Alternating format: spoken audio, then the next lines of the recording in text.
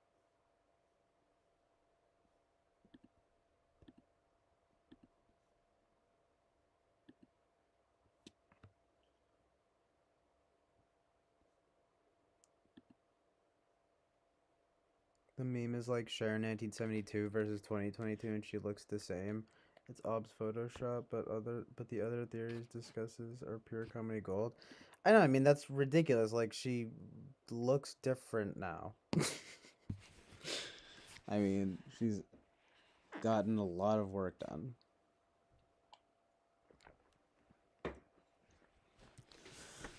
God, it's really too bad, you know? I mean, I don't really know why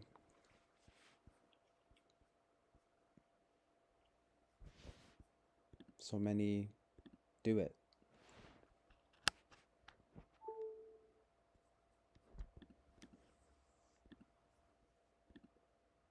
You know, it's like, I understand, like, if you're, like, I don't know. I mean, it's like free will, but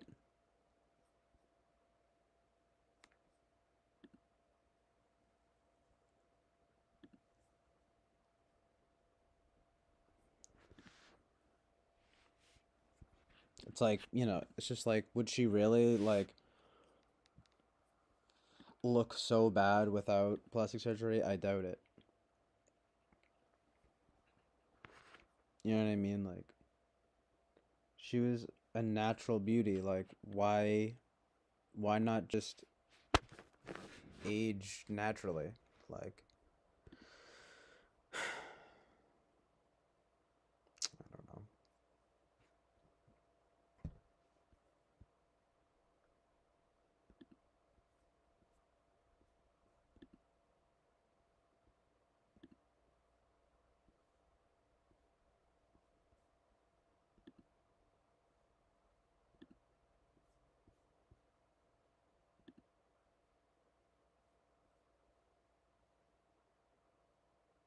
I'm convinced that garbage intuition / common sense critical thinking is the true curse of humanity.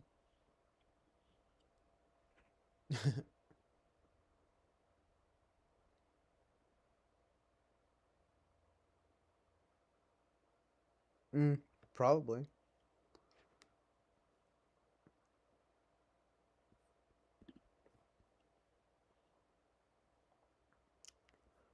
Yeah, I mean, I'm all for like a good conspiracy and you know, like you know, some of that stuff it's pretty crazy, but of course, I mean, I feel like I sound like a jerk talking about it, but it's like no. She looks way different now.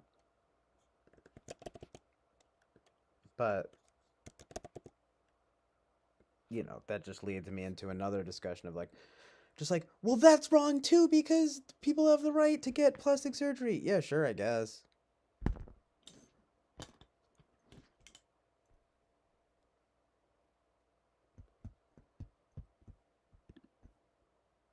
But part of me also kind of feels like you don't really need to get plastic surgery unless you've like been in a car wreck or something. You know what I mean? Just saying.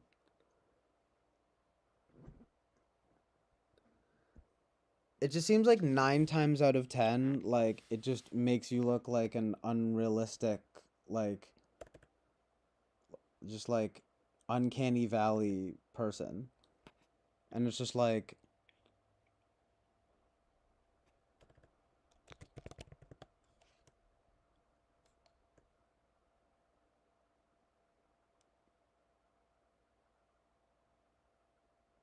I guess it just makes me sad.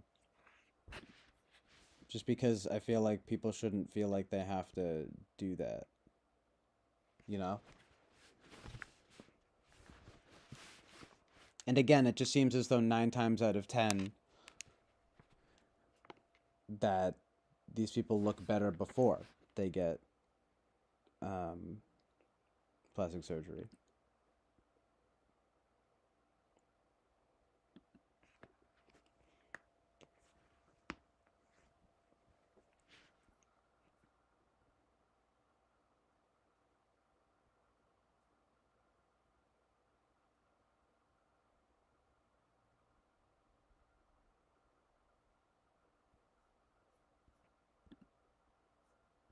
But of course, you know, it's a person's right to be able to do that. I just think it's a kind of a tragedy, especially when the person is, you know, already a natural beauty, someone that's already, you know, naturally beautiful and or handsome, right? I mean, didn't Mickey Rourke? What happened with him? Like, what the hell?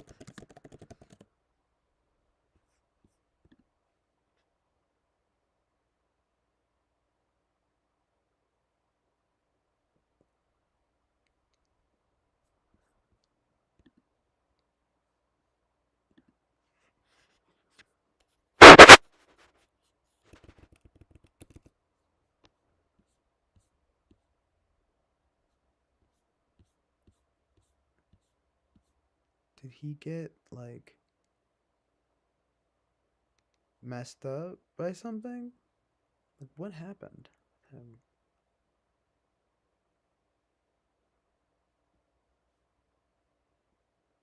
uh, so we got a bunch of yeah. So we got a bunch of injuries from boxing, and he needed reconstructive surgery. That's well, that's sad, right? Like that's different.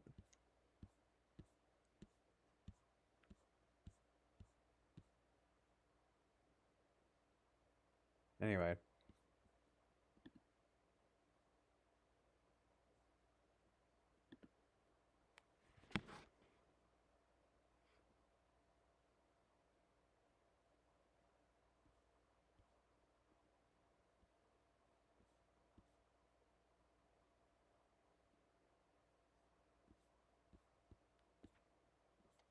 it's too bad. Um. Well, anyway, whatever.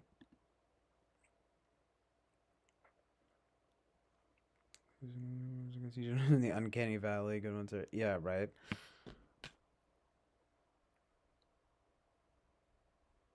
It's just like, come on, like being old is clearly not as like scary looking as like being old and having had tons of plastic surgery. Like now it's like now you just look old and weird. It's like I'm sorry, right? I mean, but does it helpful? Like is it good like to do that? I don't know. Cuz a lot of people will say, "Well, as long as they're happy if they feel good about themselves." But I mean, sincerely, at what point does it kind of become like a pathology kind of lexicon package? That's funny, Peter. Yeah.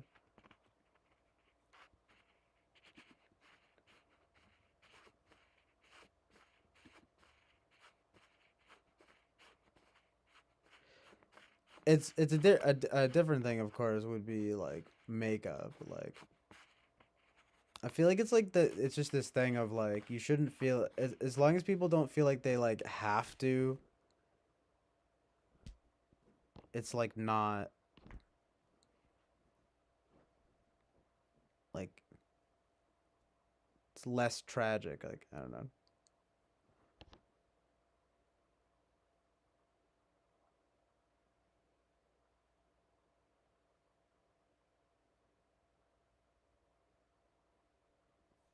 We'll all get there eventually. What just about social media and stuff?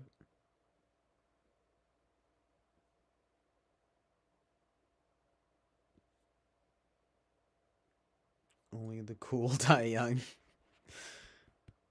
Only the stupid die young. Nah, I'm just kidding, but three types of people that die young. The good, the cool, and the stupid.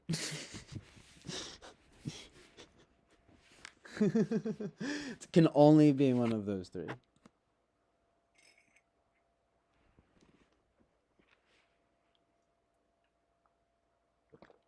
Or maybe if you don't want to say reckless, you could maybe if you don't want to say stupid, you could say reckless, right? The young and the reckless. The young, the cool, and the reckless. Burning out in a motorcycle crash. going out in a blaze of glory. Yeah, 27 is a magic age.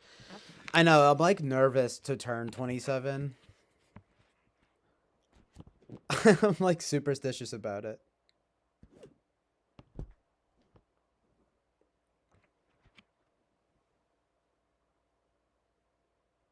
My friend just turned 27 and he we're both born on March 27th. So weird. But I just want him to be okay and I just want me to be okay. Like I'm about to like be I'm going to be 27 next year. And then I just got to make it through. So I just got to make it through this year and next year. And then hopefully at least die at 28. No, you know what I mean though. No, it's just like I do have a bit of a superstitious phobia about it. I mean, but why should I guess? Knock on wood. They do say though, at least in like astrology, I think it's kind of, there's a saying that they say that 27, it kind of makes sense, right? Because it's kind of like the first act is like you're like kind of starting to get into you're nearing your second act, so to speak. I don't know how many phases they put it in or eras or whatever, but there's something about that in astrology where it seems to be somewhere around that age that it's kind of like the first chapter. You're kind of like going into the next chapter. It could be um more like four acts or eras, but it's more like it's probably, I mean, because if it's three acts, yeah, I guess that would make sense. It would be because it's around there between 27 and 30. Like you kind of you're like flipping to the next chapter or the next act, so to speak.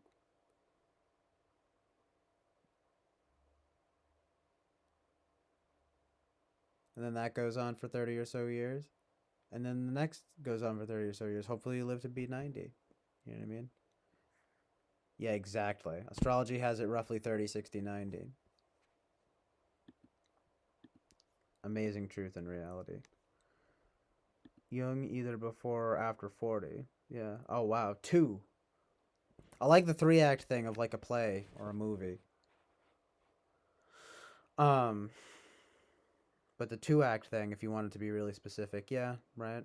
Especially in his time. But astrology, that's interesting because I mean, it's like the age, the average mortality age of whatever you call it, mortality rate, age, the mortality, the age is the most common to die at, right? Has gone up um over years and years.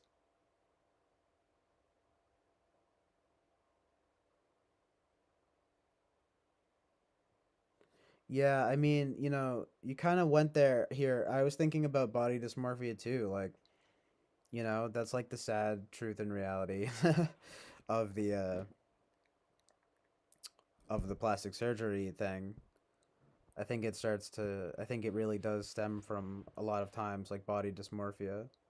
Like the body dysmorphia spectrum is vast and complex, ranging from nature to nurture. I think most of it is nurture. The modern social construct is shallow to the point of harmful. Yeah, exactly, because it's like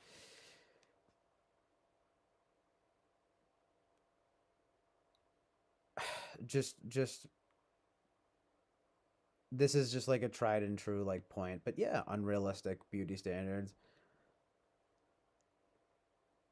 Um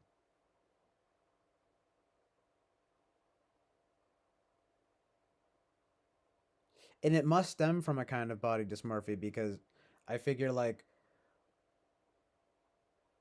well, don't they know that it's weird or like that it looks weird? But it's like no, they think that it looks good, I guess, or it makes them feel better about themselves, and so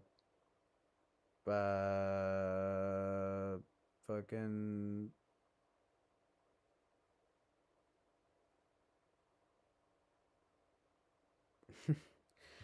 again, it's like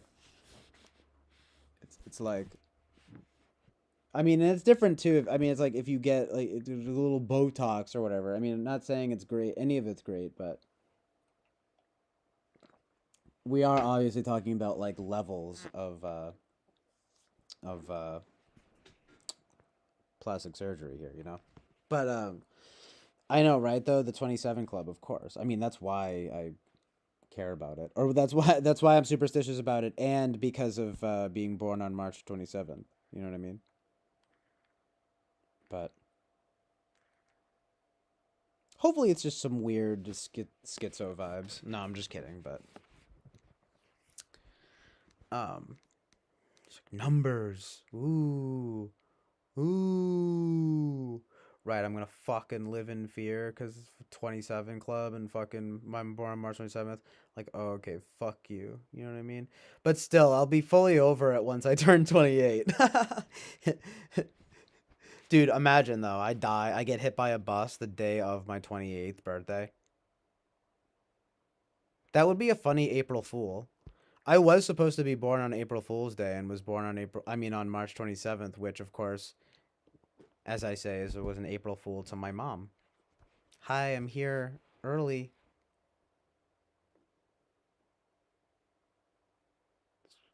Um, April Fool's Day. Right. But yeah, okay. I could kick it at 28. And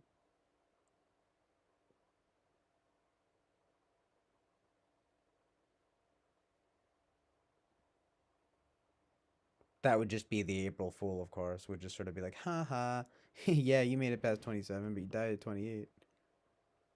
You would either be on March 27th or on April 1st. It would probably have to be the day of. Happy birthday to you. Fucking gets hit by a bus. Which I was thinking of a train just then, too. Just by a train. It's crazy, but. Daughter Taylor died at 27? Like your daughter?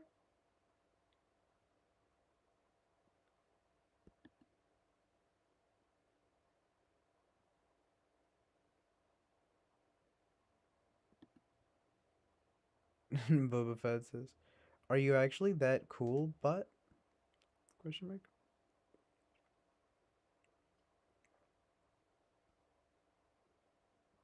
I was talking about the 27 Club because that's a good thing to remember, right? It's just kind of like, well, it's like rock stars die at 27. I'm more of like I'm a rock star in training, okay? I'm a rock star from home. How about that, right? Nah, but seriously, daughter Taylor though, really? That's so sad. I'm sorry, Winston's mom. 27 though. Wow.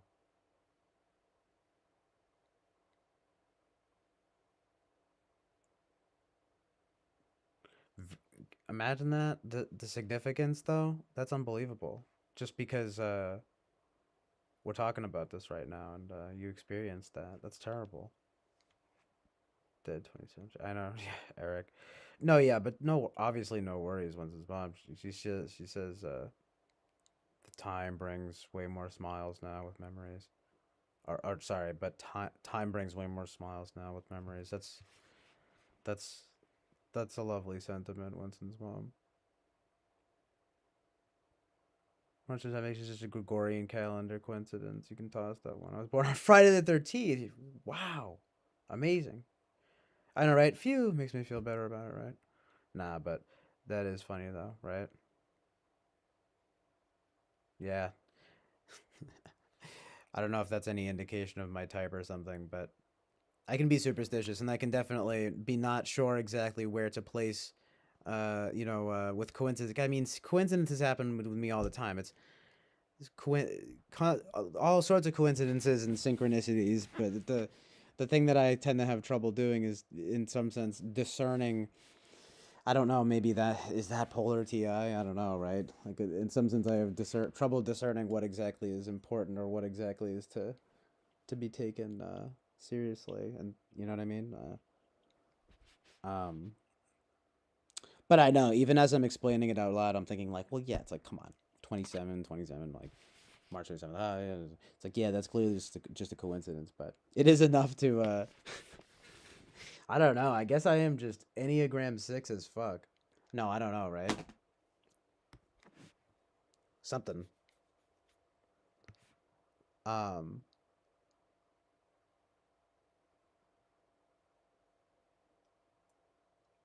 Oh my god, as I was just thinking of superstitions and omens, Little House on the Prairie right now is on, and like a crow just landed on her hat.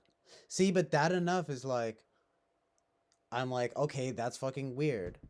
Why? That's a synchronicity right there. Perfect timing, right? Just like, am I schizo? Like, no. I mean, you saw it. Well, you didn't see it, but I told you. You saw the narrative play out. It is what it is. So again, it's like to think, do I think, oh, that's cool, or do I think, oh, that's like scary? You know what I mean? Like that's the weird thing. I don't know if maybe I'm overreacting in the sense of like placing value upon the coincidences and the synchronicities. Well, basically making it as if it could be scary or, well, or of course at worst evil, but um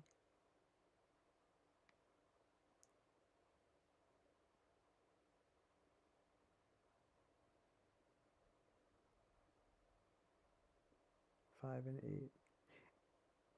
Anyway, though, that's really funny, Jen Zennial, the Friday the 13th. But even with that, right? It's like I'm sure plenty of people are, born on Friday the 13th. It's just like,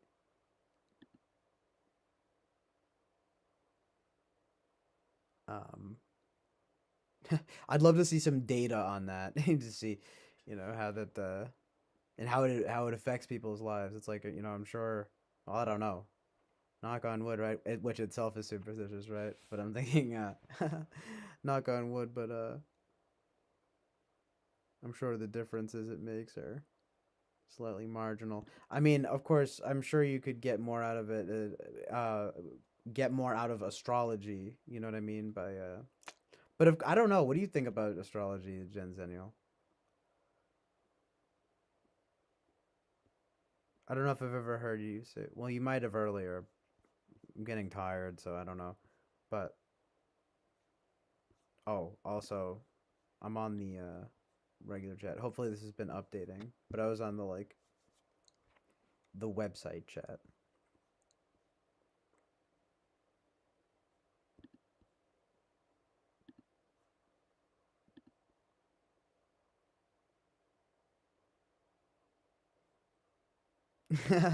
Peter keeps changing it up. So this would be me doing DMT now. Yeah, that's pretty.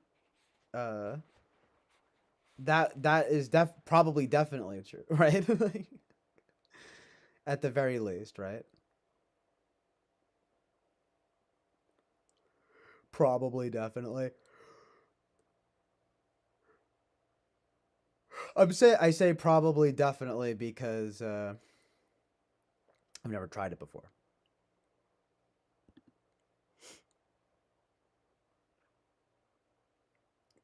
So I would say probably definitely.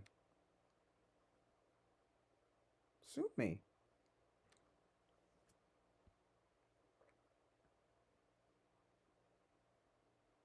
RBR referencing guys you people were born on Fridays and 13th. Right? Every last one. Six. What? Born born on Friday and my Gregorian calendar date was 666. What's the deal with Friday though? Friday's good. It's gay. It's about to be Good Friday, right? Literally. Amazing. Um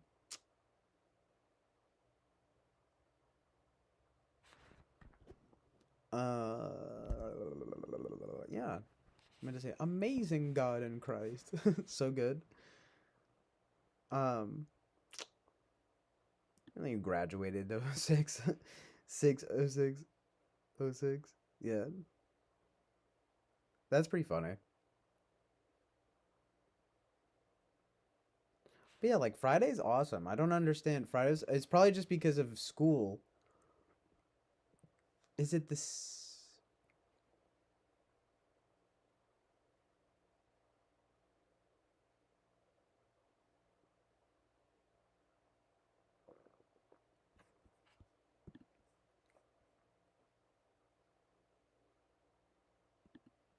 No, I don't know.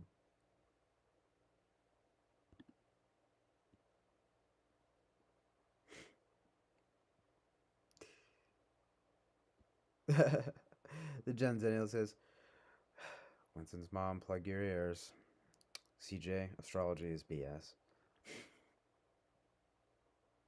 Some of the stuff that I've read about it is, for myself personally, is interesting. You know, it can contextualize. I don't know. It's a framework, you know.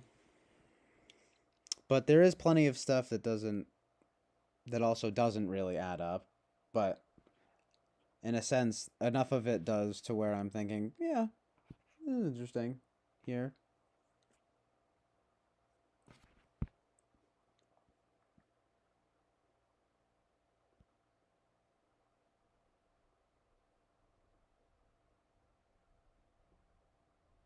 That's right. Monday's child is fair of face. Tuesday's child is full of grace. Wednesday's child is full of woe. Thursday's child has far to go. Friday's child is loving and giving. That's beautiful. Friday is amazing.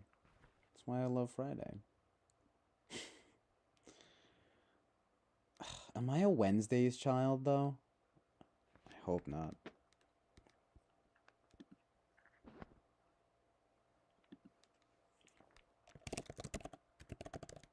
Let's look it up.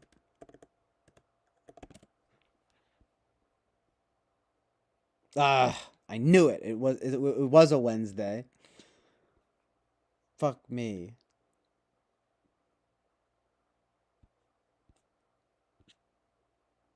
That's it. I'm cursed. Nah, it's funny because I joke, but of course the superstition in me, right? I'm like, oh no, I'm full of woe. That fucking rhyme means nothing. Nah, but like, right? Like, I don't know. Why Wednesday? Just because they're W words? Fuck you. Also, W word begins in W, but Wednesday child is full of woe. I don't know. Sad.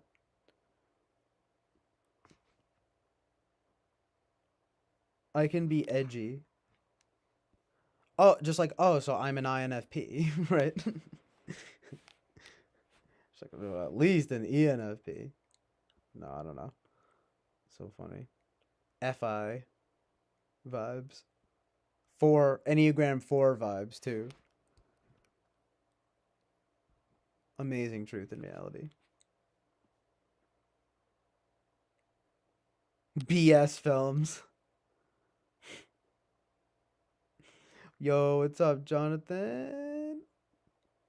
My man.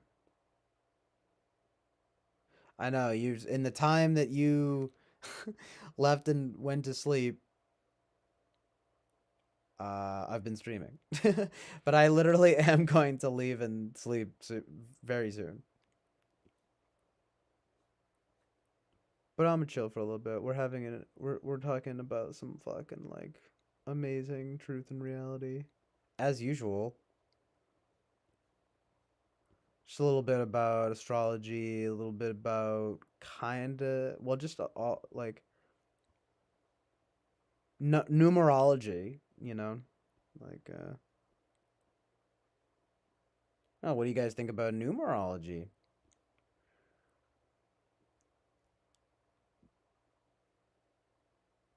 I was also born on a Wednesday like a Kant. It's careful while handling CJ not to cut yourself. He's nothing but sharp edges. Edgelord City over here. Yeah, it's funny you say that.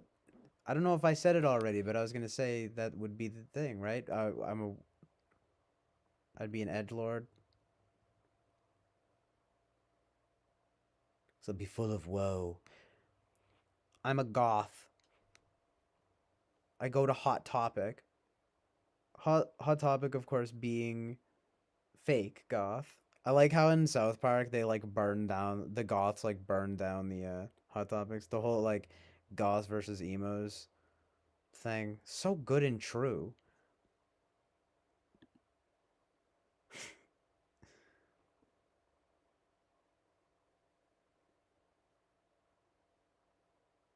Yeah, I know, but I am going to do that. No, I mean, if I'm gonna be pushing being awake for like, well, actually, it'll be a little while until it's 24 hours, but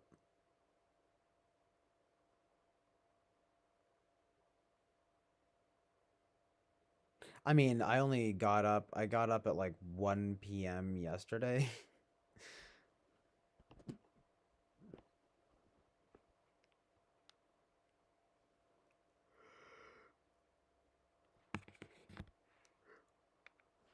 So I mean, in a certain sense, it's not that bad, but I mean, in another sense, it is bad because it's like 9. It's fucking a bizarre time to sleep, but it is. But I have been streaming for like 7 hours now.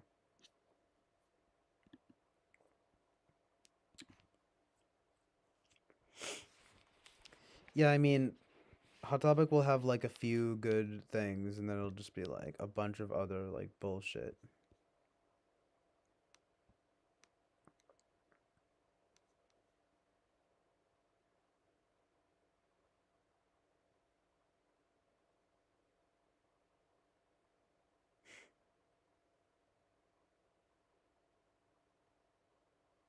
Oh, people, did you know? Cause Matthew's my dude. He needs to come on here. But they're dating. Him and what's the full name? Karma. Oh God, what is it? Kankan Karma Krishna Pagu. Wait, no, that's different. That's someone else. Sarma Pagu. No, that is it. That's it. Yeah. Someone's gonna have to remind me that amazing name. Anyway, they've been dating for 3 years, huh? That's amazing.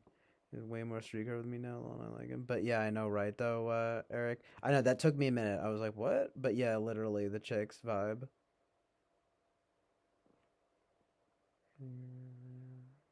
First rip. Yes, my friend, another clothed nipple pic from Jane Birkin.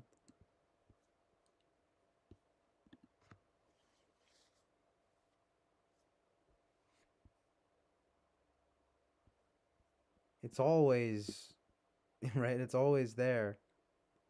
The the conversation, the clothed nipple conversation.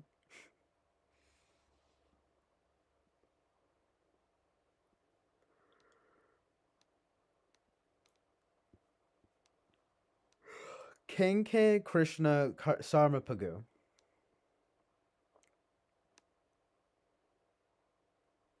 Epic. Such a fun name.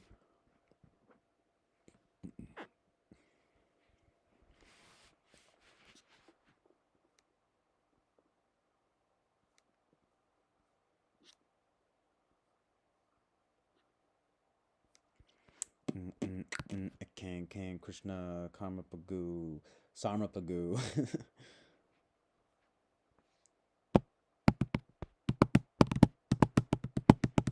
It always makes me think of like a Dr. Seuss poem. King Krishna Sarmapagu. Just like do do do roodly loo, red, white, and blue. America for some reason. King Krishna Sarmapagu. King Krishna Sarmapagu. I'm gonna hear that name in my dreams tonight. Well, today. I have the. Can you guys imagine if I had a normal sleep schedule? That would be dope. Sarma. Yeah, I think it's Sarma too. Like, but I think it is Kankan. I think it's Kankan Krishna Sarmapagu.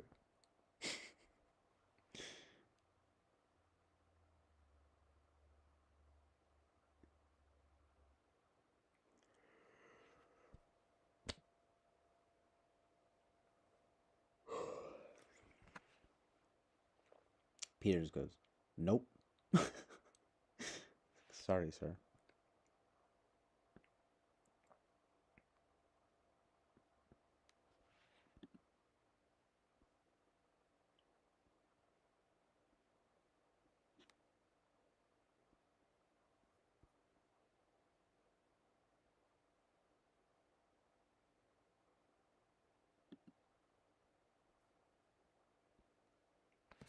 Nice. We got some viewers.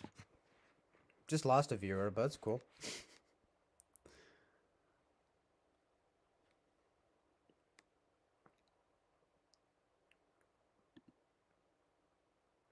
We riding the waves of truth and reality, all the way to the bank.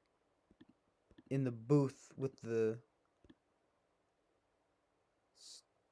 salary so high. CEO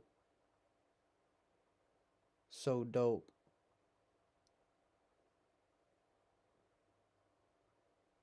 Overflow and overload so dope. Cope and breathe. Fuck do see.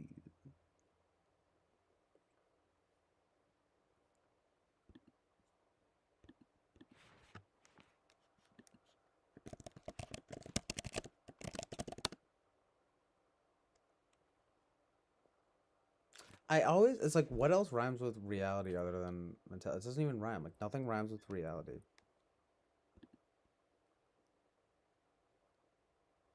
Other than just so-called feminine rhymes. Are there masculine rhymes? Are there transgender rhymes? Yo, I'm rhyming trans, climbing on the stands. Climbing on the stands, maybe?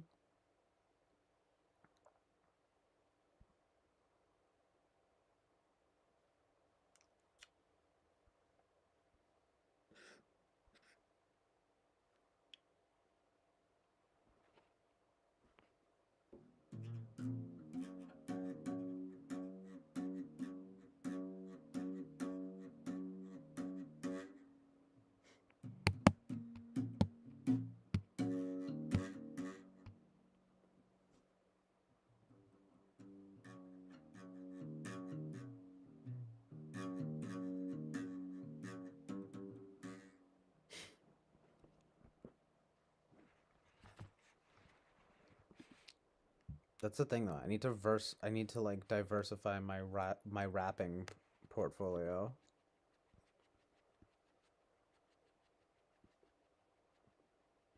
I have too many fallback phrases. Be like, because like I said, I was trying to truth and reality. I went up rhyming with salary because I was gonna say mentality again. I always say the same thing: truth and reality, new mentality.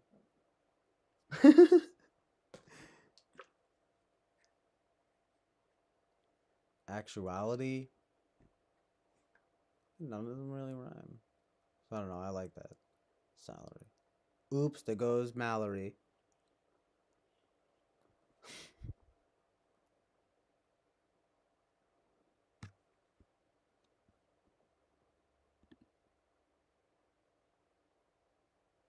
Sex is only important when young people aren't getting it. Young people who aren't having it get ontologically stuffed up, I fear. Especially males, but maybe chicks too. Use it for the most part, I agree. Yeah, I'm inclined to agree there as well. I mean, that's where, like, I don't know. Someone like Jordan Peterson kind of has a point. Of course, that was probably one of his more cringy bits, was when it seemed like he was kind of talking about like forced monogamy or whatever. What was that whole thing? But he didn't but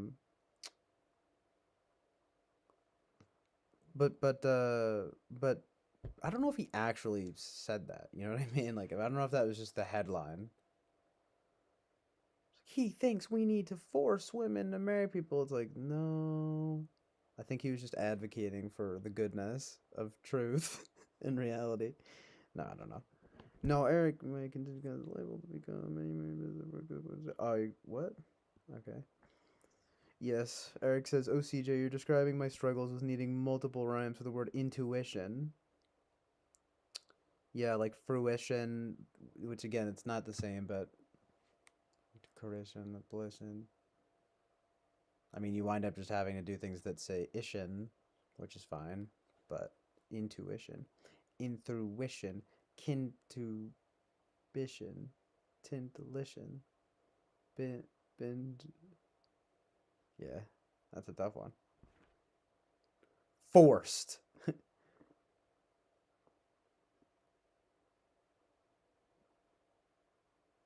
Just such an extreme word.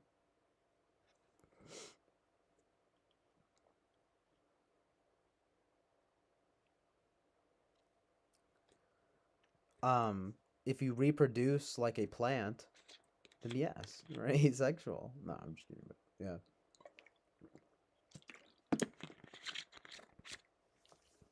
Well, I mean, there's probably something to the like, yeah, again, especially with like the male drive, sex drive, uh, where there might be something to that, getting ontologically stuffed up from lack of sex.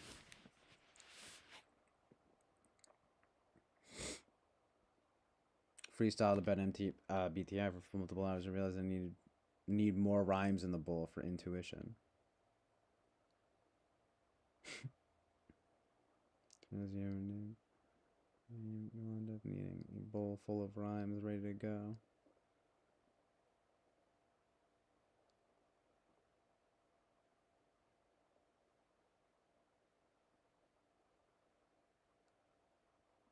Intuition, that would be like some like horrible rapper's name. Like an like with a 2 in it, or it could be like, it would be like a woke rapper kind of. It would be like maybe an R&B singer though. Just like, oh, intuition. He sings that song, never stop loving you, like just like never stop loving you, girl. Know you're my world. That was something actually that Eric, I remember back in the day, would say that was pretty funny, where it was like, "Hey girl, you know you my world." It's like every R&B song ever.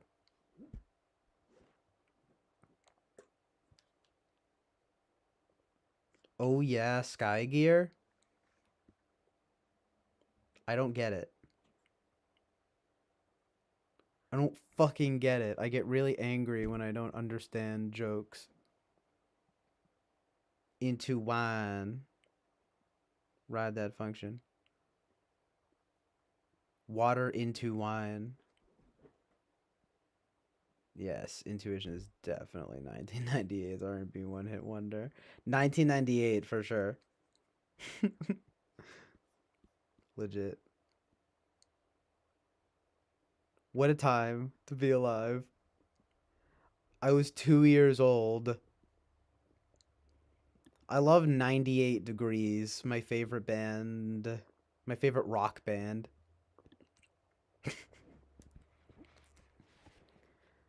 You know she's my world. Hey girl, you know you my world. Oh girl, you know you're my world. Those are the only lyrics.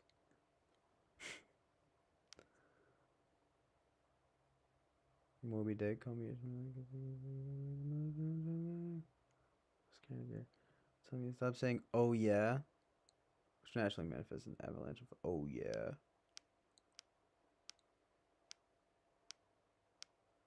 Do you say "oh yeah" a lot? That's funny.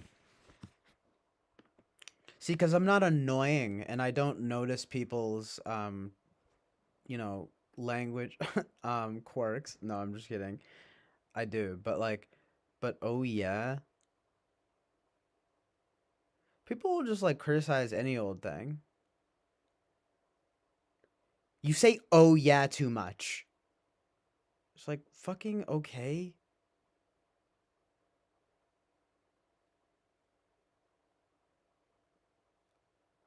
Is it more like oh yeah or like oh yeah? Oh, like you remembering something maybe? And saying oh yeah.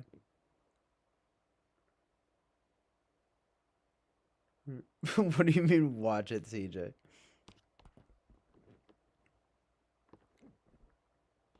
Ah, if you keep saying, "Oh yeah, the Kool-Aid guy might bust through one of our walls." Literally though. I know, that might be one too many times. I might have summoned him.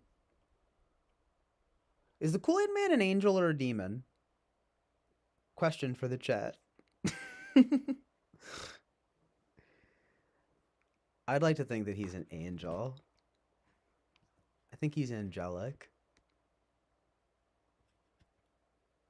Oh, you were rapping. Oh yeah. Oh yeah. And you just go, oh yeah, oh yeah. Right though, genuine. It made me think of genuine. Riding the pony, my saddle. That song kind of smacks. The beat especially smacks. Right now I get it. It only took me 20 minutes. No, but yeah, thank you, Jonathan. I did. I got it right before you sent that. I'm like, "Oh, amazing intuition." Right? How good. You see the master at work? The master of intuition, they call me. They call me that. Swear to God. Eric says, I do feel a lot like the Kool-Aid guy. Walls have begun just falling down as I approach. I'm thinking like sideways, you know, emoji, kind of just like tragic. Concentrate. My saddle. Ride? I don't know. You know, there's a weird thing that I do that like I'm kind of autistic in the sense that like I really don't remember song lyrics very well unless I like really know the song like it's actually kind of annoying in a sense. I think I might be slightly retarded. I'm just kidding, but no. Like it's like I have to really like it to like really know the words. Really know it and like it.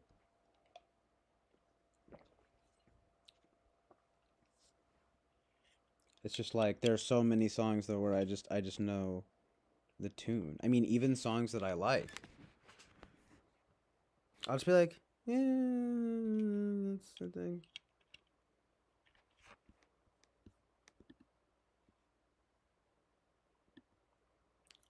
And also, honestly, sometimes people care way too much about lyrics.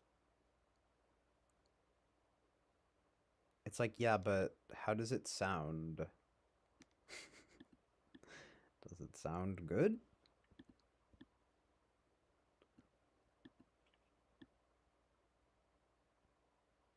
Lyrics don't mean anything. No, I'm just kidding.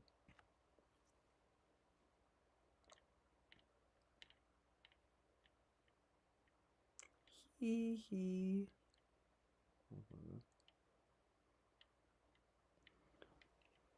I will sometimes be like, oh yeah, it's a chill island oasis of truth and reality. That's like my tagline. I mean, I assume you were joking, but I was actually thinking of that earlier. I was like, ugh, I need a new tagline too. I'm like, guys, I need a new routine. It's getting stale. I'm like thinking about changing the name. I'm thinking about like, um, fucking getting plastic surgery, changing my face. No, I'm just kidding. But, fucking changing my gender, changing my race. That was an unintended rhyme, but I said it. It was just half intentional. You never know with me. I'm kind of the Andy Kaufman of my generation. They call me the Joker of my. Some people think that I'm like the Joker. Heath Ledger's Joker, unfortunately. I mean, fortunately. You know, not the Joaquin. Not Joaquin. Not Joaquin's pussy Joker. You know what I mean? Ugh. You can miss me with that vibe. For real, for real.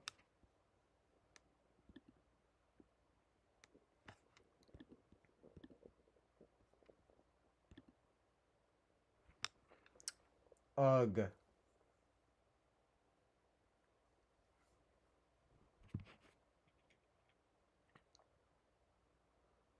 Ah, so good. I'd want that, Peter. An archway that reads amazing over my head in the background. Just amazing.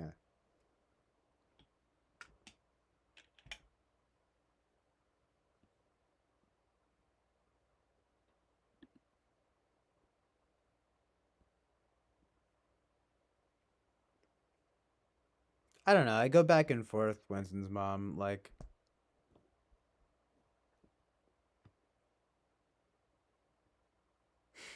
if I were to play the Joker, I'd really downplay the makeup and violence. Downplay it? Like, just be like a very mild Joker. I'm actually just a mild mannered Joker.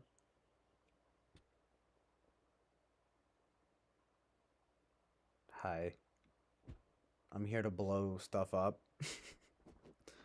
It's not like that big of a deal. I have to like make like a big thing out of it, you know? Chaos is here to do give a whole speech. Nah. I'm just like chilling, to be honest.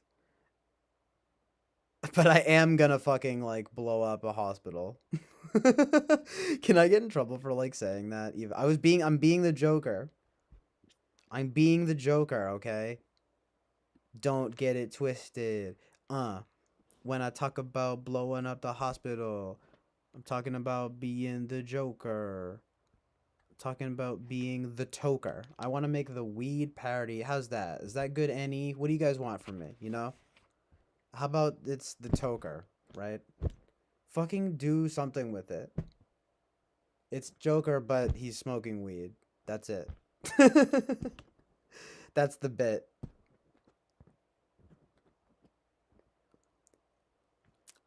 Well, maybe if he smoked a little bit of Kush, calmed down, he wouldn't have gone and blown up all those buildings. He wouldn't have gone and gone. He wouldn't have gone and went and fought the Batman. Ugh, honestly, truth. Why does he hate Batman? What's Joker's deal?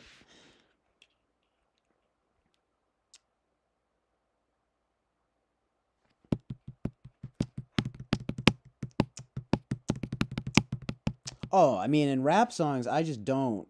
I can't.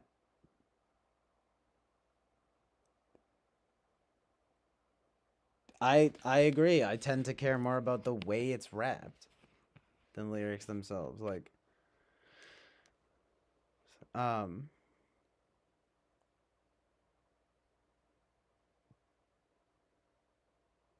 this is I care so little about the lyrics, except in like rap. But even then, I care more about the way it's rapped than the lyrics themselves.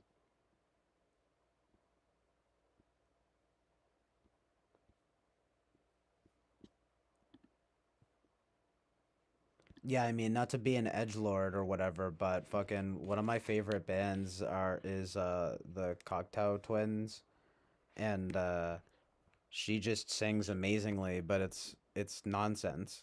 She's not really singing anything. Uh, the chick here, Belinda Butcher from My Bloody Valentine, their lyrics are pretty hard to make out often. Because it's not about that.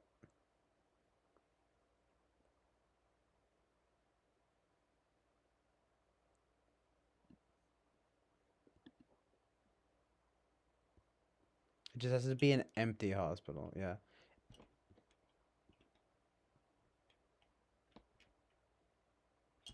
What shade? Yeah, I know. I noticed the butt fucking. Thank you, Peter, of course.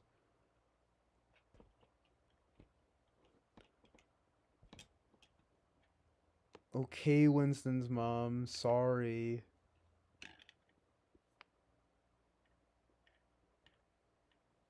I'm referencing The Dark Knight.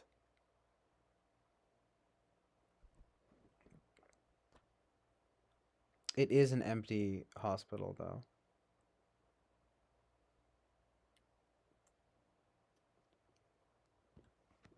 Um.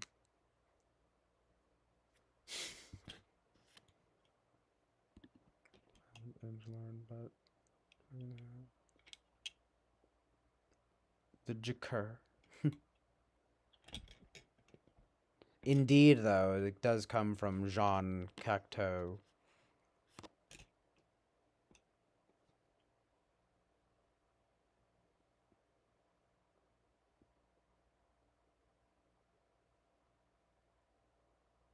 Understandable though, Winston's mom. I mean, yeah, I didn't. It didn't occur to me. It's probably in poor timing considering the war situation. Anyway, Jean Cocteau, his Orpheus and yeah, is that the only one I've seen from him? Oh yeah, well the Beauty and the Beast. I mean, Beauty and the Beast and Orpheus are really good. I watched those within the past like 2 years, a year and a half, maybe 2 years, and they were both really good. Art is a marriage. What? Jonathan says, lol, of course, the first thing that comes up when I Google prosody is autism. It appears everything is somehow linked to autism. Literally everything. What is prosody anyway? I always forget. The patterns in rhythm and sound and used in poetry. The patterns.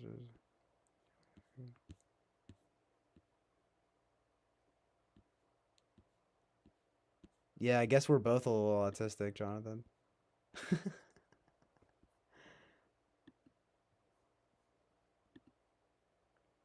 I guess we're all a little autistic on the inside. No, but that's like it's the new ADHD. No, I'm just kidding, but like kinda.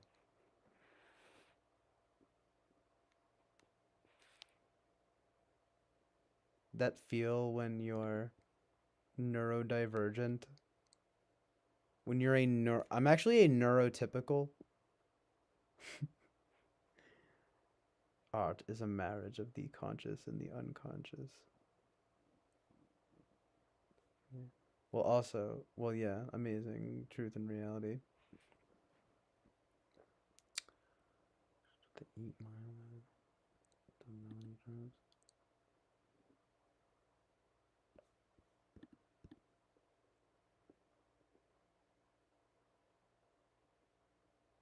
You're fucking autistic now, TJ. Learn to love yourself, bitch. Right? Aggressive autism, like support. I appreciate the aggressive support, Jonathan. Ugh, I look tired and unwell. Louise Buñuel. No, it's just my eyes look kind of red and tired. That's the thing is like, I don't feel that great. It's like allergies vibes a little bit.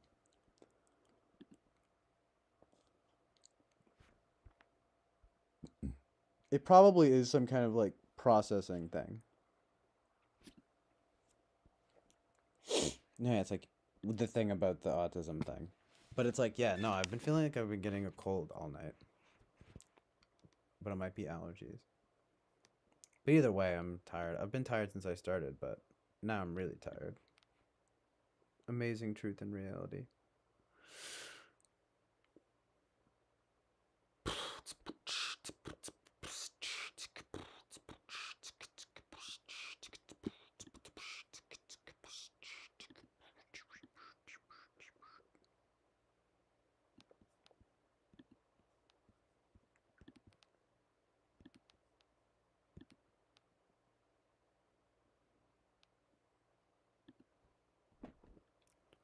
Goldilocks.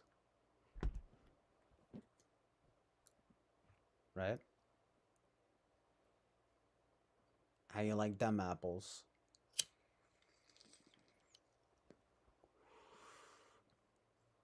Just a little bit more of a toke, a little bit. Then off to bed.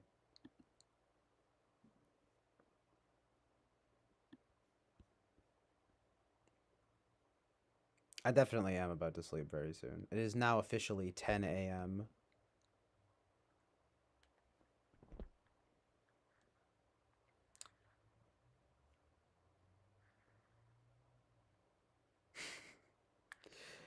Oh no.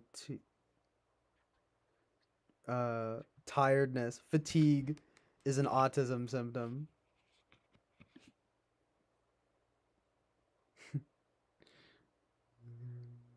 Undergo treatment.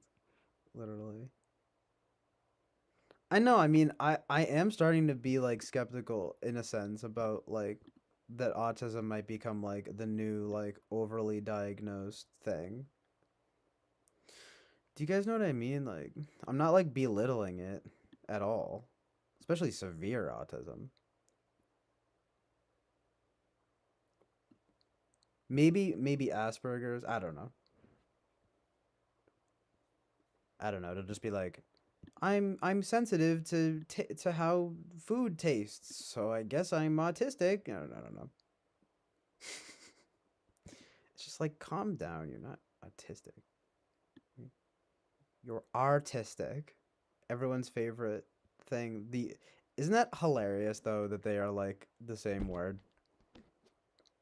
Come on, that was a joke. That was a funny. That was a good one, right? The good folks at Merriam-Webster when they invented that word, right? Because that's how words are created by the good folks at Merriam-Webster by Steve Jobs. God, I just love that Steve Jobs. You know who I love, guys? Bill Gates. More like Bill Not So Great. Am I right? That's my good. That's my bit. I'm practicing for stand up, but I have been saying that. I thought of that before. That's my edgy bit that I'm sort of like hoping will get me in with like the sort of like conspiracy theorist crowd. I'll be like, Bill Gates? Pfft, more like Bill Not So Great. And then they'll be like, fuck yeah, I like this guy. He's based. And I'll be like, yeah, I know. Yeah, I know. But then I'll make another joke, and then it'll be on the other side of the political spectrum. Y'all can't fucking pin me down in nothing. Y'all trying to size me up. Y'all just be trying to size me up. Catch me outside. How about that? Ugh, cringe. Not funny. Stale meme. Wasn't even really funny to begin with. TVH. Period. Shrugs.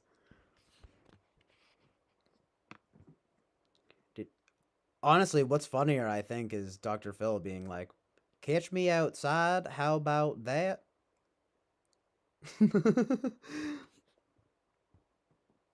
Like he's reading it off a card. That's one of my other favorite bits of just being like reads off hand or like reads off card.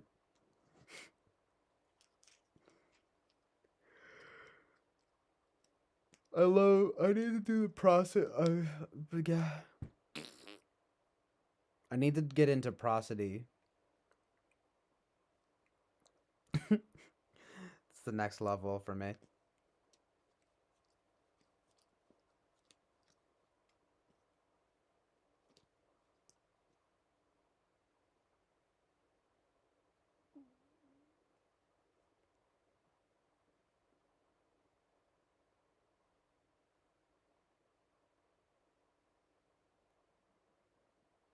Hmm.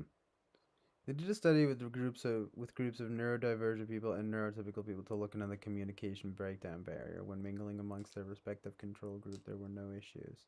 When they mixed them, instant issues. Wow.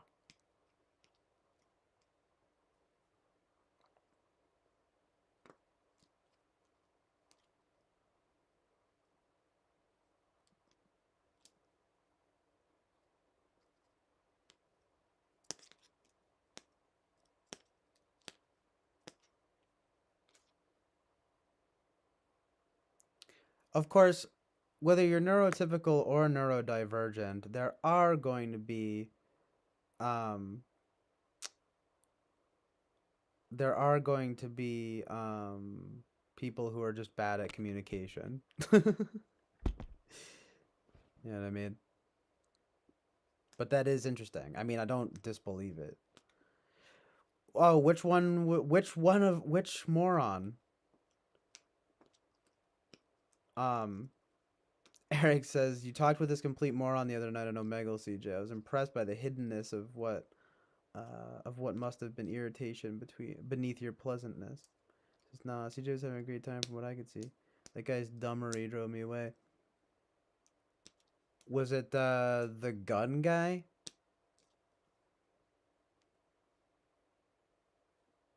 He was chill. It was just a little shocking.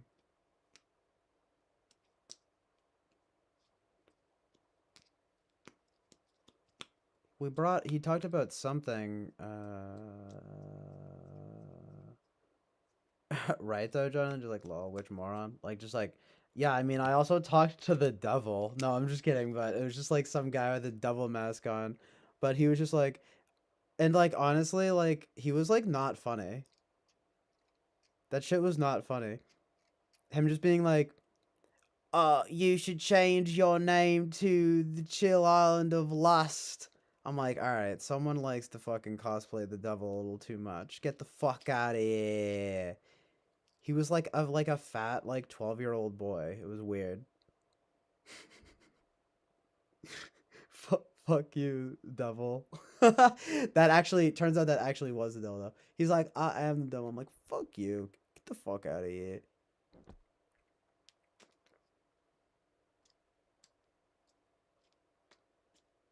The mask, man.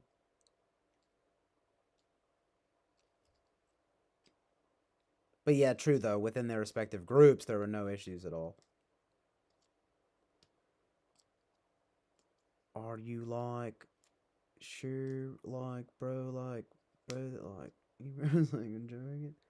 The like, bro, like guy? Huh.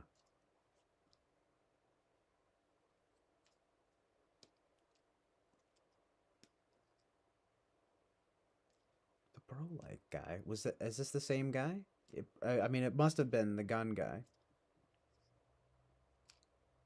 Yes. Oh, fuck, the Toronto LNG guy. I forgot about him. Yeah. This must be the same guy, yeah. Like, bro, bro, like, for real, like.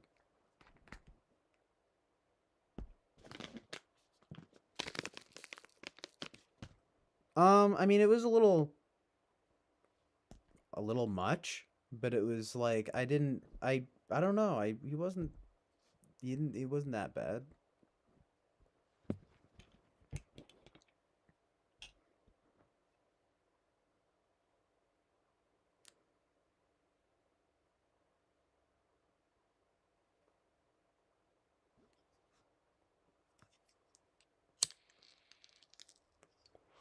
I will say though, it's a bit of like an edgelord move to just like have your gun like out.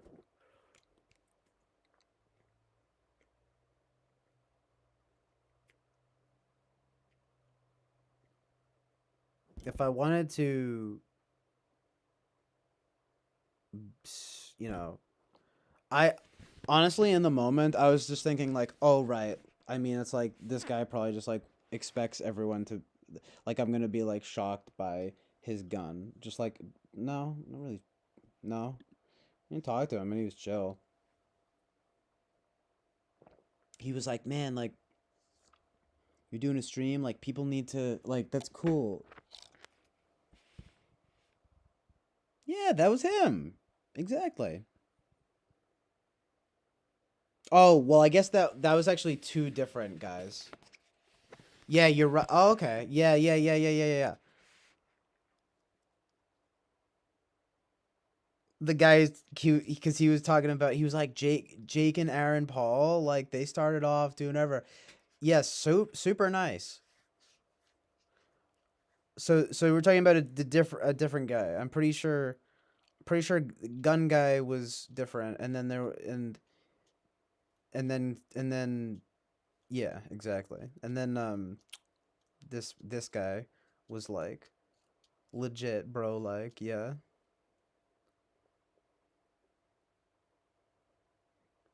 I only talked to him for like 2 seconds. Super nice though, right?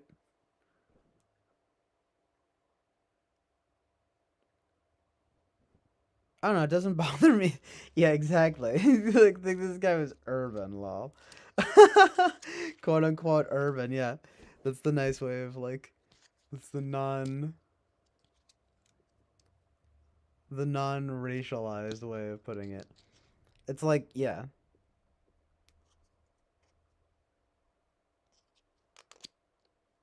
It didn't bother me. It's like, I guess I just have like a low bar. I'm just like, oh, thanks, bro.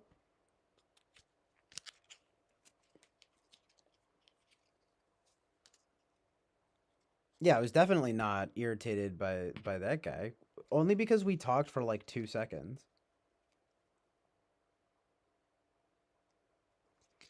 I mean, yeah, he might have gotten annoying after a little while, but am I wrong? Didn't we only talk for like 2 minutes?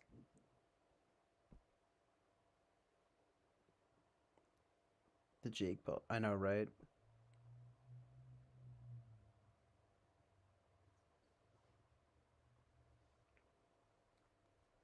It's actually the very racial way.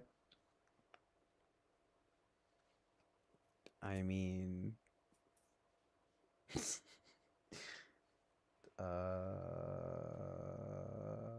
no comment. No, I'm just kidding, but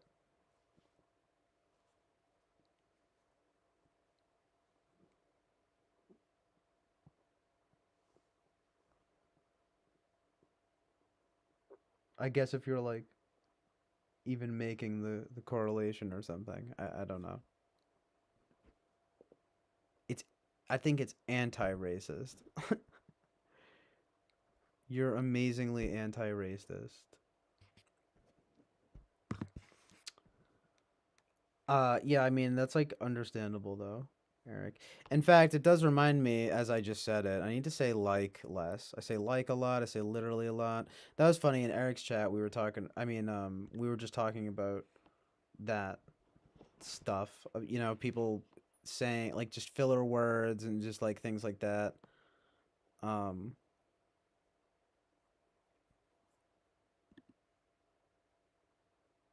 Literally, honestly.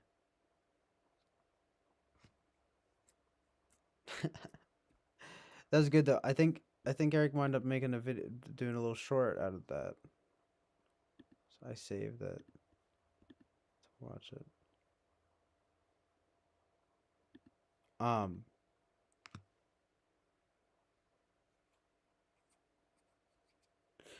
yeah, I mean, yeah, and I'm probably not gonna do the Omega thing again because I'm wondering if it got pulled down because of the. See, the weird thing is that I don't want to jinx it, but I think that I didn't get like that I didn't get a like in trouble for it or anything. But it's just not there. But what's weird is that I actually have it open in a tab right here. And because I haven't refreshed the page since like the other night, it's still here actually. It's very weird.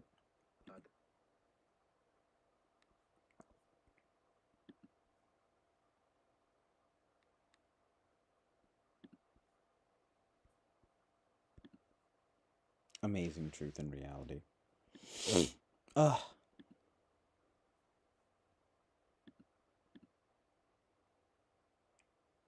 I have no idea what we're talking about. Oh, okay. This video? Okay, hold on.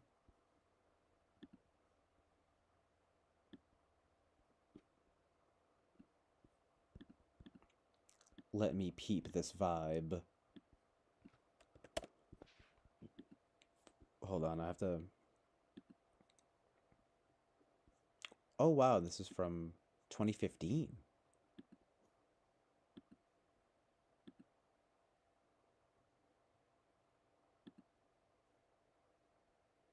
Okay, I'll play it. One sec.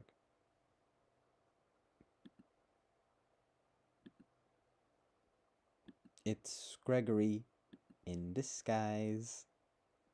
It just came to mind. So good. Okay.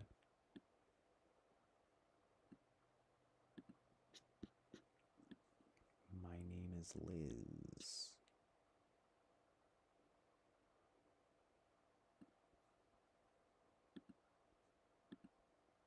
Liz! Why you in the room then? Liz, get your butt out here! Where she going? Liz, did you find your poontang? And if you done found your poontang, why ain't you brought it on out here? So what kind of poontang location service are you providing us? Like, oh shit, is this Captain Beefheart?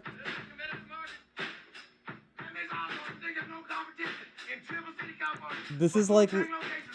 This is better than Captain Beefheart.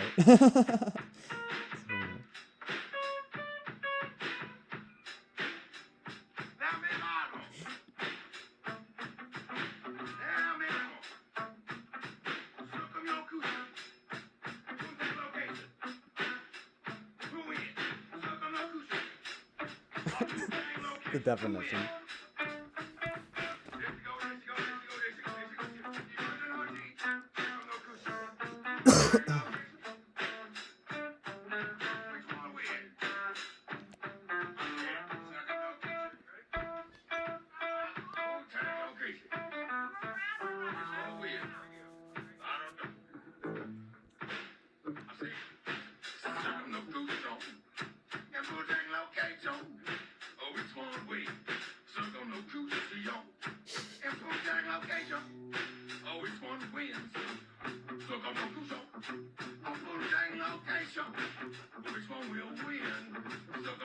What does it mean?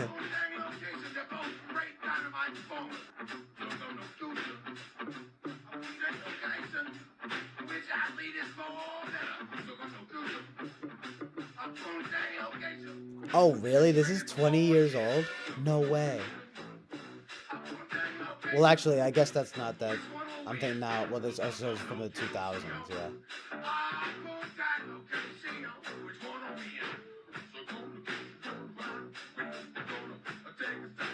The drums, though, it adds an artistic flair. It's outsider art.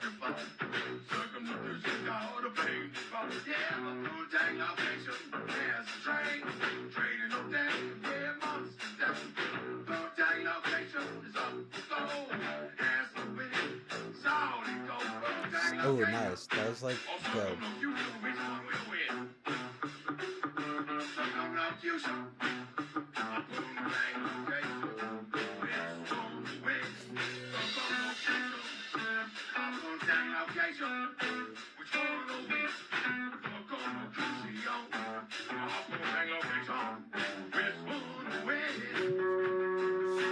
The pictures are hilarious.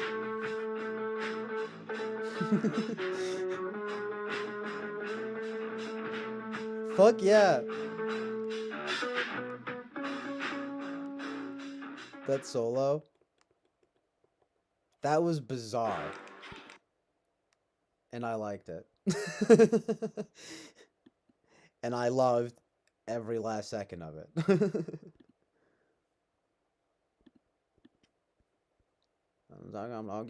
The weird thing is that it's actually somehow gonna get stuck in my head now. it's like, I don't mean this in a bad way, but it's so not catchy that it's catchy. Like, what the fuck? Right?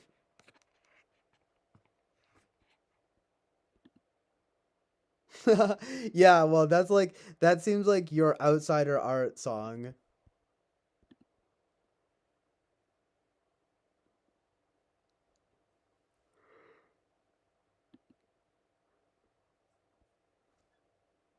Oh, sorry. No problem, Eric.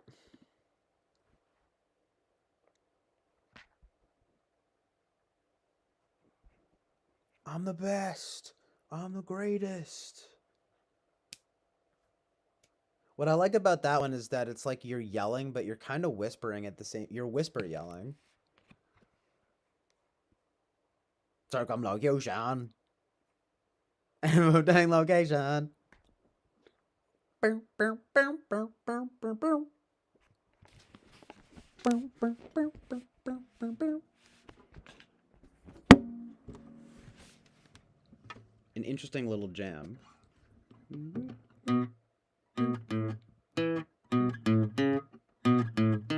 Ugh.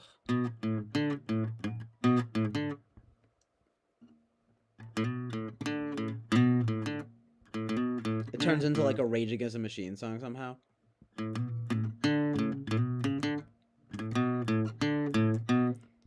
Correct now. Whatever he's even saying, I don't even like. I just like to this day again my lyrics, my autism. My autism is flaring up. Ah, my autism is flaring up. Do, do, do. No.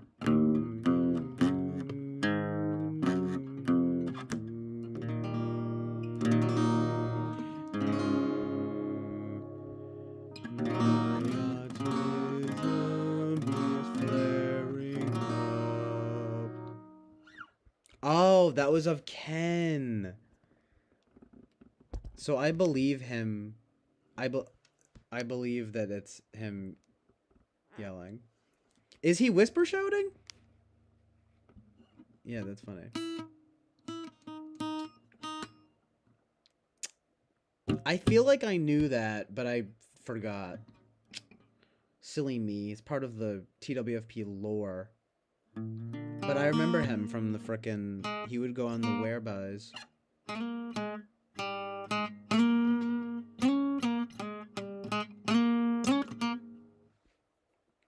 He was chill. He had a certain wisdom about him that I enjoyed. I don't know what type he was. Oh, well, yeah, he was not. He totally was an INFJ.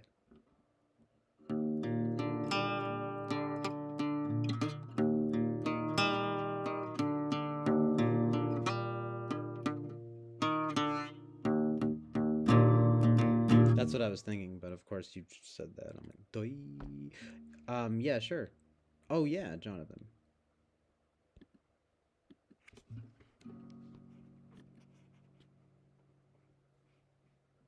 Of course, it's like, do I have to go to the chat? I mean, go to the like stream chat.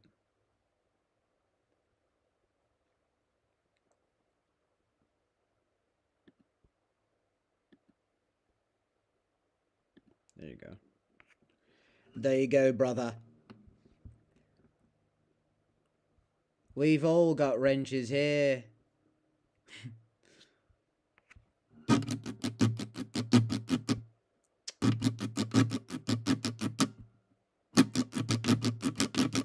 Some more Rage Against the Machine.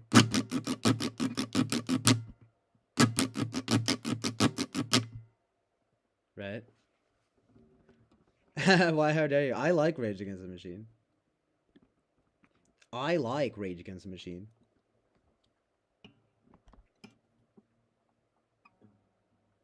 I actually really quite like some of their music. Yeah.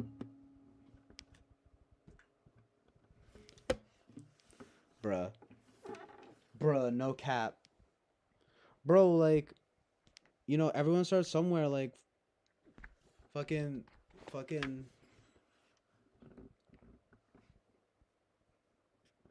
Do I just mod? Am I gonna be Oprah right now and I just give everyone mod privileges?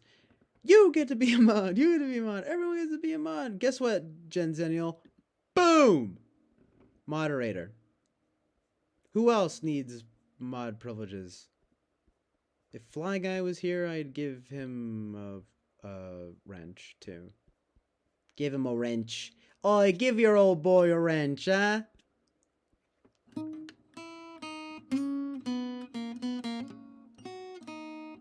Not Gen X. I think he's earned it. He's been here for a minute. I trust him.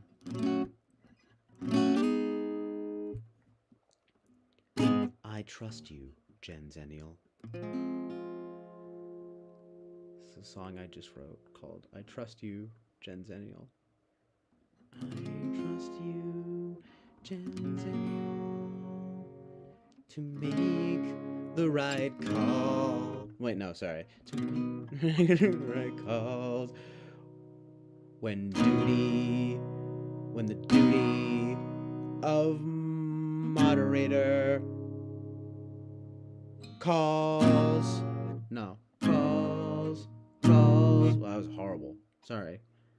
Calls.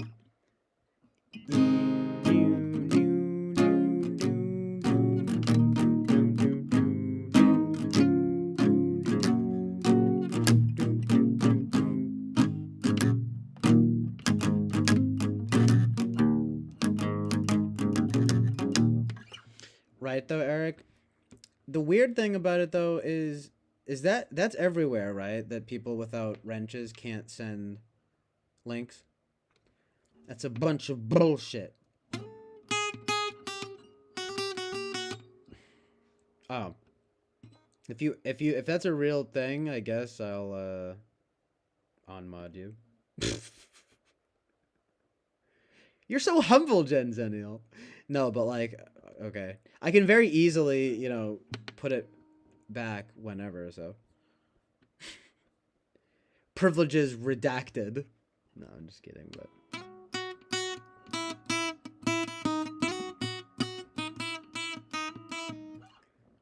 Mods can't be banned.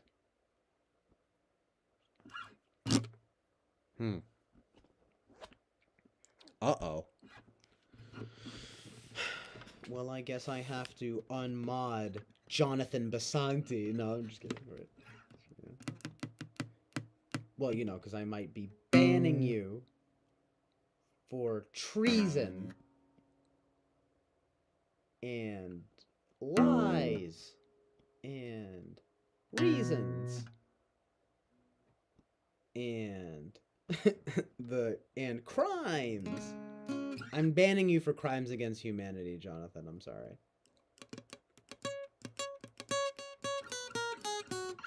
When you said that your favorite Fantano was the red one, that was not the correct answer. It's actually the purple one, the Asian one. That's the correct answer. Okay? Hashtag stop Asian hate, right? Stop Asian hate.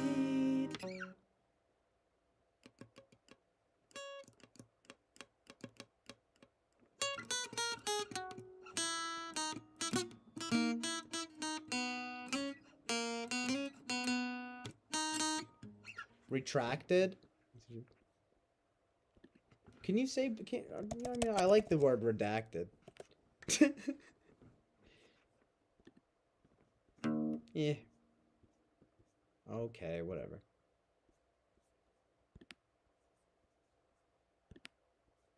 Retracted, MCJ, like. I'm pretty good with my words, okay?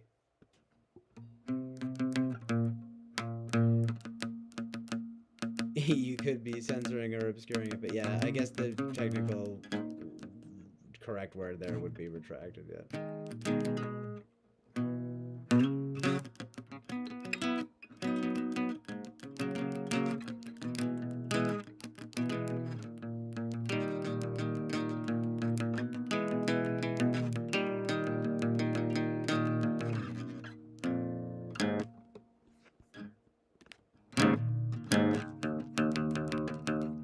I just really like the word redacted.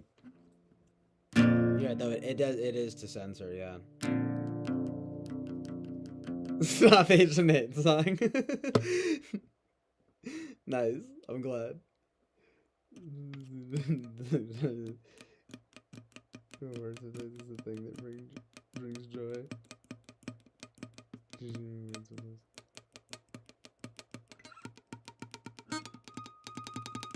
Oh, that sounds good.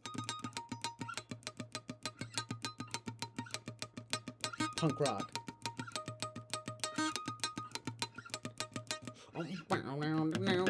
If I could actually shred, right, I would go hard.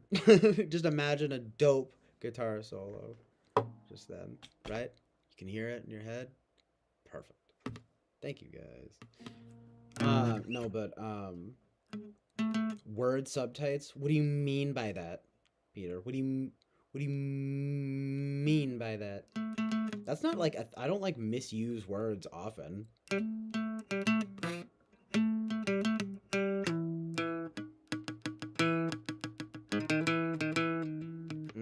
Well, at least you get it, Eric. He says, "Yeah, I know. It feels for a second like, ooh, a fancier way to say retract." Nice. I can add a D, and it sounds cool. 'Cause words are cool, but words have meaning. That's like an Eric original. No, words have meaning. It's true though. Words have meaning, and you have to us, subscribe to the actual reality of truth and not the lies. Oh, yeah. Just basic chords. Basic chords. Billy Corgan. Right? We love Billy Corgan here.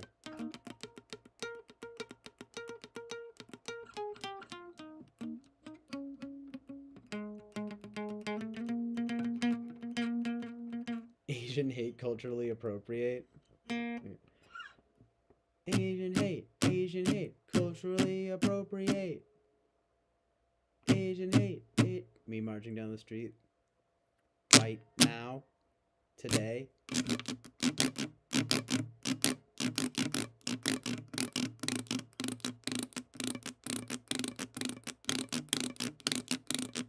I use the word symmetrical in place of what I think was to be organized. I don't remember saying the word symmetrical. I remember saying the word organized.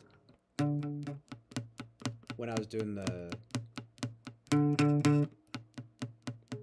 when I was doing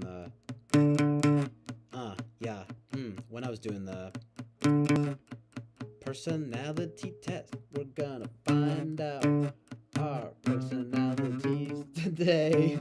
So bad. We're gonna find out our personalities today. Hooray. That's like from a song already, though. Hooray.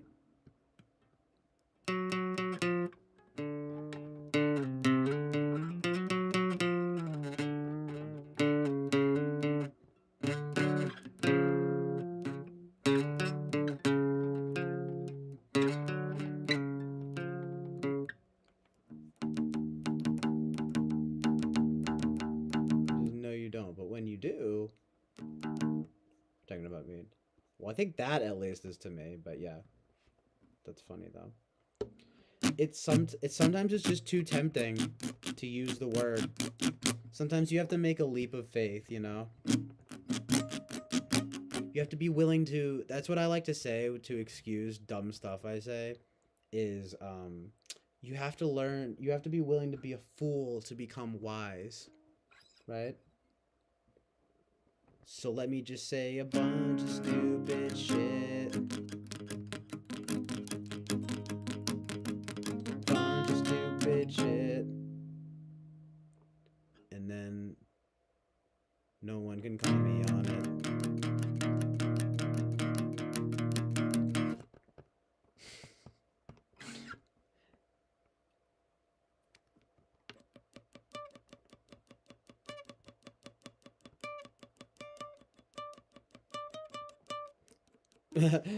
I'm glad, Eric, because it's funny because I kind of almost feel like I'm stealing your bit right now.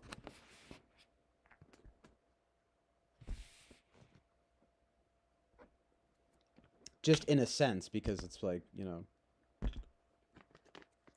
been seeing you do that kind of thing forever now. Wipes a tear away. A single solitary tear. A happy tear, though. Right? I'm crying because I'm happy. No, no, I'm just really happy.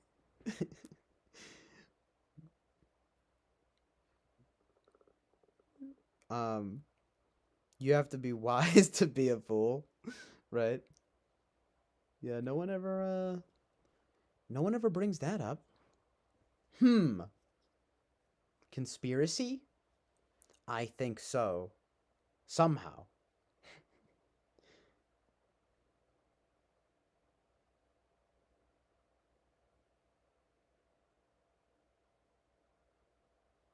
And I was like, how does that work? What are the machinations there?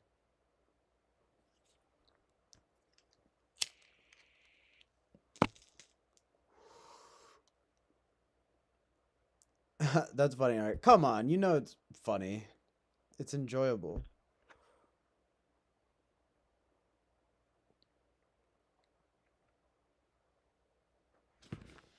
Good, I'm glad, because I laugh my ass off at you just making stuff up. There's something fun about the, just, like, coming up with stupid shit. It's funny, though, because I actually, like, don't do it that much. Or at least I haven't done it that much on the stream, like. I've leaned into it a few times, but I'm leaning into it now. Because, the master of guitar screw-arounds is present. Right?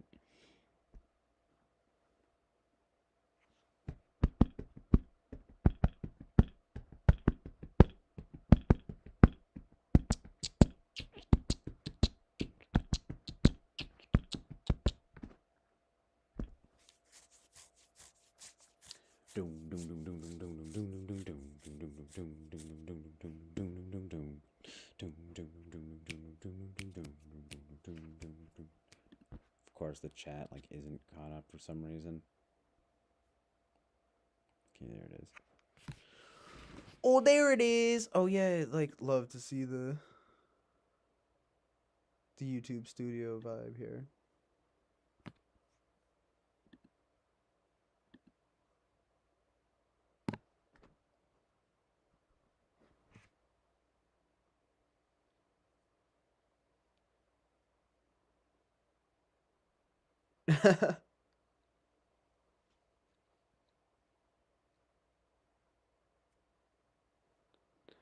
That would be so sad. Just like someone's just like, stop singing. Stop making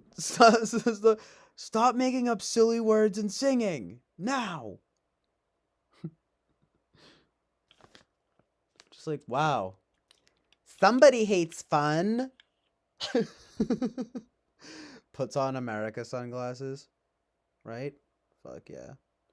This is a land of freedom where we sing as silly as we want to sing. We sing silly and we sail the seven seas.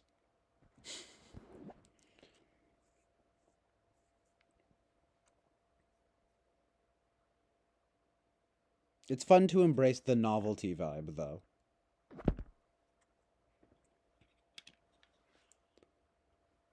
Sometimes you just have to be silly. Of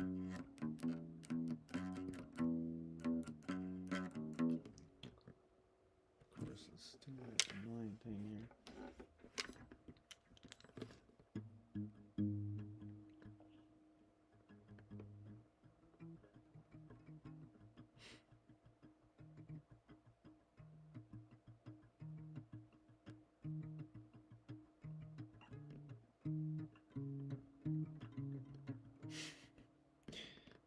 That dream though, epic.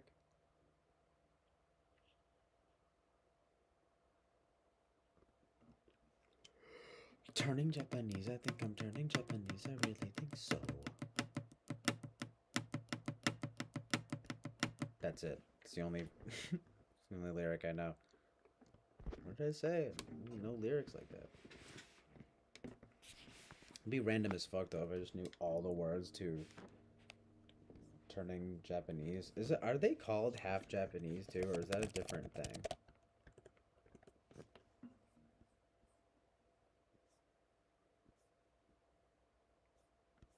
Nah. There's a band called Half Japanese, but turning in Japanese is by the Vapors. Okay, yeah. Noish. Amazingly noish. Probably would not be allowed now at all.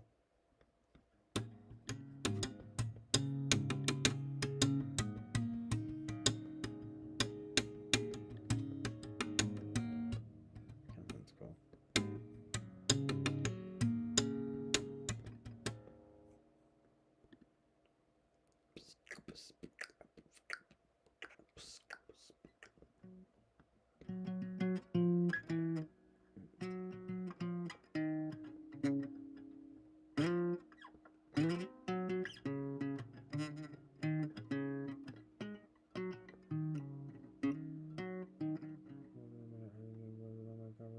Irreducible work.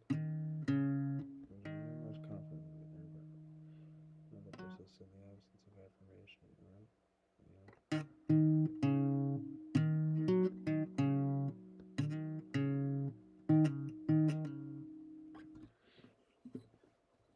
Yeah, I mean, like,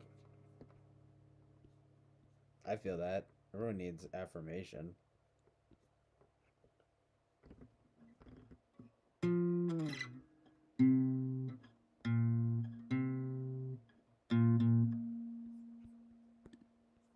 It's kind of crucial to get at least some affirmation when you're trying to make any like music.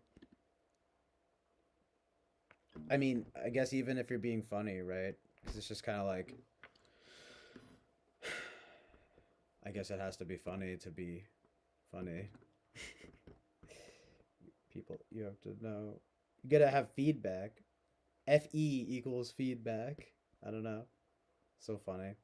I always find that though. There's always like those weird correlations between the functions and words like that.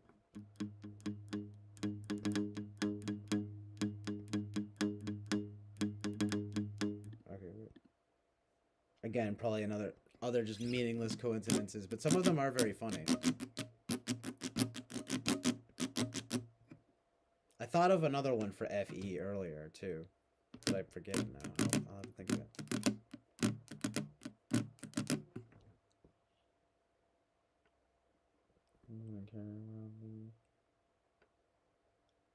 That comment would be making this claim if it were risky.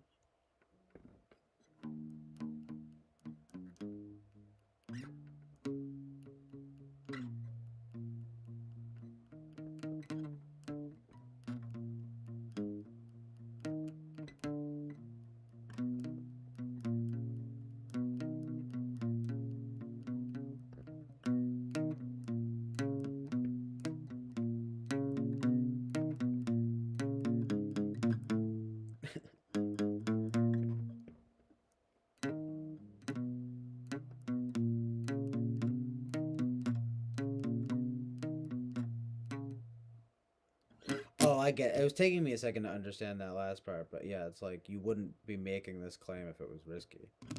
If it were risky. It's like, bitch, I've thought this through. Bitch, I thought this through.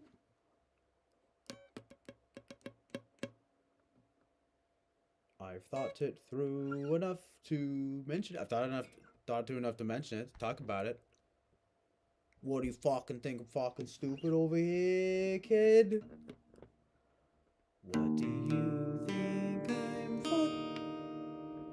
fucking stupid, kid? Ooh, kid.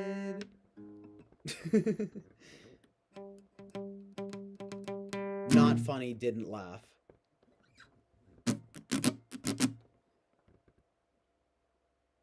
I make myself laugh though. Don't you guys make yourselves laugh?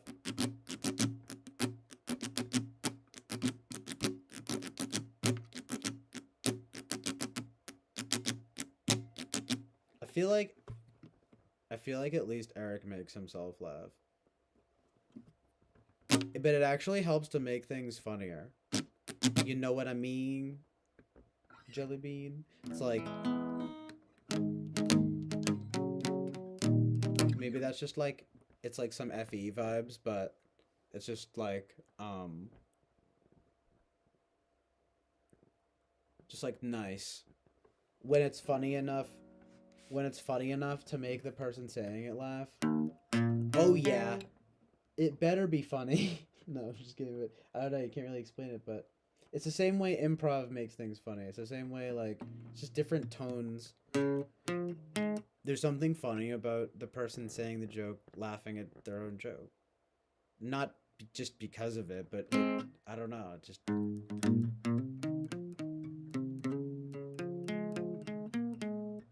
it's like a marriage of FI and FE though, kind of thing. Just like haha, they're like their feelings are showing. They like the joke. When you like the joke that you make, it's really beautiful.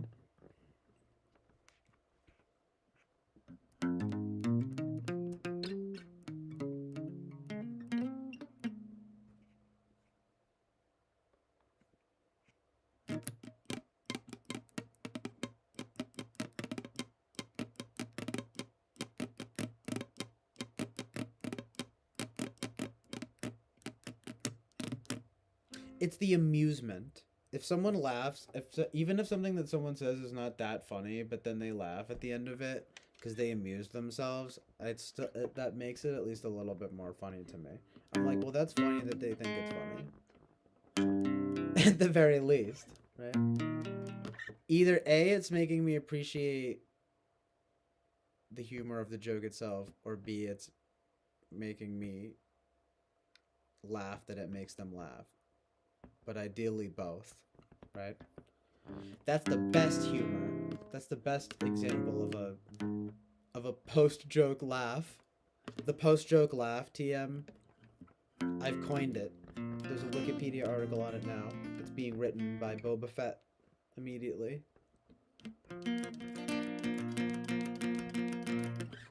Just on all my terms, all of the stuff that I have invented. No, I'm just kidding. I would like to come up with new words. I'm gonna come up with new words, like, and I mean legit, like, you know, to submit to the dictionary. Just turning Japanese open, just like go away. Clearly a stupid song. Fuck you.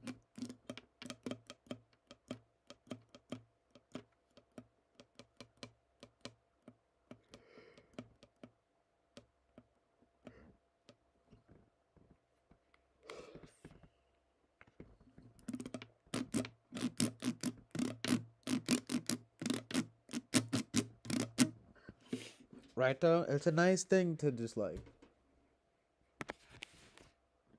to laugh about stuff.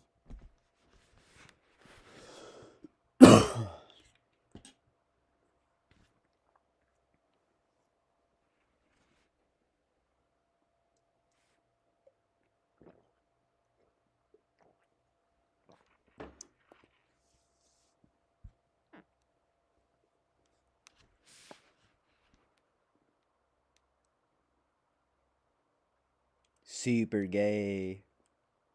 It's a new superhero, haven't you heard? Super gay. Dun, dun, dun. It's like a SSG spotlight in the sky. It's a rainbow flag spotlight. How about that? Amazing truth and reality. But anyway, hello, Lou. Thank you for being here.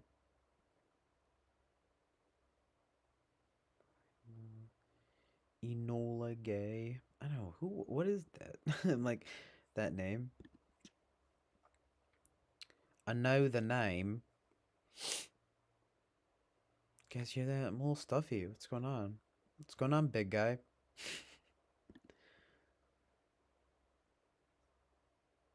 A little cold, a little allergies or something.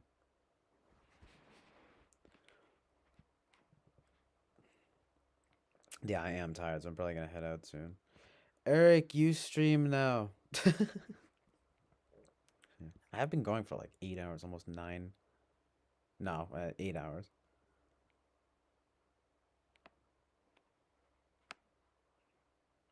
That makes sense. Actually, like close enough. I knew it was at least 8 or 9 hours, but yeah, 8 hours and 12 minutes and 21 seconds. Wow. Palindrome there, whatever. Didn't 22. Truman. Oh, I'm talking about President Truman. Hiroshima and the Nagasaki's.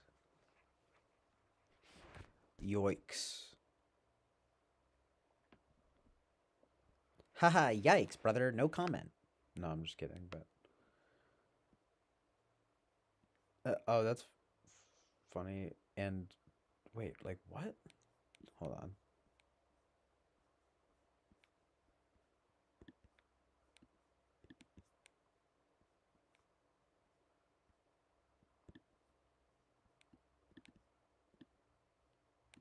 Why can't I just.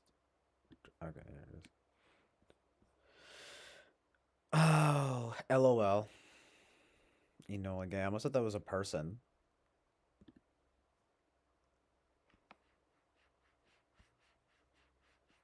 Like, why is it called that?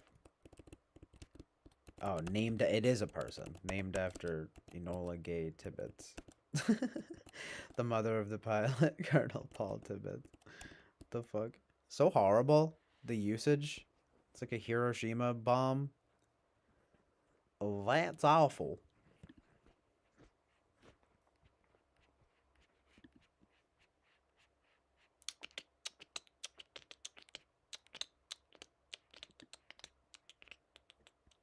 Let's see what Peter sent here. Oh no. It's a retarded person joke. Is this allowed? Watch, I get like shut down on YouTube. Ah! No, he sent a bunch of he sends a bunch of stuff. I'm not gonna get copyrighted.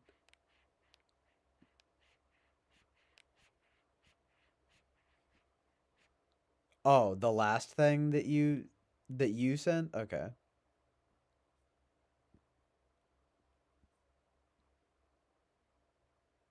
Yeah. My bad, okay.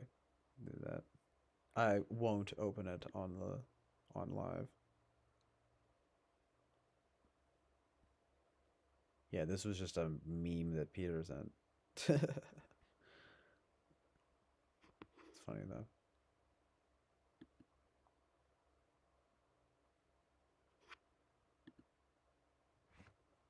Down syndrome, not retarded.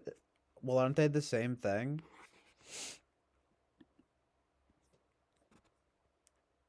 Retarded just mean that I mean it's you know mentally retarded, like slowed development. You know.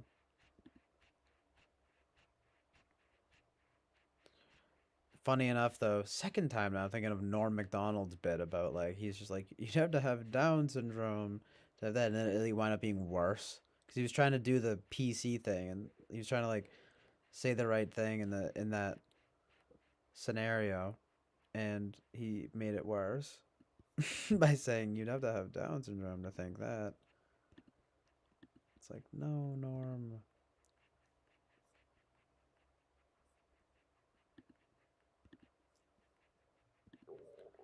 It's like I'm sure there's like a delineation though. I mean, of course they're called two different things, but I thought that they kind of went hand in hand. Like sincerely, you know. I just figured it was interchangeable. But I guess you're right. I think technically you would say Down syndrome, like just because like literal that's the facial features and stuff like that.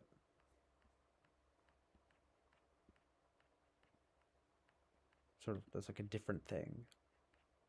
I guess you could say, or I guess you could say they're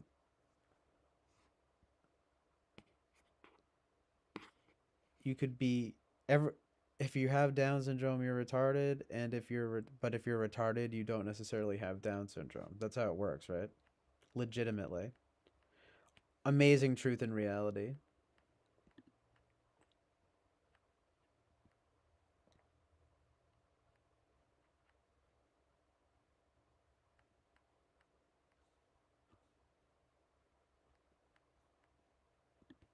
So should I not even play the audio of the clip now?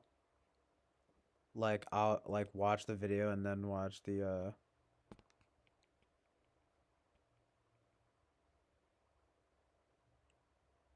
It's Down's syndrome, not Down. Is part of the hilarity. That's true. It is Down's syndrome. I know that's one of those things that interchange they become interchangeable in the lexicon, and then I find myself saying it. I find myself saying Down syndrome, and it's like no, Down syndrome because it comes from Down. Someone I'm sure named Down. Robert Down, Nee Jr.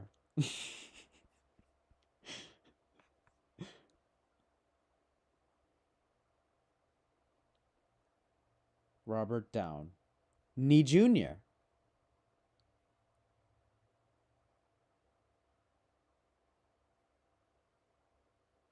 Oh, okay. I know that bit. I think you sent it before at some point. Is that the thing about like her trying to be like that was a good clip? It's like her explaining like just like yeah, it's like don't be gay, but you know what I mean, like but like don't be retarded or like something like that, like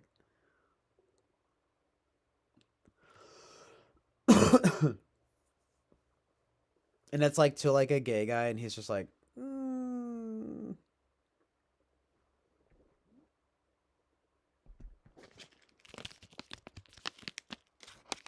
like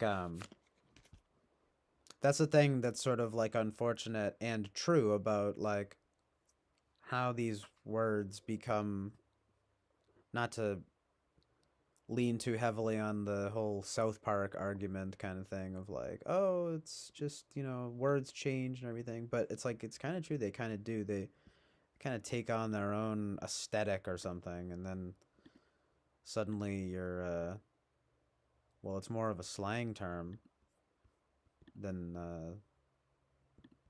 anything necessarily meant to be offensive per se.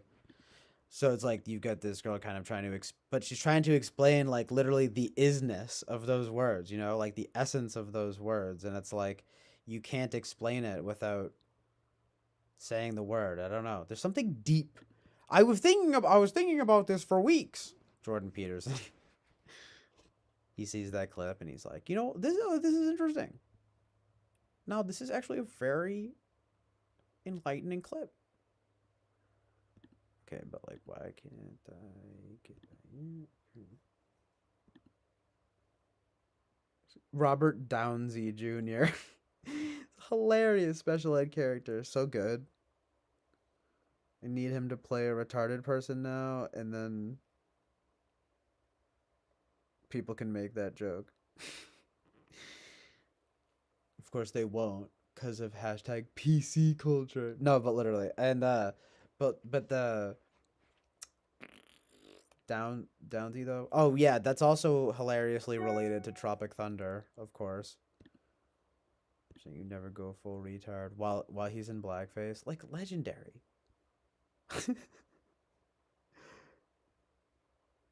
But it's like he gets away with it because it really is just making fun of actors' arrogance. You know what I mean?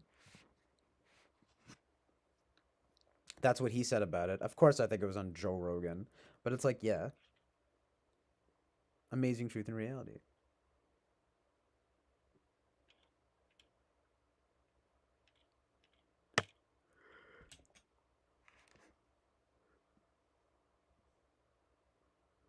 Oh shit, the Johnny Depp and Amber Heard court case is going on. Wow, amazing. What do you guys think about that? I don't know that much about it, but it's starting to seem more and more like I don't know. I mean, perhaps there was some toxic behavior on Johnny Depp's part, but there's a lot of talk about Amber Heard really being the quote unquote perpetrator in some sense. I mean, I really don't know enough about it, but I would be interested to at least get a consensus about it from the chat. Nah, I mean. Numerology meetup probably tomorrow evening. I probably, yeah. That I mean, yeah, I'm probably down. Thanks for the invite.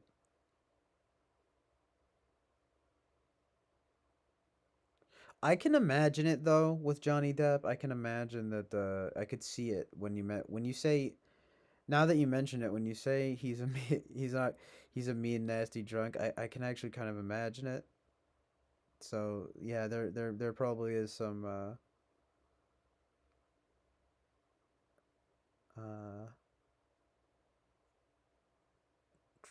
you know validity to that.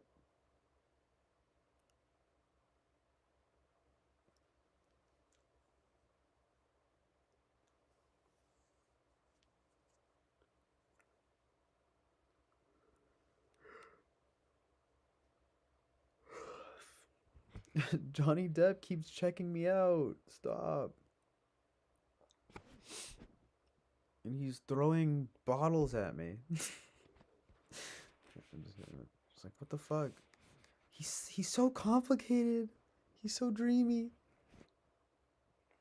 Fuck Johnny Depp. No, I'm just kidding. But he like he's in like a few decent movies, right?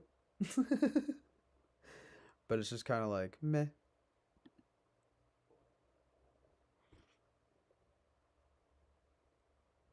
No, I mean he's definitely pretty decent in certain films.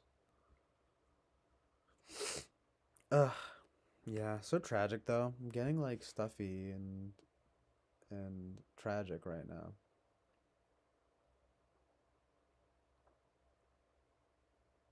I'm wary. I must retire to my um chamber. What are other words for like bed? My resting place. That's where you get buried. I keep thinking of stuff like my like my tombstone or my fucking uh literally my resting place. I'm like, oh, what else do you call a bed? Retire to my squire, my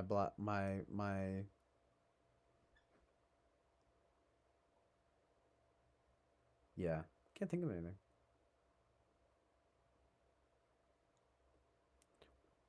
There must be other words for it though. For a bed. And it's not just like you're roaming. I could say my sanctuary. That's a good one.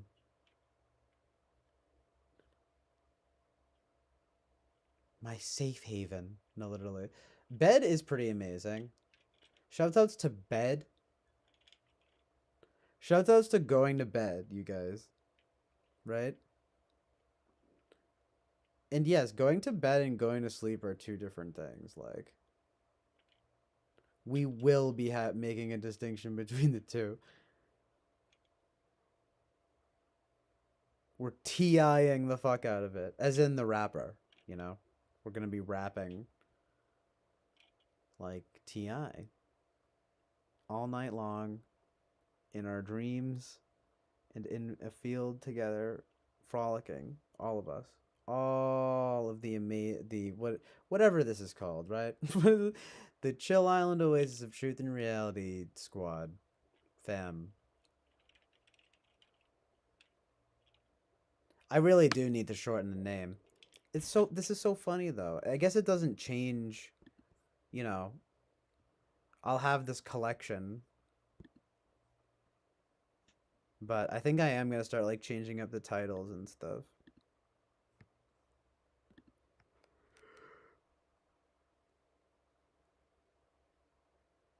We can still like retain the like Chill Island meme, you know what I mean? We made a meme out of it, guys. Congratulations. You have won a free iPod Nano. Have I said that before on stream? That's one of my favorites. Just like, congratulations. You have won a free iPod Nano. Click here to redeem your iPod Nano.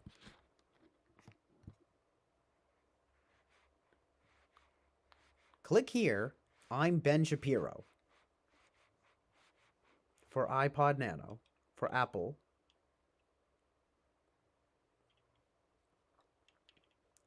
My wife loves it. My sister is the best. Chef says to Abby Shapiro.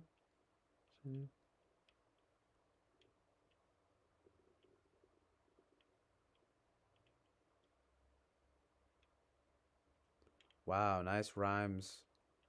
When going to bed with bedhead is a sign of one who's mostly in their head instead. Literally.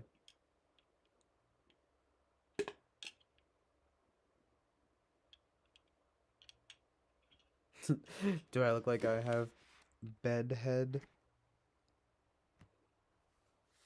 I assume you're just talking in general, because that's a good it's Dr. Seuss. More Dr. Seuss. Shel Silverstein. I liked his books when I was young. I always made a habit out of getting his books from the library at school. I remember I got like upset one day because they didn't have it. It is true. I was always like prone, and I still am prone to like weird like SI habits like that. I'd be like, what? They don't have the books that I get all the time. Why not? I don't like change. That is a very SI thing of me though, I guess. 'Cause I don't really like change. But I think there was a Sad Guru video where it was like, to resist change is to resist life. That is true. Amazing truth and reality. But what do you guys think about Sad Guru? I mean, I assume he's probably like whatever, right? But like just like Osho. Shouts out to Osho. I never got into him though. Yo, what's good, Master Bobby? It's unfortunately I'm probably gonna head out soon. But nice, dude. She's Belinda Butcher from the band My Bloody Valentine. Isn't she beautiful? I found that picture actually for the first time tonight. I purposely searched for her, but then I like how I just have Enola Gay here, like so tragic. But um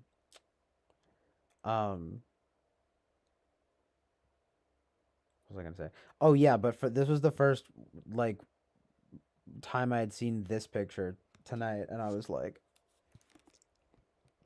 thought it was really cute. It's a cute picture.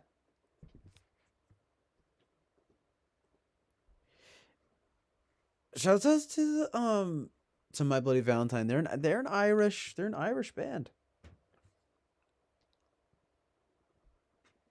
And a pretty good band too, honestly. Probably one of my favorites of all time, if I'm being honest.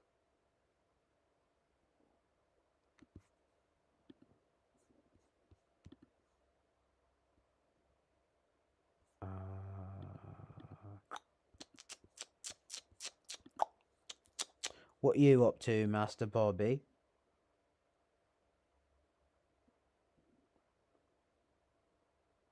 Nice. Winston's mom sends that thing about that. Yeah, like what do you think about this whole Johnny Depp Amber Heard situation? I don't really know that much about it. I've seen the narrative switch around though. I've seen some narratives. I've seen footage. I stay anointed. I've seen footage. I stay niche. I stay anointed. I've seen footage. I've seen footage. I stay niche. I stay anointed. I've seen footage. I've seen it. I stay anointed. I've seen footage. Get up. Wow, wow, wow, wow, wow, wow. Bleed. Bleed. Follow my bleed. Wow, wow, wow, wow. I stay niche. Blah, blah, blah, blah. I stay anointed. Blah, blah, blah, blah, blah, blah. I stay niche. Everybody's knowing. Where do you think you're going? Ain't going nowhere. So look.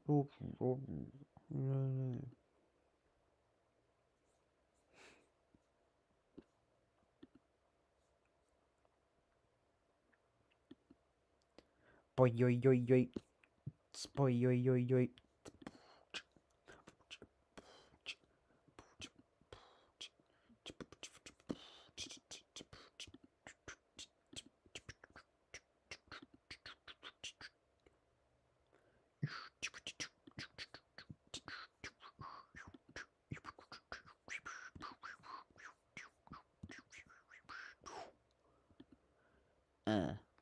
Super right.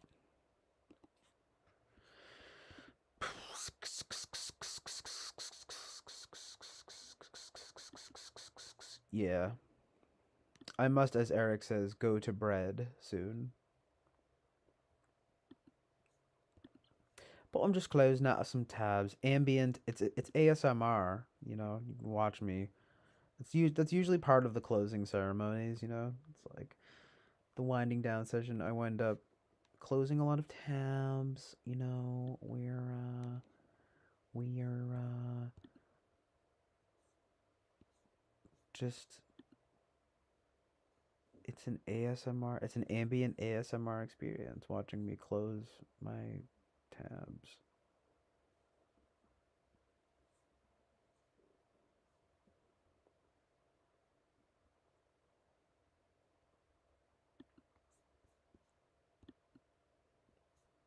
Do do do do do do do do. Yeah, I kind of figured that people would, that like said Guru, Jen Zenius said Guru, a brilliant scamologist.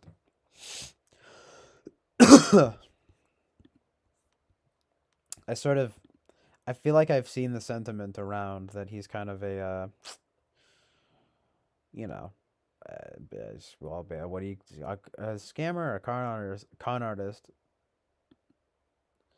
But I've seen him say a few things that are like decent. It's not necessarily anything that is revolutionary or anything, but I don't know. He does seem a little more.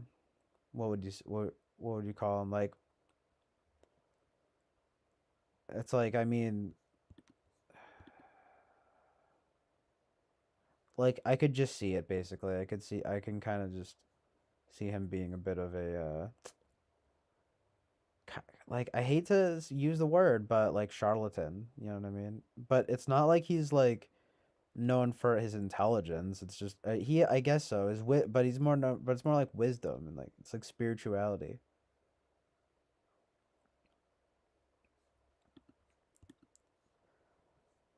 But I feel like he's one of like the bigger names, which automatically like like provoke skepticism in me, I guess.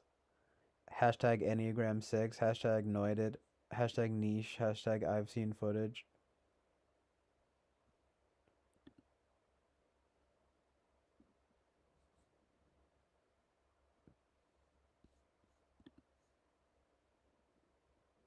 Uh, what's the Dizziel?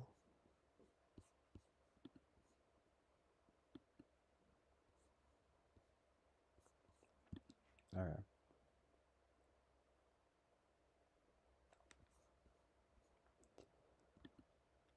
You guys are going in about like Hiroshima and like stuff.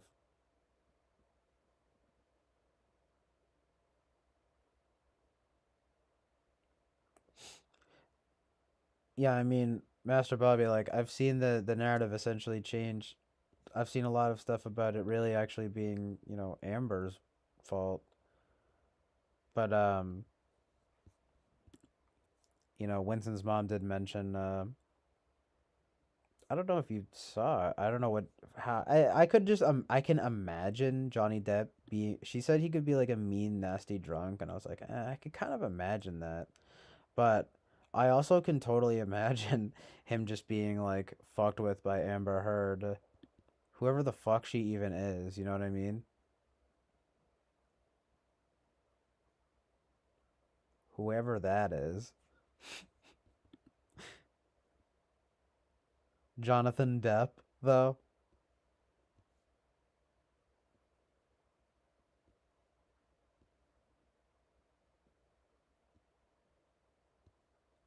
Yeah, I'm gonna have to check out more of the conversation because I've seen some of it. He definitely flipped out at least that one time, but then, right? But then, there's just like a lot of nonsense. Not really sure like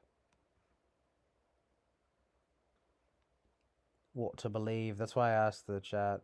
Boba Fett says Osho was the bee's knees. That guy was cool. Maybe he's cooler than fucking Sad Guru. Not to curse, but it's like he's probably. I mean, it's like I feel like that guy's all right, but Osho's like OG. Yo, what's good, Sam? The whole gang's here. I really am gonna head out soon, but it's kind of amazing that everyone's here right now. I'm kind of amazed. I'm oshmazed. I have to put my colors back on.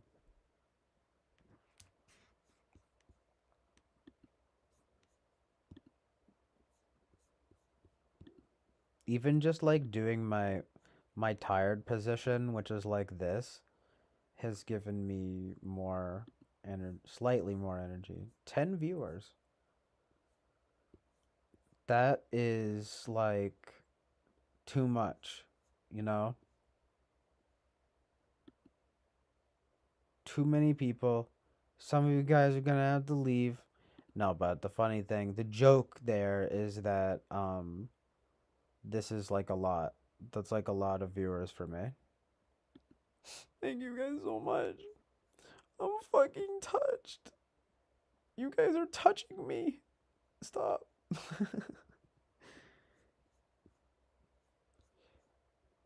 Morals. Stuff about morals going on. It's pretty epic, right?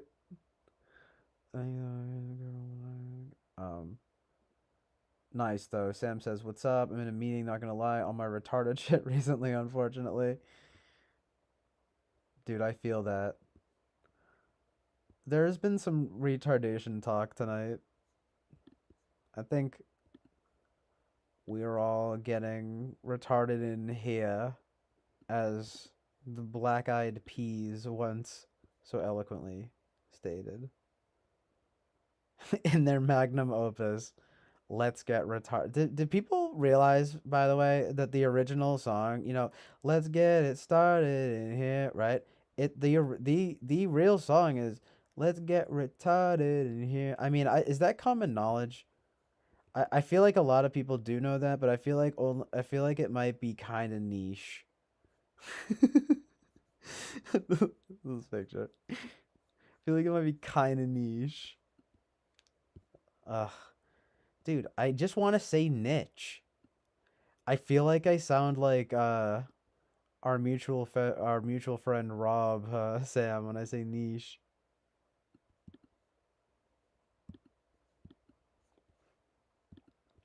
Um.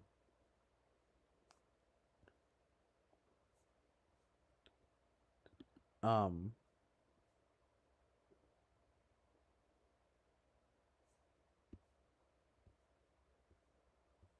You guys are popping the fuck off.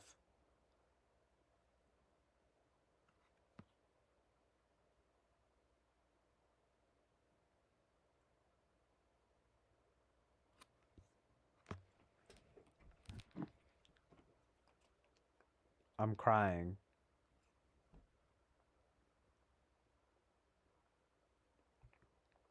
I weep for the future.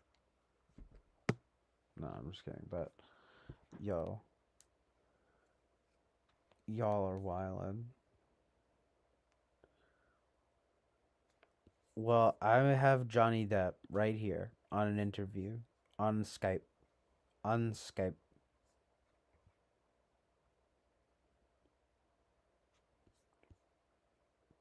And then I'm gonna watch him. I'm gonna talk to him. Hello, Johnny. I'm actually losing viewers by the second. So tragic. What happened? What happened to that boy? Can I get another viewer? Epic. Hashtag based. Period. TM.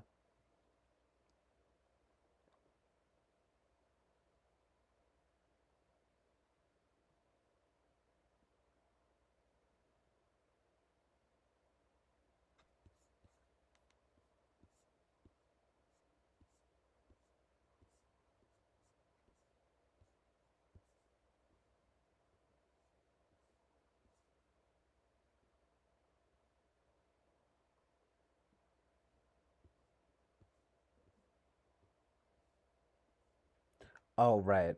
Boba Fett also says he's okay opium for the masses, presumably referring to said guru. But again, he says Osho was the bee's knees. That guy was cool. That definitely makes sense.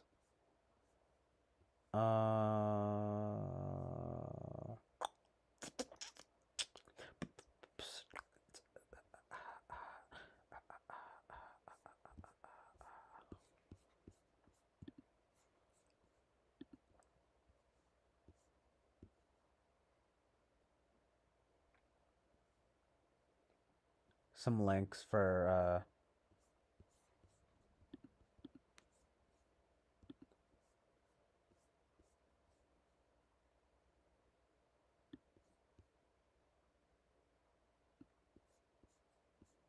the Johnny Depp Amber Heard situation. Hold on.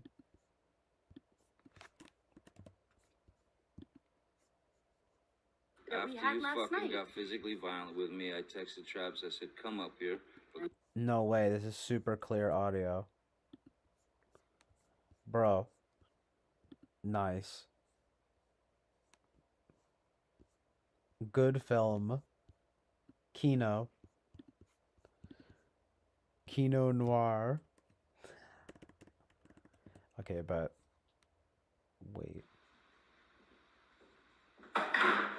Oh yeah, shit. Him smashing kitchen cupboards. Alright, guys.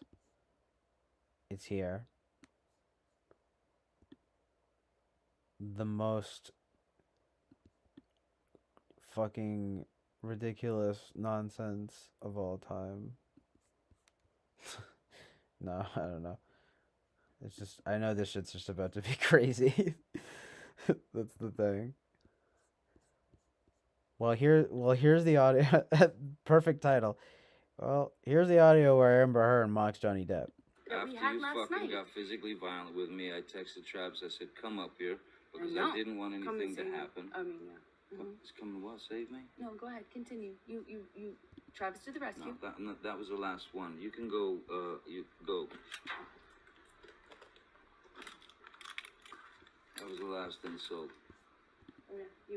You called me a liar, and yet I watched you lie. you called me a liar. I watched you lie. I You're heard it. I was bullshit. right there. There's no what. You still haven't told me what lie it is. We'll talk. But yet every single fucking time. We'll talk You know to you do Travis. this every single fucking We'll talk time. to Travis. I'm not fucking talking to nobody. No, Fuck because that. you You go jerk him off. I don't care. I really could care less. It's you every single time. You latch onto some sort of thing. When I already told you, I don't know what you're fucking talking about. You don't even know what you're talking about. You still haven't even told me what it is. But run with it. I have told you what it is. No, you haven't. I said to Travis, I said to you, hey, tell Travis what just happened. You Oh, can you care told me less. to do it. You Yeah. told me to. You said, go do that. I said, no, tell him what just And happened. I lied. And that you punched me in the You're right. fucking thing, and you figured in it the out. face, and you said, no, fucking, no, I didn't. What the fuck are you talking about? And I didn't watched punch you lie, and then I I didn't said, punch you, and by then the way. I'm sorry that I didn't You, hit punched you me. across the face in a proper slap, but I was hitting you. It was not punching you. Babe, you're not punched. Don't tell me what it feels like to be punched. You know, even a lot of guys been around a long time. I know. Yeah, No, when you fucking have a closed you fist. didn't get punched. You got hit. I'm sorry I hit you like this, but I did not punch you. I did not fucking deck you. I fucking was hitting you. You can't I don't know deck what me. the motion of my actual hand was, but you're fine. I did not hurt you. I did not punch you. I was hitting you. How are your toes? What am I supposed to do? Do this? How are your I'm not toes? sitting here bitching about it, am I? You are. Oh, That's the difference you between poor me and toes. you. You're a fucking baby. Because you start You physical are fights? such a baby. Because Grow you- the fuck up, Because you start Johnny. physical fights? I did start a physical fight. Yeah, you did, so I had to get the Because- fuck out. Wow, that's crazy. They both sound dysfunctional as fuck, but she sounds mad annoying. And that last bit about the hitting is stupid as fuck. I don't know what the actual hand motion I do is. Like I mean, like, what? Come on.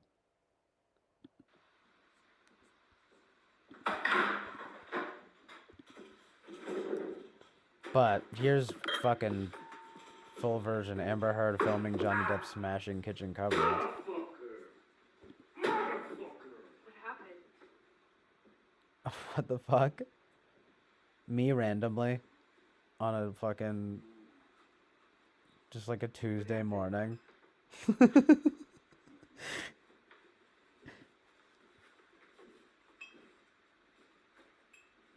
I know, right? Though, Lou says that. Damn, that sound like a very toxic dynamic.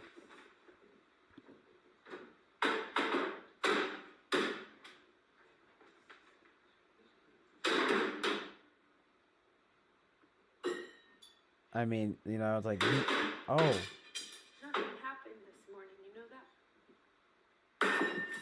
what the fuck? No. So then nothing happened to you this morning. Yeah, you're right. I just woke up and you were so sweet and nice. We were not even fighting this morning. All I did was say sorry. Did something happen to you this morning? I don't think so. Whoa, dude. No, that's the thing. You want to see crazy? I'll give you fucking crazy. That's crazy. Oh my god. Oh, you're crazy. Oh, you're crazy. Have you drunk this whole thing this morning? Oh, you got this going. You got this going? I just started it. Oh, really? Really? Oh my god, this is crazy. Sneak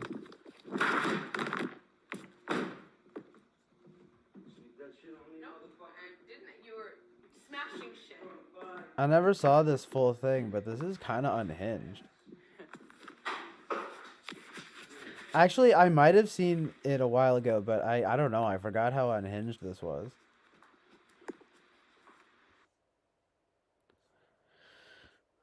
I mean, does he... It's kind of just like... If that's like an outburst of his, like, after a long time of, like, being fucked with, though, like...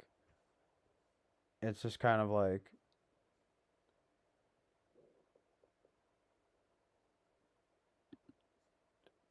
It becomes a different story, right? But, wow, right? I mean, he was fucked up.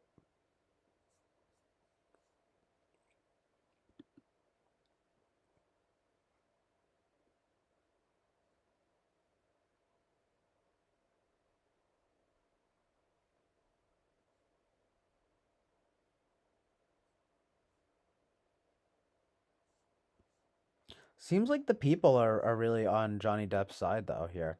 Like in both of these comment sections, like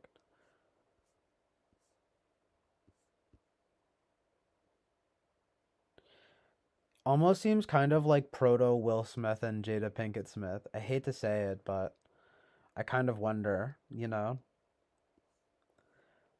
Many people seem to think that yeah, exactly. Like well, yeah, like just like right? She's like trying to make him look bad. It's like he does look bad there, but like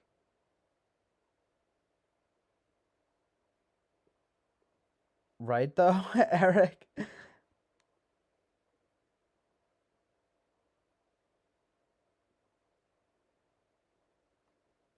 It's like sometimes like it's like, you know, she could have easily he could have easily been provoked so much like the first video, the way her voice sounded, I didn't want to be too uh sort of like quick to judge, but yeah, as soon as I heard her voice, I was like, "Oh God, no! What do you even like? I didn't even do anything." You know, it's just like, shut the fuck up. It's like, grow up, Johnny. He's so funny. Oh my God, he's just like fucked up too, though. Crazy.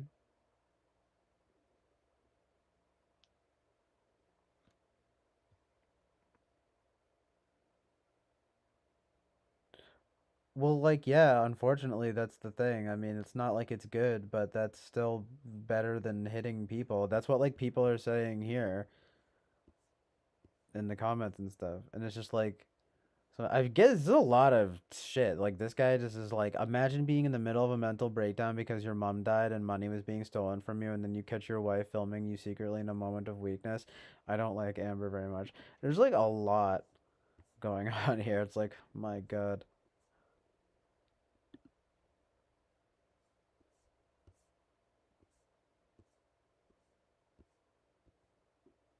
His mom died that morning, someone says. What the fuck?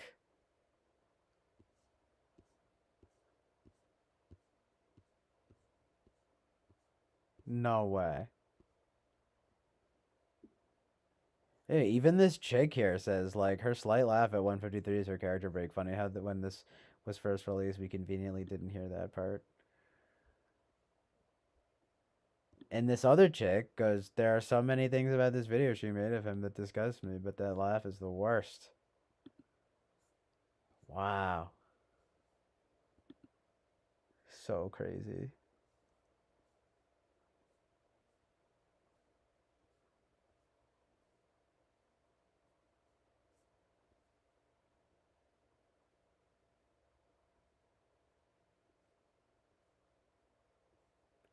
I mean, I don't really know about Johnny Depp's, like, character, like, but,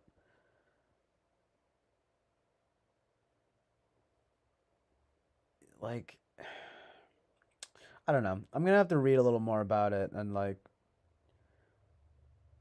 see what exactly has been like proven. You know what I mean?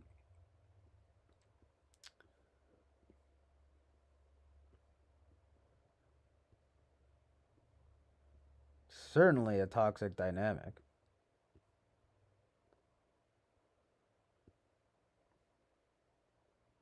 I mean, that much is obvious.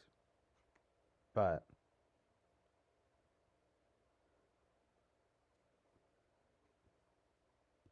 it does seem like a bit of a framing. You know what I mean? Seems like a little bit of a hit job.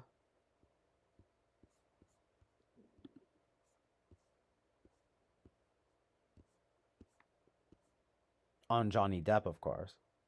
Just like to clarify.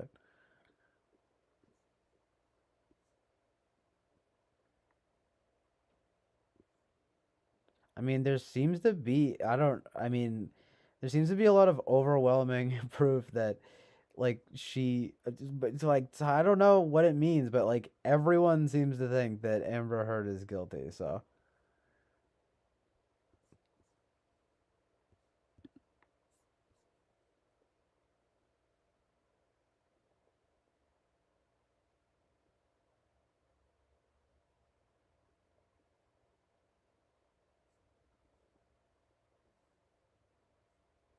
what are you talking? Oh shit!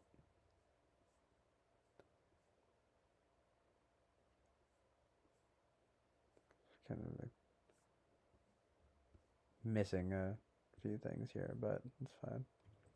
Just this thing Boba Fett saying about some chicks. I don't know what you're talking about here.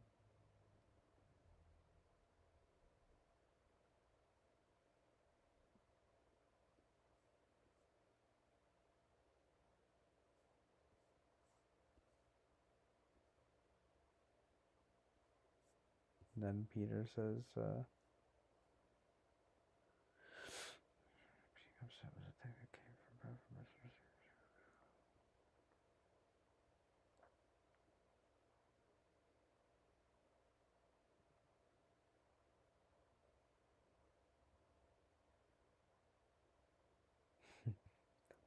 LOL. Tell you how the things you say make me feel before you say it.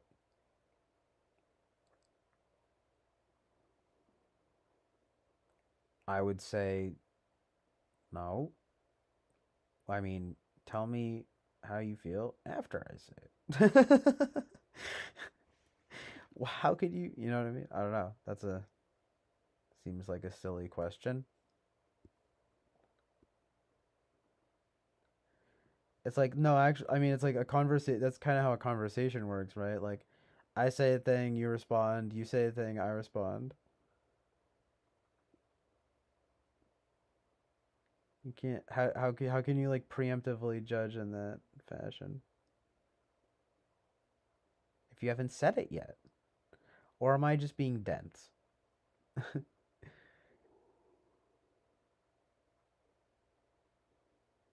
Or is this just yeah? Some feminine emotion. No, I'm just kidding, but just like literally just like yes, but can I fucking tell you how the things you say make me feel before you fucking say it? I bet the way I even said that just now was like triggering. I'm sorry, Peter. No, I'm just kidding, but like right. But he says that's when I knew she was a feeler. I mean, I don't even know what that is, but it's definitely not logical.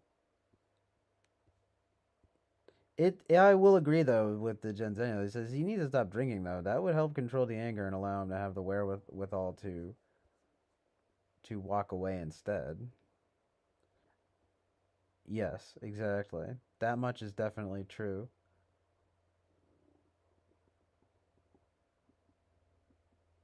as well.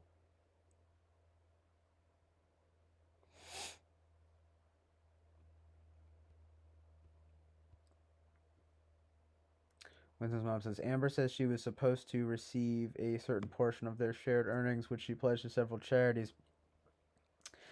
Oh yeah, I saw something about that. Now she has to keep her pledge, and he renegotiated on how much he would pay her.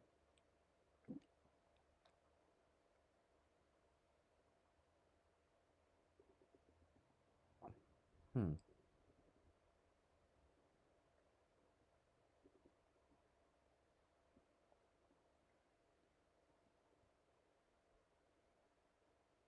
So she wants money.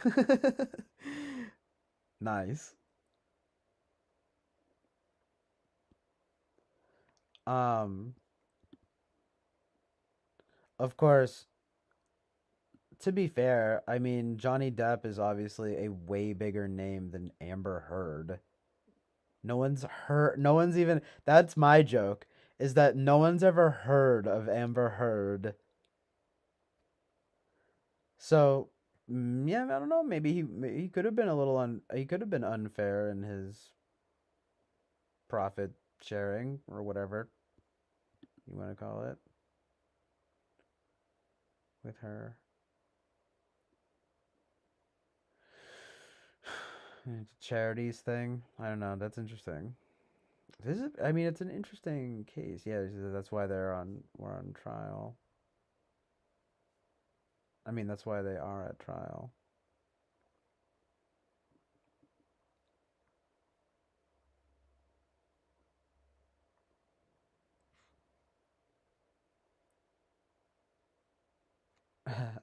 I might have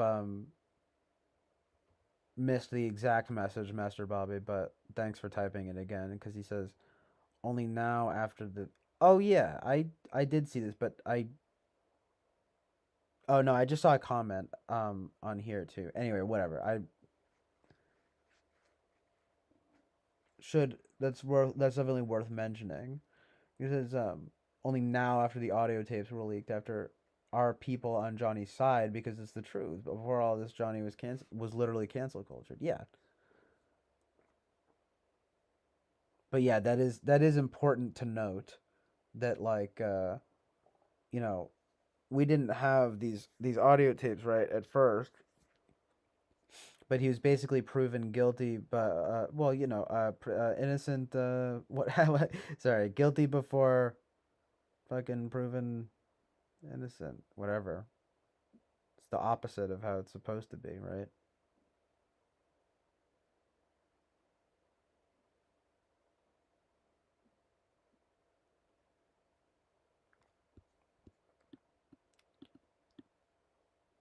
And that's just how it goes nowadays.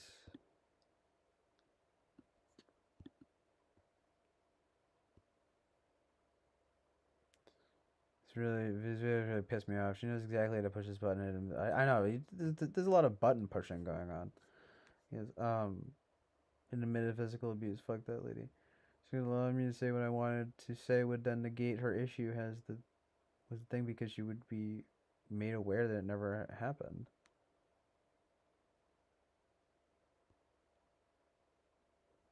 Right. Composing irrational biases to respond to what it says. What a crazy notion. Right. So funny, yeah. Um, well, you've been here. Oh, okay. Start talking about this stuff again.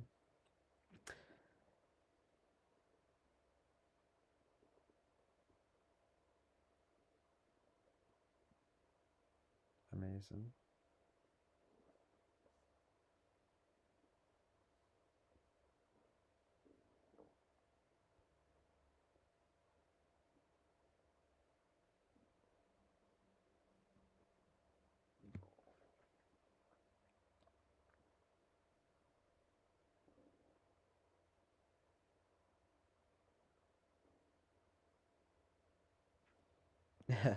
I agree with Peter. Let's not nuke anyone. Like that's funny. I feel Peter on this. He's like, so well because he says a boring position, and then he says, so I don't have fun making arguments. Amazing truth and reality. Interesting though, yes, Eric with the ironic counter argument saying the opposite of boring isn't fun, Peter. It's engaging. Ooh, whoa! Shots fired. No, I'm just kidding, but yeah, that's you could say that. It's classically it's it's the first place you go to. What though when you think opposite of boring? To be fair, that is the complete opposite of boring. Well, I guess the complete opposite of boring would be like fucking excited or something like that. Or exciting, you know? But like engaging. Because if you're bored by something, you're kind of like probably disengaged. If you're engaged,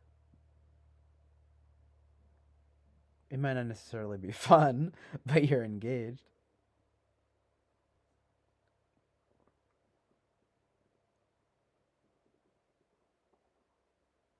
Anyway, I get the sentiment.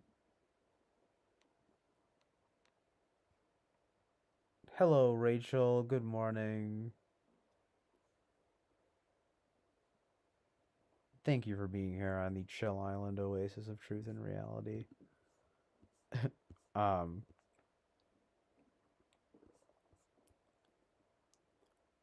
we are just talking about nukes and Johnny Depp and Amber Heard's toxic relationship. Amazing.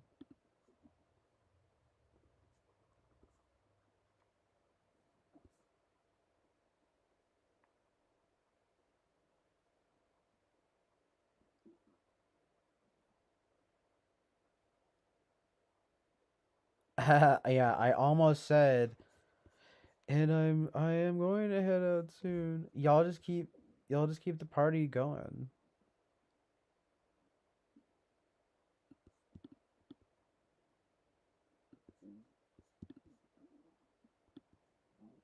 I say Eric should start streaming soon.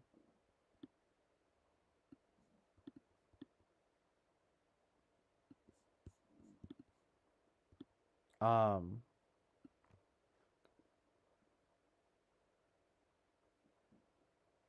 won't ever stop me.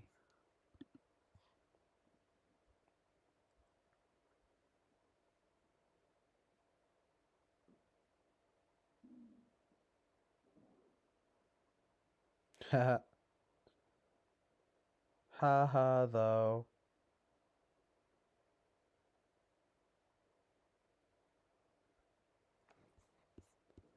It's when Eric is gonna go to bed.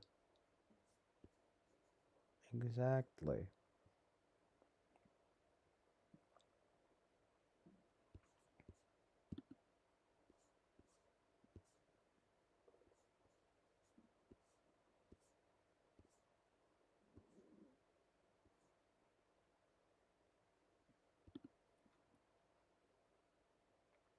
Nice. Rachel knows what's up. Yeah, that's Jane Birkin.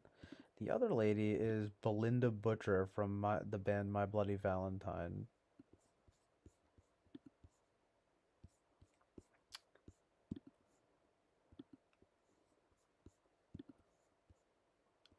To be fair, I've only heard stuff from Jane Birkin via like Serge Gainsbourg, but she's beautiful. And but Belinda Butcher from My Bloody Valentine is not only beautiful, but they're probably one of my favorite bands of all time. So pretty different, but amazing legends, queens, as the kids say these days. This is the wall of mostly queens, but a lot of kings. Andre the Giant, that's horrible. I mean, it's not exactly the most flattering angle right now. And I'm pretty tired. I don't know if that's part of the vibe, but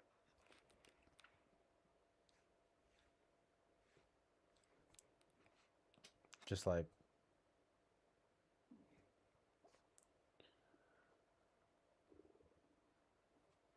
that's my goal.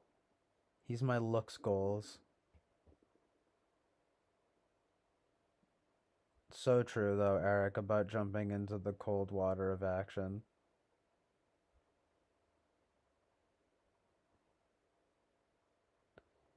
But yeah, like speaking of which, I will probably I am literally, as of course Peter says this, but it's 11:49 a.m. and I'm saying I'm wrap this up literally before noon.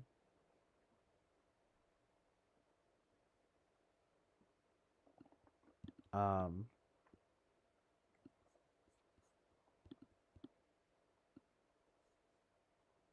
well, you know, by noon, 11:50. I'm gonna end by noon at the latest. But it's true. Peter says vocalizing your action prevents its manifestation. Or he says, yes, vocalizing your action prevents its manifestation. Do you find that to be true? I mean, you know, this has been a recurring topic. Um, you know, I think Eric originally made this point, and I've found it to be so true in my own life that it does seem to actually prevent its manifestation in some way. So it's interesting.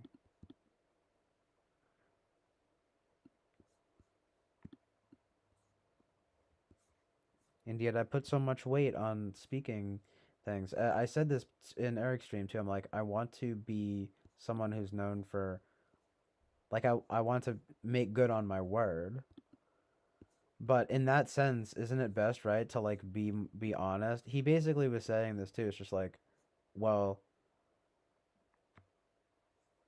it's like the honest thing is to say like I don't know, or you know, or like to whatever, like not to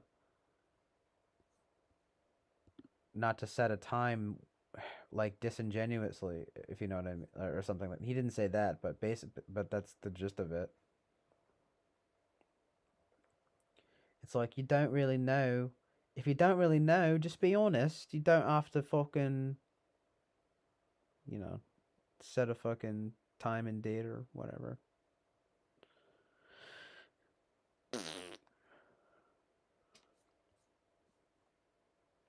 It's the fluffy scruff. Okay, fine. I'm gonna have to shave it off.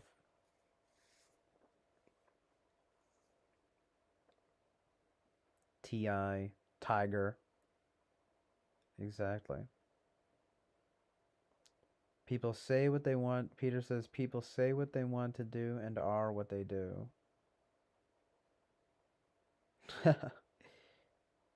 Wow, yeah, that's some fucking amazing truth and reality to consider.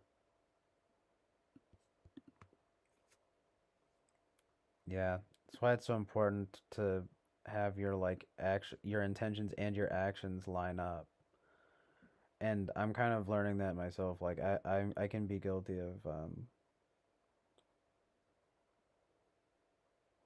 I mean, I wouldn't go as far as to say like I really don't want to be a hypocrite, but um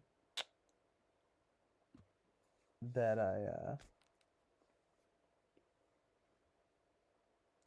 what was I gonna say? Well, you know that to some degree, I might say what I want to do rather than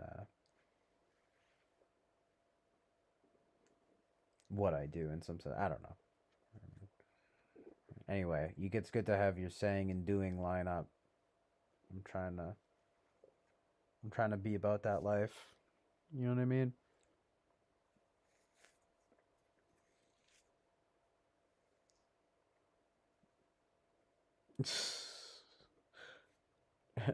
Rachel's like, leave CJ's looks alone. Well, no, yeah, it's fine. It's like Bobby's like, nah, CJ, I got this sort of scruffy going on, including thin mustache as well. Don't change it. Epic Bobby.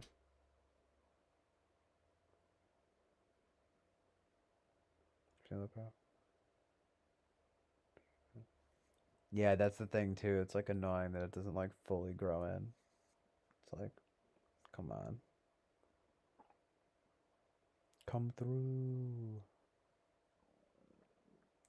But that's why I really do. I think I need to like just kind of like fully get rid of this. I've been shaving. It's just kind of like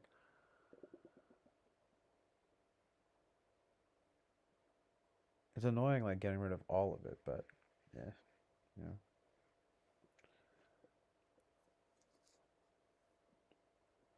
I just need to keep it leveled.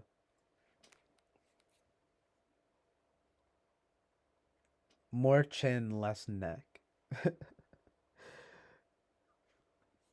Totally not a, huge fan of the neck beard vibe.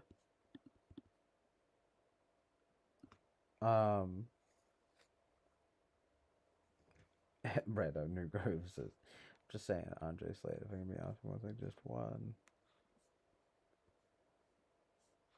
I don't know if you're talking about that Andre Slade, of course, right? So funny.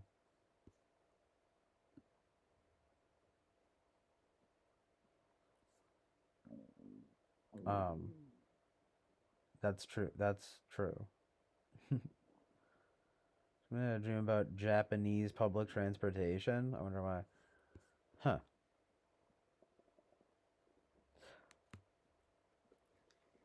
Is it that thing of like how they always get like packed in like sardines like into trains in like China and well, I don't know I think it's in China, but same thing, right? No, I'm just kidding, but Asian countries, I suppose.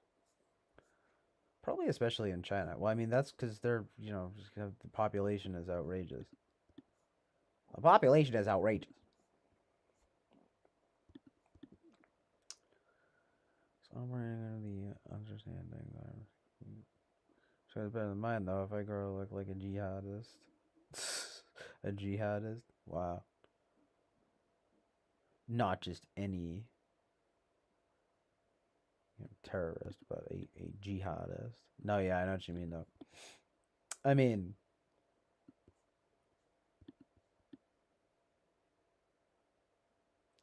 well, that's good. At least yours is worse. No, I'm just kidding, but it is indeed scruff. That's the proper term for it.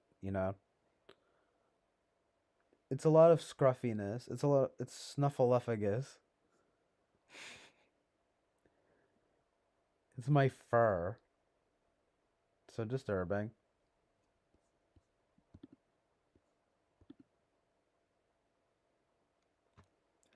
No, it's just my hair. It's my au naturel look.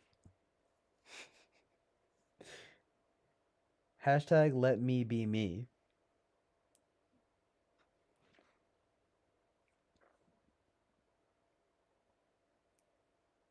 Hashtag support natural male looks. Amazing truth and reality. Peanuts are good. I like peanuts. I really do, actually. Kind of underrated in my life. I think that I need some peanuts, but like with the shell, I need to have like just cracking peanuts all the time. Nah, I like them without the shell, but with the shell is like that's like fine dining. You know what I mean? Um, Makes me think of Five Guys, though.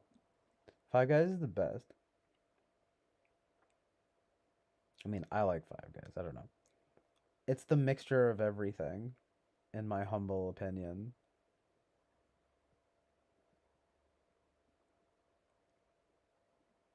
Um,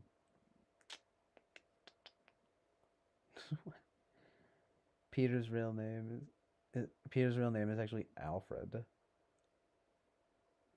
Just for some reason.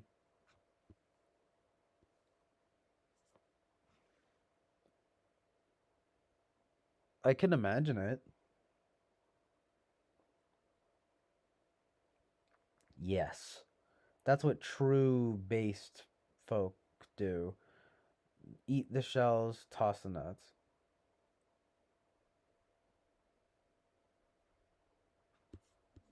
Real heads. Real heads eat the shells and toss the nuts. Toss the nuts, dog.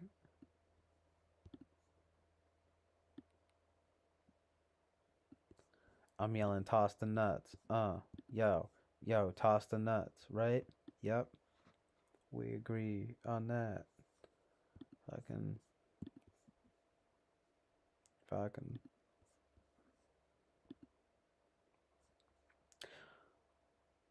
Uh. Yen. Oh, yen.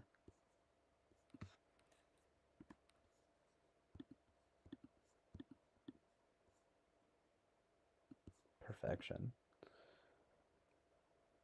Well, it's noon now. I think I might wrap it up and call it a stream.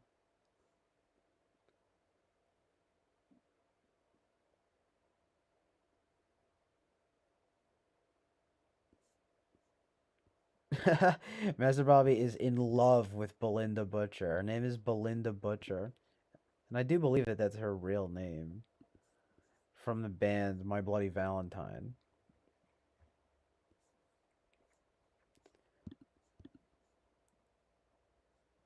Yeah, she was really pretty back in the day, and she's still actually kind of pretty. Like, she looks good for her age. She's only like in her like late 50s or something. Um,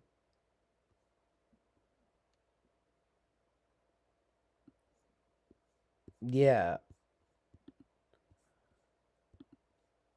Although I feel like she played guitar too, but she might have no, because Deb Googe plays the bass. That's I think it's a guitar.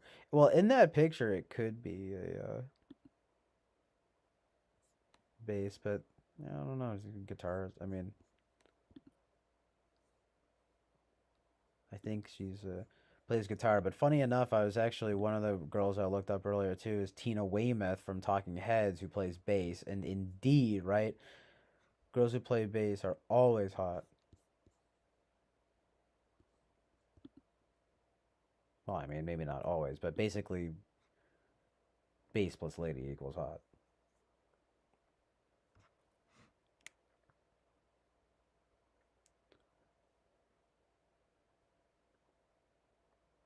No problem, Dogathan.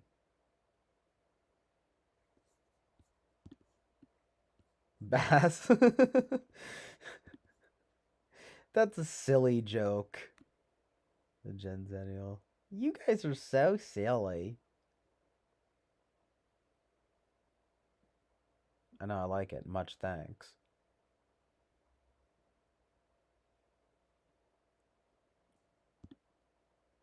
It's a, who's the chicken in the bottom left?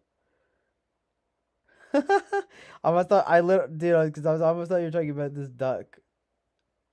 Or this, like, bird. I just called it a duck, lol. Like, why? That ain't no duck. That's a tricycle. No. Oh no, CJ's being fully unhinged. These like recommendations though, I'm just scrolling about just like chakras, waterfalls, rain. I've cultivated it though. Isn't that amazing? Oh look, me and my colors. So good. And then like, just this bird. Shouts out to this bird.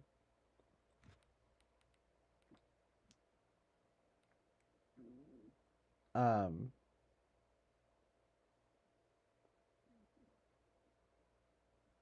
oh right, but anyway, that's Jane Birkin.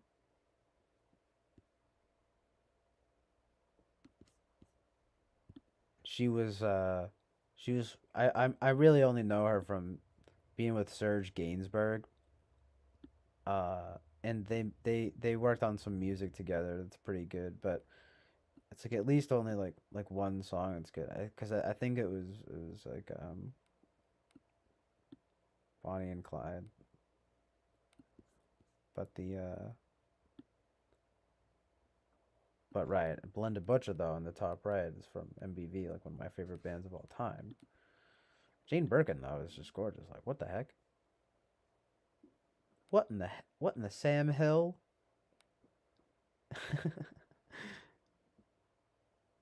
Nice though. Lou appreciates the humor with a U, spelled with a U. Full British. For the British folks at home. Watching the stream. Watching the telly. Hope you guys enjoyed watching a little bit of the telly last night into today.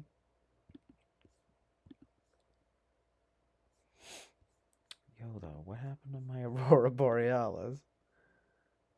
Shouts out to my Aurora Borealis friends, the spirits in the sky. Don't know what's going on there, right? We don't talk about what the fuck this is. Like, what? You're telling me this happens in nature? No.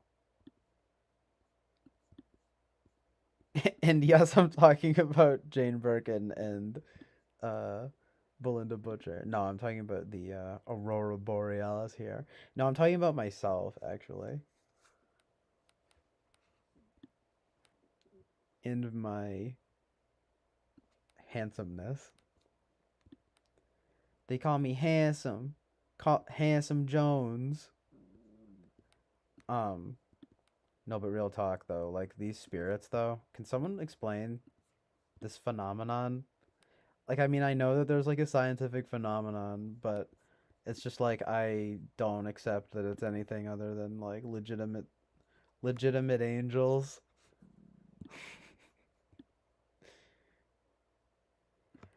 Oh my god, I'm seriously about to head out. Tell them not to come through. No, I'm just kidding. Ugh, I should have known, right? Going into now, it would just be like, because now everyone's actually alive. The chat has come alive. Where were you guys 8 hours ago? Fucking 9.5 hours ago. It's just like, CJ, it was the middle of the night. Yeah, I know, but where were you? Just like sleeping. Like a hashtag normal person period TM.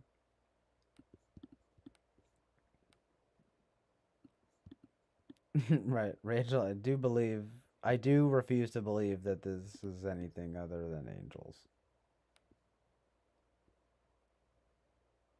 Have you guys ever seen that stuff though that's like biblically accurate angels? Amazing.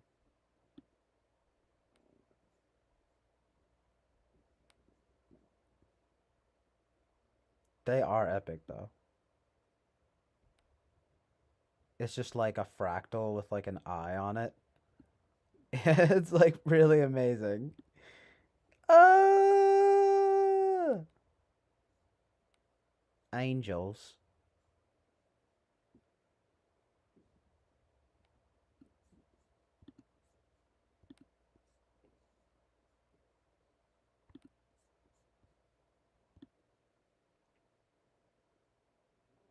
In the arms of an angel. So sad that that song is just now forever associated in probably everyone's minds with the like dogs, like the like dog abuse commercials. Sorry. What are they for? Like, I don't even remember. I mean, I know it's for like a society. I'm just kidding, but for a oh my god, you know what I mean. Helping the dogs, it's a good thing. I like literally would be just like change the channel. Stop. But you already know what's about to come through. I feel like there's probably like some stand-up comedy bit about that, right? Where it's just like you already know what's coming.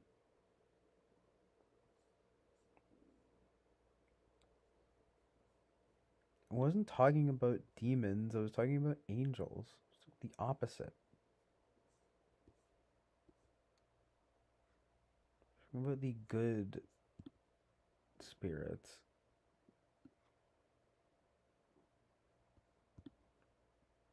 I mean, hopefully these things aren't demons. These things, these no, but like Aurora Borealis, the Northern Lights, they're spirits. But I was saying they're angels. I don't know if they're. I don't think they're demons. But there's an angelic approach, I think, happening here. In the arms of an angel. Up, changing the channel. Y'all can peep me changing the channel real quick. I'm watching Comedy Central. This is just cruel. Angels and demons are on an axis, like I mean, yeah, exactly. That's how it appears to be. Pathos.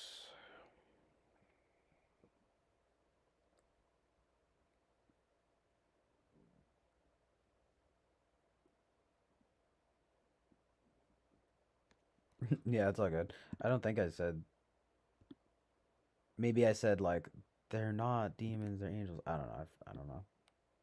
But yeah, faux show.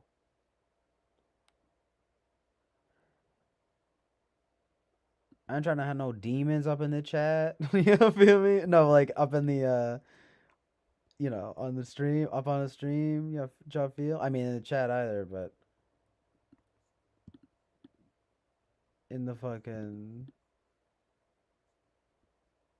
stream especially. No, I think the Northern Lights are our friends.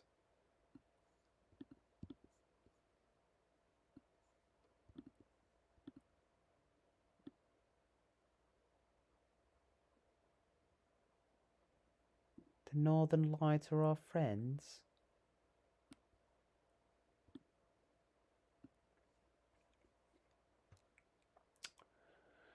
OMG, I've never learned so much in 6 minutes. PBS stuff? That sounds like a nice pre-bedtime experience. PBS is pretty chill island Oasis of Truth and Reality. That's like the channel, that's the stream, channel of television channel of choice.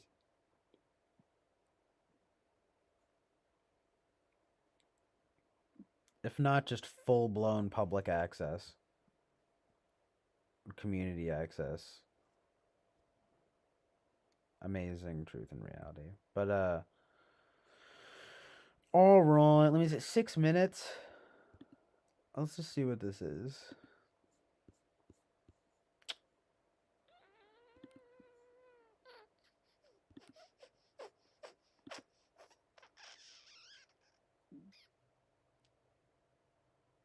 Lost and insecure. You found me. You found me.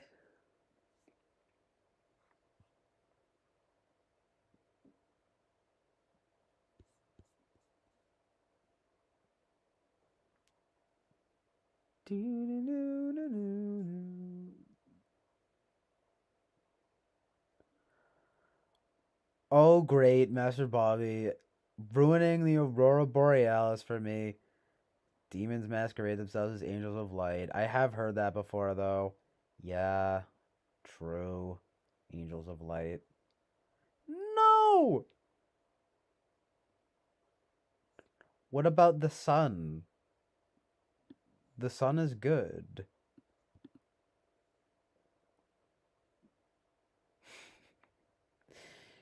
The sun is good. It's the moon that's evil. Fuck the moon. Yo, hot take. Just saying, everyone. Fuck the moon. No, I'm just kidding. Yo, the moon is like cool, but it's too weird. People have like co-opted it. The occultists, they co-opted the moon, and now it's not cool anymore. I liked the moon before it was a cult. It's no. Well, it has to do with the nighttime thing. At the very least, night and day. Night and day. We gotta put stuff into dichotomy. All right. All right. Potentially no, because the most communication take place are from the demonic, not the angels. Oh wait. Well, Winston's mom says, "You fellows tease me for astrology, but I don't believe those planets are real personalities. Will you believe in angels, demons? Who is not rational here? Tee hee."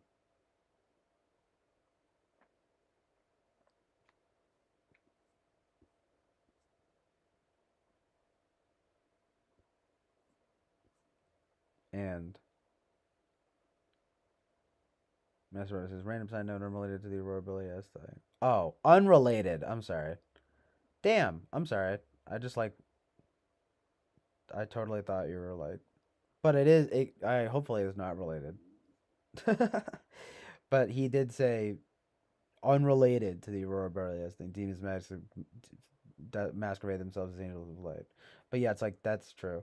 And he says it's interesting though because the most communications that take place are from the demonic, not the angels.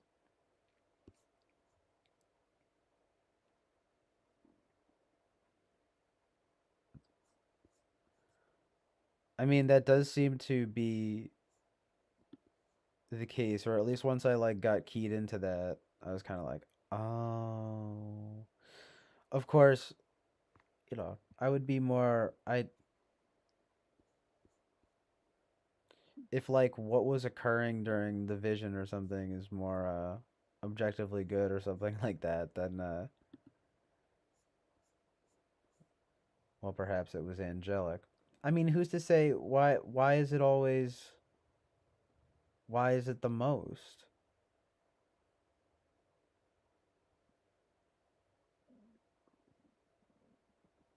You know?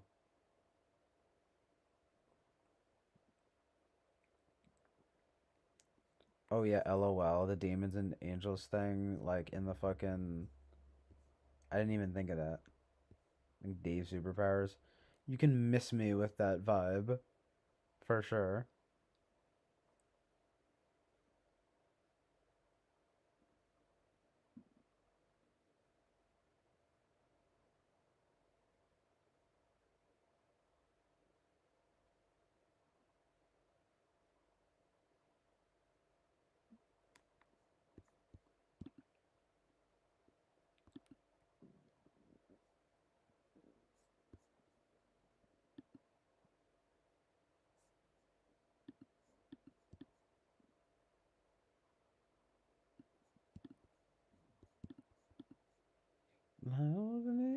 You found me. You found me.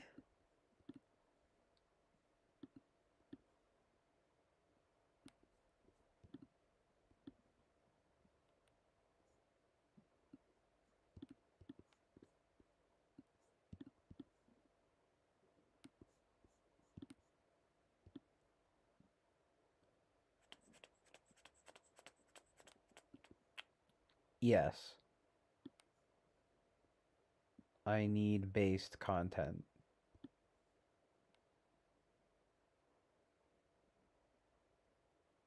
Based note of the day. Aliens equals demons. Oh yeah, I know about that.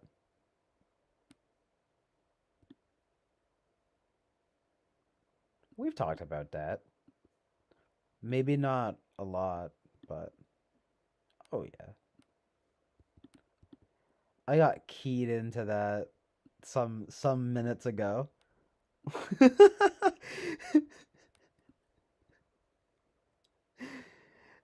Dude, that's crazy though. With lie being in the middle though, that's fucked. I mean, the thing is like, okay, extraterrestrial life,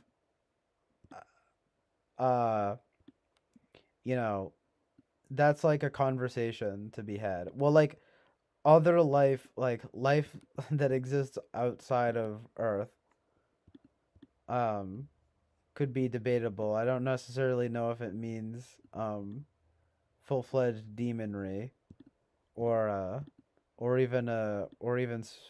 spiritualism. I don't really know, but like but the whole thing of like the unexplained and the oh we see this stuff. I mean, there is a lot of it is a theory.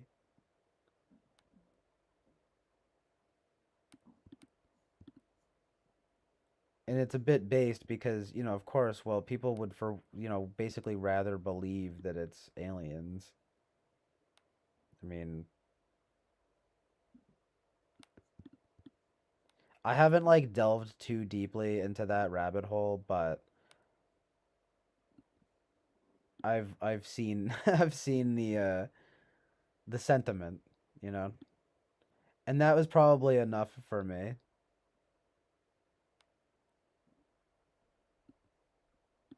Especially when it's just like the whole shit about just like we're unleashing the records. We don't know what they are. These UFOs are real.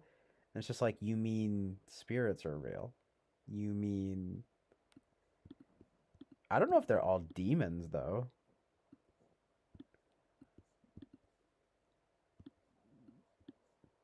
Like why? I mean, although for example, E.T. is pretty fucking ugly, right? He has his demonic vibes. He has a demonic vibe.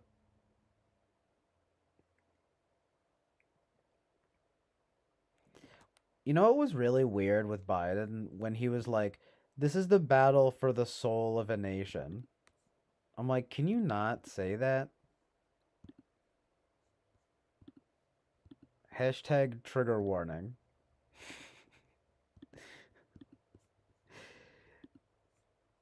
Like, why? Was he like respond? I get it, right? It was probably a surprise. I'm just kidding, but it was probably a response to Trump, right? LOL though, aliens equal illegal demons. Based extraterrestrial? Nay, it's actually more interdimensional, more like.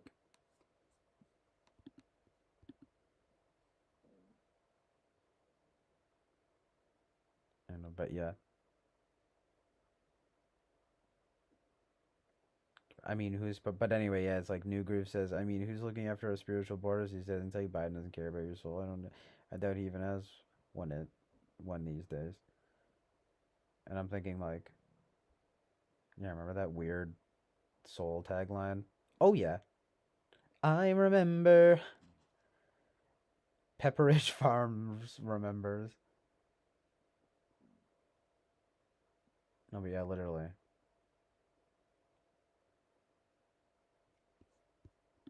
Just like, oh, you're being ridiculous. It's the fucking blah blah blah blah doodle doodle you do, and it's just like, all right, cool, swag. Let's just like keep having that vibe, and just have it just get worse and worse. Good idea. This is a battle for the soul of our nation. Uh, you want to take control of our souls? Maybe change the tagline.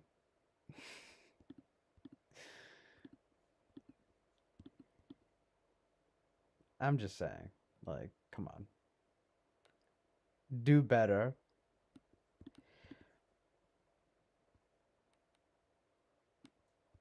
Build back better.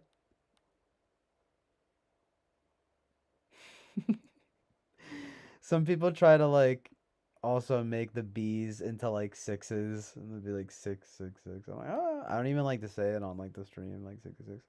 777. What do you think about 777 though? Is it angelic? Cause I like 777.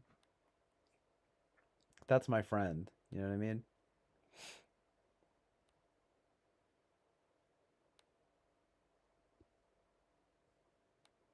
Didn't he have a band-aid on the back of his neck like Marcellus Wallace? So good. Who? Oh, I didn't see that. Oh, that's funny. That's fucked though, right? Saudi Arabia, like, oh man. Oh man, not again.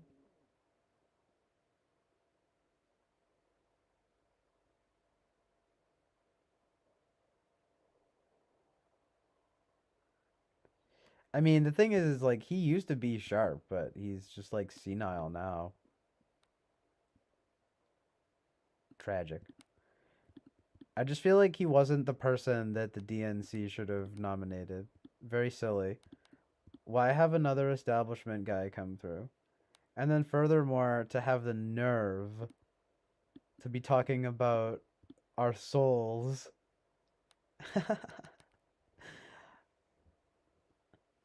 But seriously though, why it always gotta have to be like that though? Know what I'm saying? Just wondering. It's literally just an inquiry.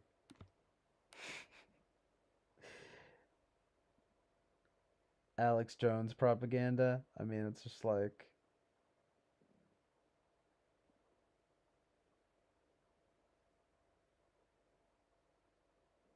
I've never watched a full Alex Jones like episode. Is that what you would call it? I don't even know. That's how much I don't know. I'm just kidding, but I actually do. Obviously, I've seen like, enough. I get it. I know Alex Jones, but like um I don't think I've ever watched like a full episode of like InfoWars, right?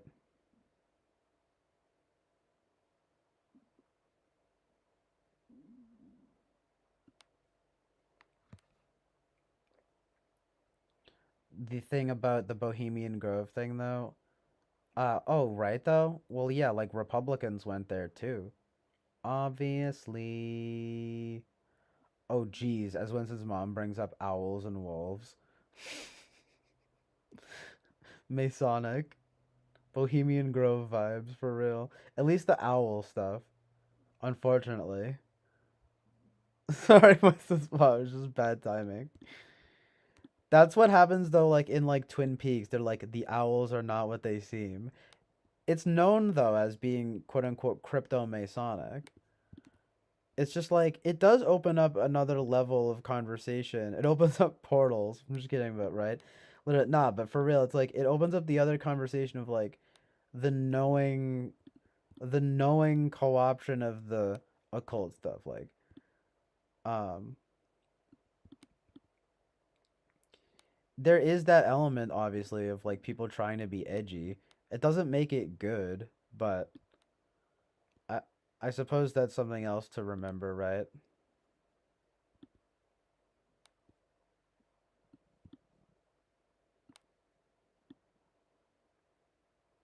Yeah, fucking Moloch, so scary.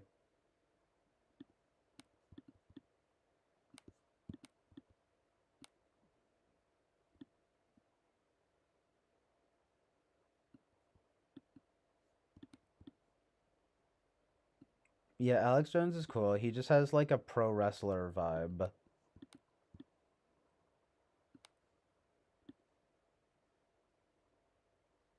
There's something oddly likable about him to me.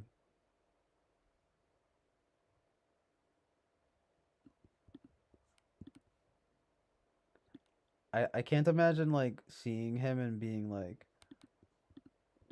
I feel like harmed by this media. He's like way overhyped in that regard. You know what I mean? Just like people, chill. In a world, right? In a world where Alex Jones is seen as an actual threat.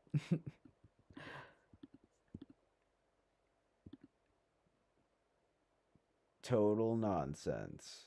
Coming soon to a theater near you. That's the name of the movie. Rated X. Rated X for pornographic moments. Rated X for silly porno. Rated X for silly pornographic elements.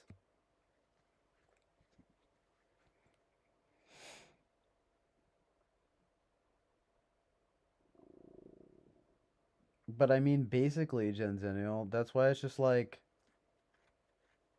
I mean, I get people getting like bent out of shape about like when he was questioning Sandy Hook and stuff because it's like, no, tragedy, right?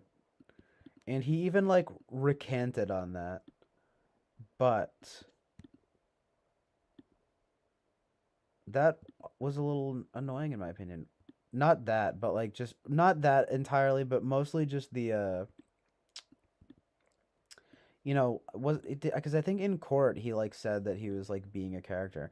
But see, the thing is that he probably just said that, you know, to like get away with whatever was going on, but the he's I feel like he kind of caved in that regard. However, maybe he does play. I mean, of course, like I said, he does remind me of a pro wrestler. I mean, he probably does amp up his personality, like, but I wouldn't doubt that he's being sincere. You know what I mean? Like, I don't know. I like people who are sincere. Like, you know, and I just don't know. Like, I don't see him and think like, oh, like this is really threatening. But again, like maybe some elements can be quote unquote irresponsible, but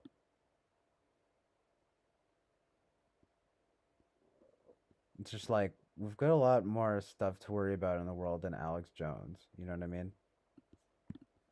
Just like chill. But hello, Mindy.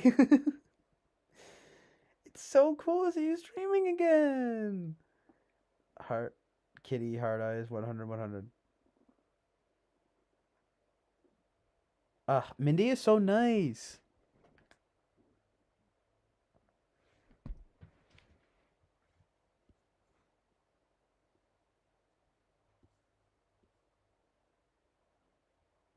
Oh, right. But yes, Bohemian Grove, though, it's like, oh, yeah, there were Democrats and Republicans hanging out there. Democrats and Republicans. Was a Kendrick Lamar line. I always like, honestly, it's a clever line. I wonder who wrote that for him. No, I'm just kidding. I would believe it if that he writes his own lyrics. Rest in peace, though. Remember when Drake got outed for that? See, but that like makes sense. Kendrick though is a little bit overrated, but still, it's like I don't know. I believe it because he's got such conviction behind what he's saying. It's like I believe that the man writes his own lyrics. Anyway, anyway, lol. That's like some Winston's mom type humor with the functions. I do think of that stuff all the time, but it's a Winston's mom humor vibe for sure. Adult onset schizophrenia. Yeah. I mean, he's like always been like he started off on public access, funny enough, on in Austin. He's kind of based Austin culture. I'm talking about Richard Linklater, you know, Daniel Johnston, Alex Jones. He showed up in Richard Linklater stuff. It was just that when he was like deemed like unsafe later, like you know, I'm sure Linklater would just be like, I don't know. I mean, I like his work, but nowadays it would probably be most people with that kind of I don't know acumen or whatever or would probably be pretty quick to quote unquote disavow Alex Jones. But I mean, he definitely is like I don't know what his deal is, but he's definitely pretty unhinged. Not really shit. I mean, it could be a bit schizo esque.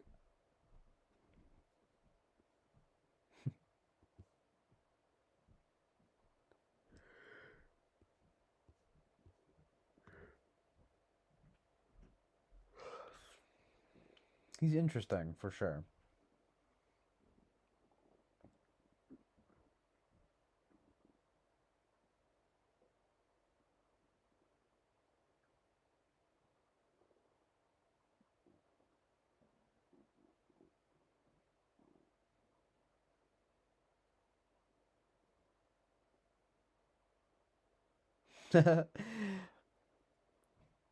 Boba Fett seems to like the sort of, you know, more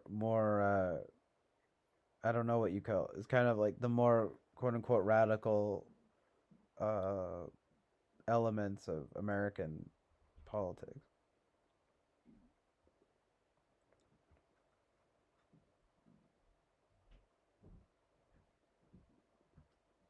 But yeah, free media though, for sure. I would agree to that to an extent. I don't know. He's such a it's ironic though, right? Cuz he's such a big name, but I do agree. It's kind of part and parcel with my whole theory of like decentralized media, stuff like that. Like, very good.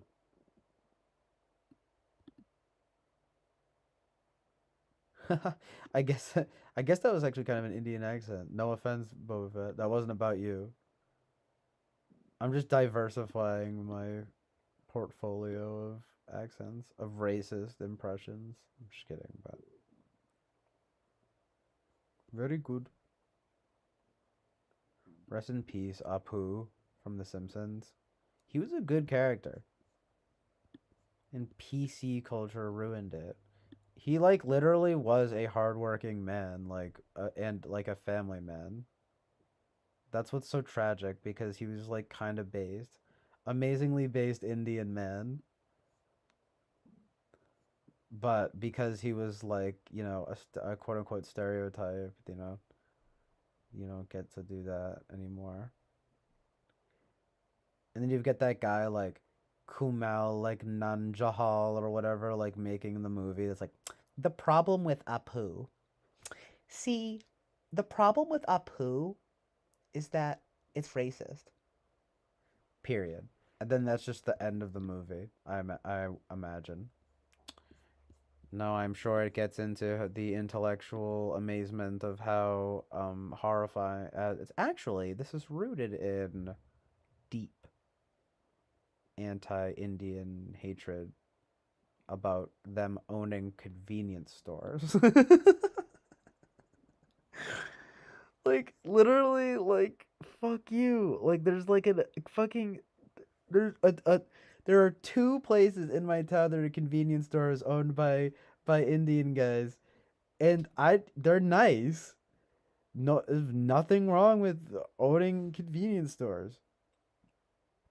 This is a harmful stereotype.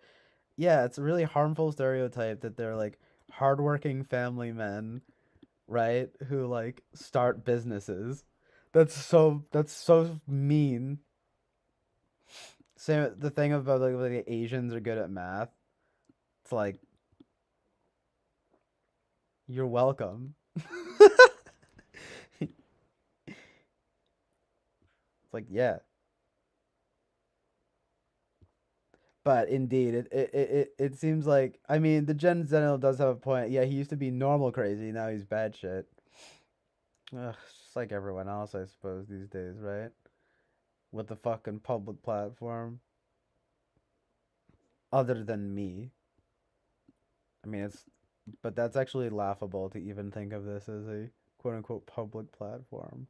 This is niche. This is more like a clubhouse. I might rename that. Should I rename this to CJ's Clubhouse, or is that like weird? That might be a little too weird, like Disneyfied, if you know what I mean. AKA evil. I'm just kidding, but literally.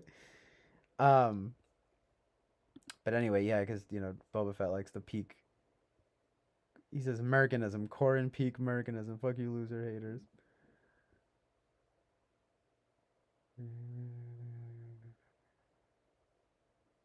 Alex is a champ.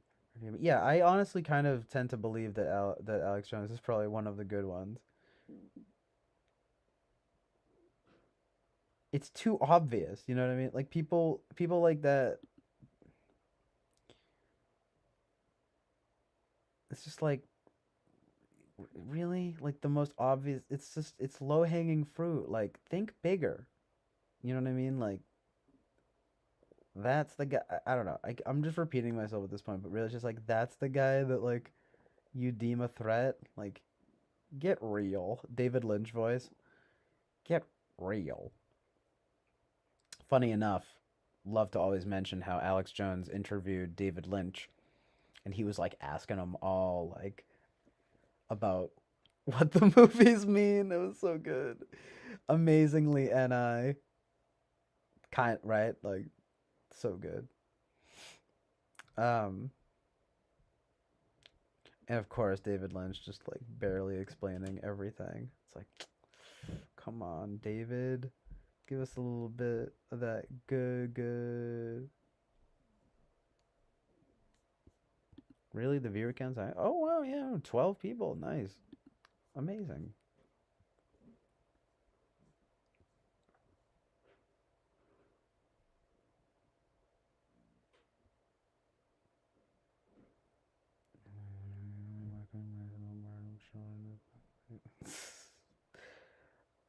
I don't know if he was.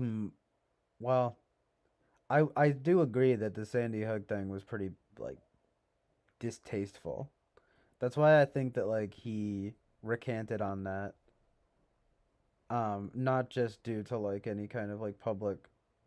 Well, I'm not exactly sure. I don't know. I don't fucking know the guy, right? Just like actually, Alex Jones is my friend, and he's here right now.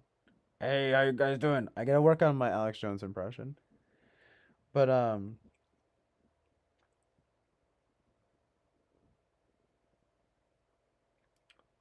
I would like to think that he recanted on that mostly because of morality, mostly because of having some, respect for the families and the you know, children who died for God's sake, right? But anyway, which is easier. Just saw a news headline: tech company sells payment chip to implant in your hand. It's like no. Sentinel, the singularity is near, Bobby. The Sentinel like thinks the singularity is good for some reason. Like I don't understand why. Um, the payment chip thing. Let's see if that. I'm gonna Google that real quick. Look, my like position on it is pretty fucking simple. If you guys want to join a singularity, whatever that means, go ahead. But I get free will. We get free will to not be part of it.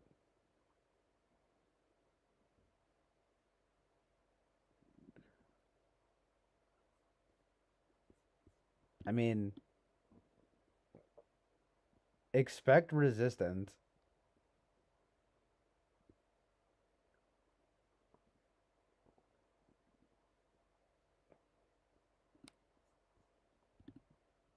The full, transhumanism agenda end game.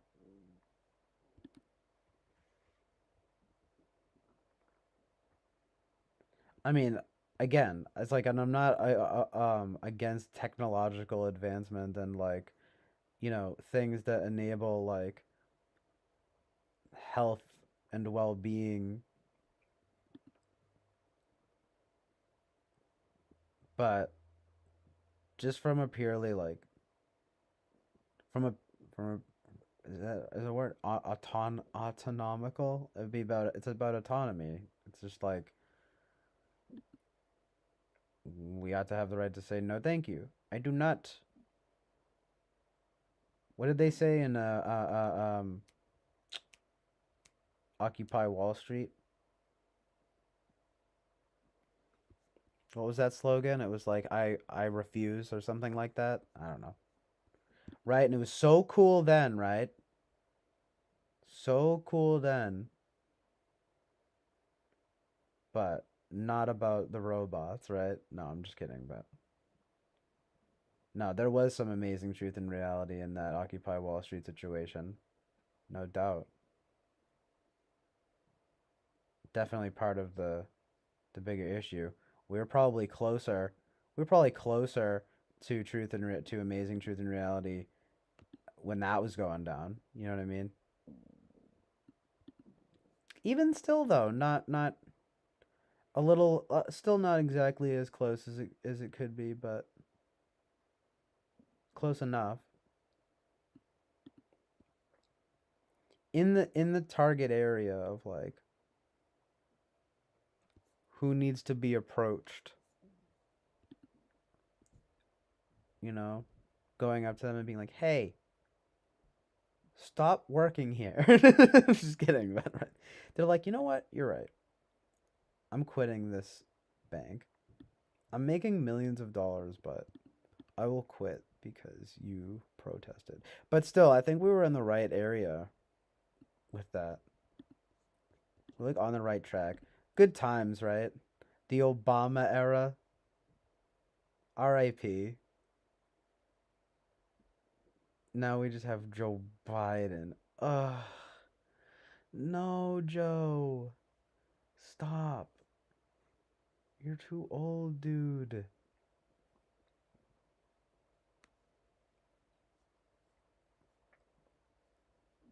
The chat's getting spicy. I love it. Um,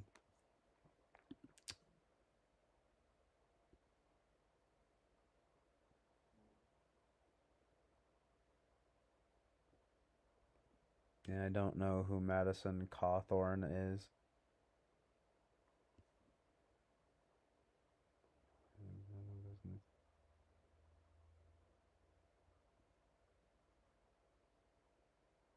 Why bother chipping us when everyone is glued to their phones? Right?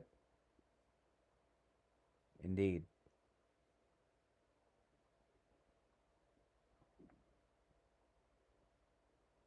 True though, Master Bobby makes the scary mark of the beast correlation and reference.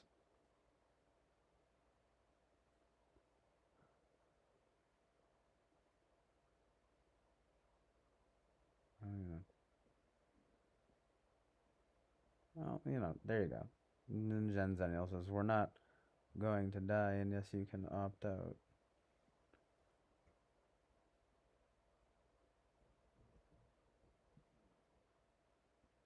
I get the last part, but what do you mean we're not going to die? You can opt out. No, I mean transhuman. If it's based, it's based, right? But or no, yeah, transhumanism. If it's based, it's based. But I mean, it's literally like a sci-fi like concept. Like people, it's like that. Like Grimes, like that musician who's like all into like who dated Elon Musk, like who of course is like, you know, who is Elon Musk, right? Like it's you know, and it's just like uh Grimes. She's like just openly talking about just like yeah, like transhumanism stuff. Like it's a concept that's like been around forever.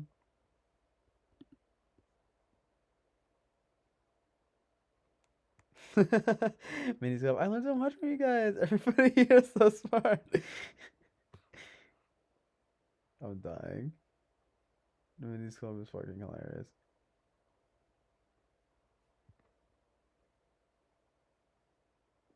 We're not going to die equals double entendre. It won't be Terminator, and we will solve the aging disease. Yeah.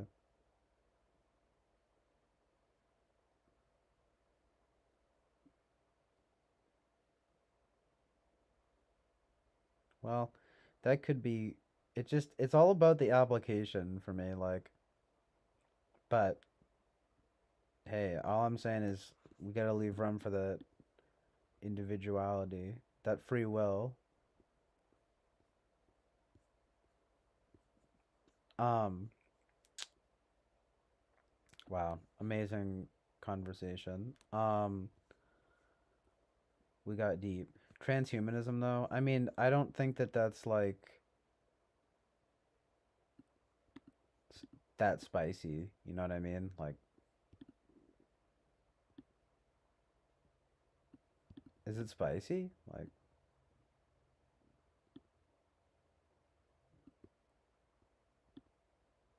it just kind of is what it is. Like, do you guys know like Evangelion, like Neon Genesis Evangelion, and the movie The End of Evangelion? That's like basically what's happening. That's like basically life now.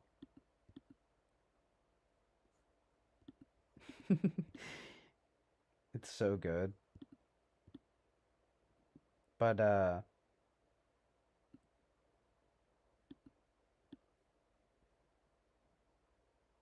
yeah, check out Evangelion. It's really good.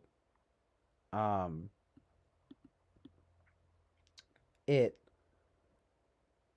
is probably one of the more accurate ways of depicting what it is to like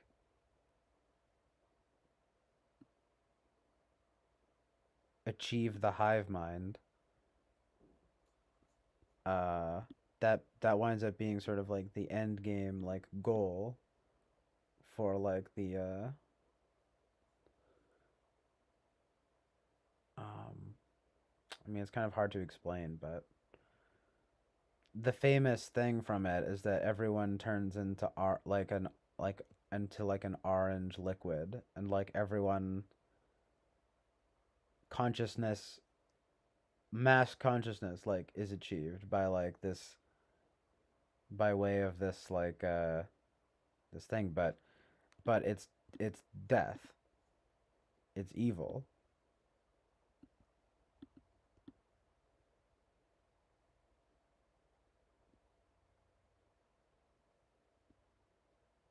It's pretty amazing. It's pretty it's pretty harrowing too, because it's like it's kind of a it's kind of a like a lot of the show is like about like depression and like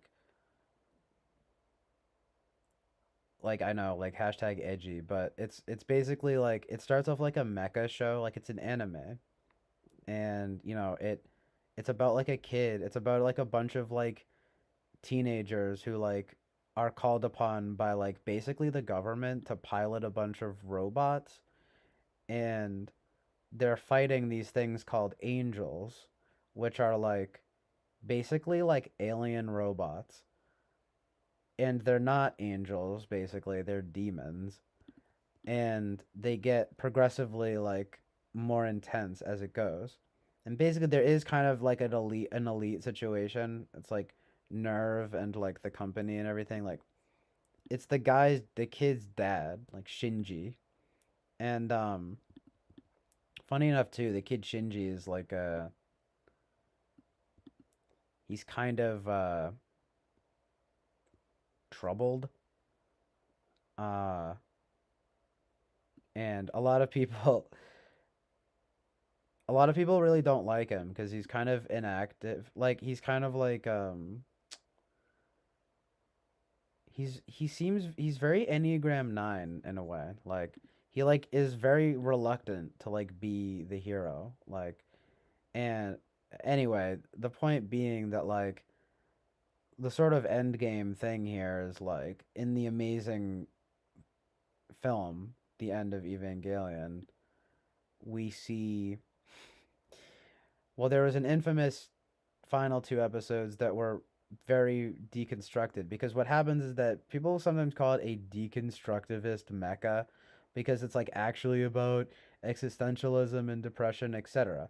But regardless, it's like way better. It's like way better than like The Matrix. Fuck you. You know what I mean? Some people think it's kind of emo, but I think it's really good. And yeah, I won't spoil the ending, but it's actually like good.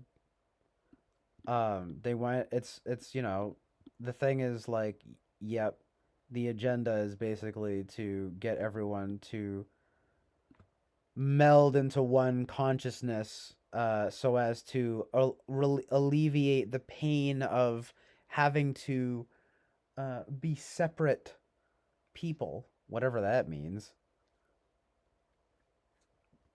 I don't get it. Do you? No, but it is a lot about that because it's like, fractured relationships and so forth. It's like, what if we just blend everyone in together into the joke is it's orange tang. Everyone's always like, oh yeah, and everyone gets that's the one where everyone gets melded together into orange tang. And I just always think of that. I'm like, that's it. But they do make it very clear that Evangelion equals death and that well, essentially Evangelion equals evil.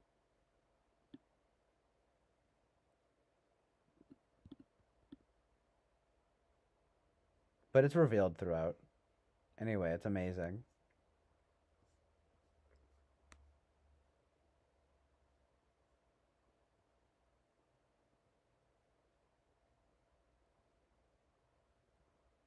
Different types of Kool-Aid, indeed. Yeah, speaking of the drinks and everything, like just like uh, Tang, Kool-Aid, same thing. It's amazing though. The final like 20 minutes of the end of Evangelion are unbelievable.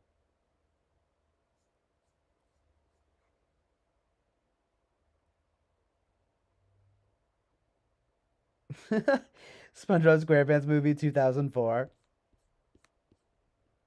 Dude, I fucking love the thing of like putting the year next to the movie because it just makes it seem way more like legitimate.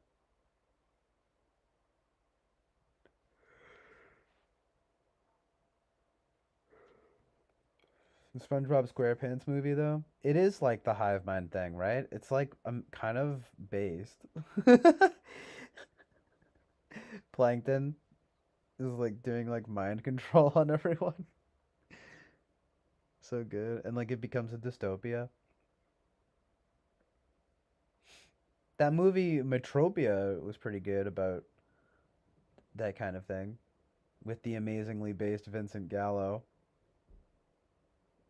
as the main guy.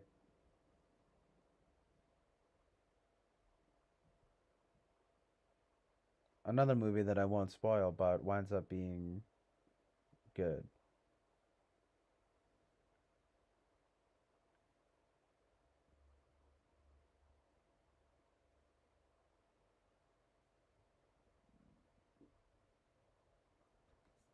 Anyway,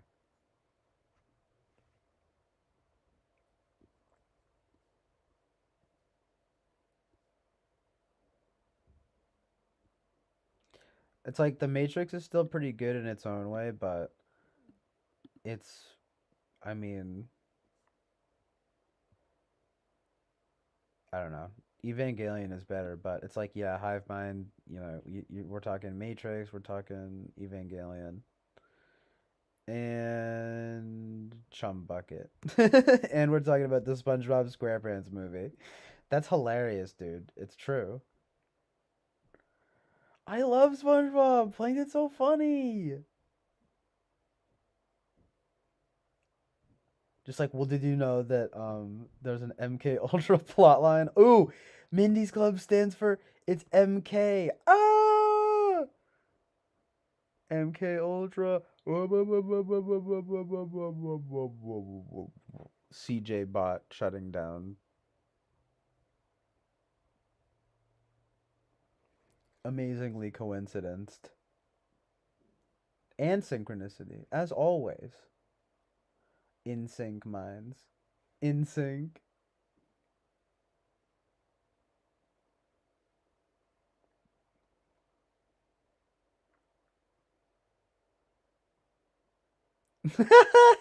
Literally, Bobby's like, oh shit, MK! Minnie's Club is a psyop!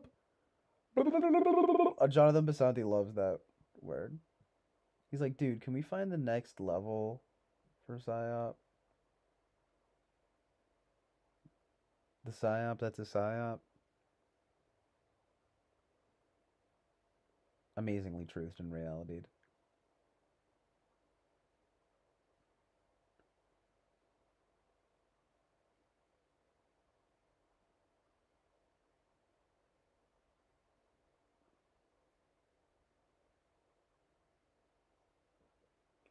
Oh, tribalism is alive and well.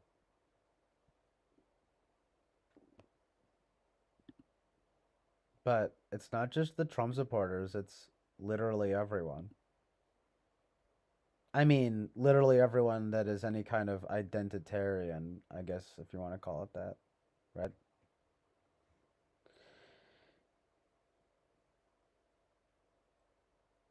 And if I may, I'm gonna say, if possible, we leave religion out of it. It's not really what I'm talking about. Like, although there are elements of that too, but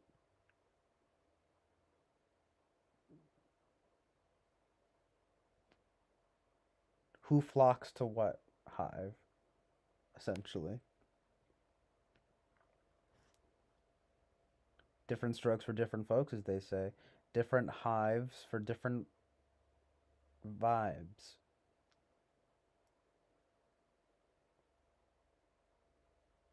You say your vibe attracts your tribe.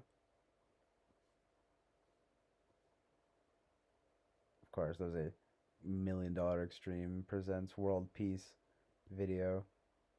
You know, I do think that they were edge lords about a lot of things, but there's definitely some amazing truth and reality there. However, but yeah, word, Bobby. He's like saying I get it and everything. Oh, this link and everything. Only the libs. And I say only the libs have a hive mind mentality.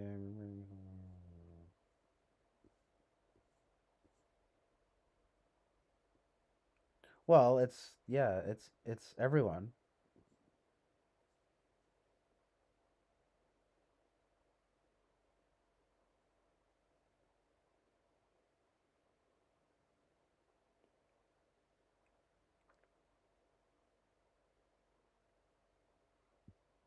Eric, you just missed her. Mindy is such a sweetheart, and I thought I you've got to talk to her.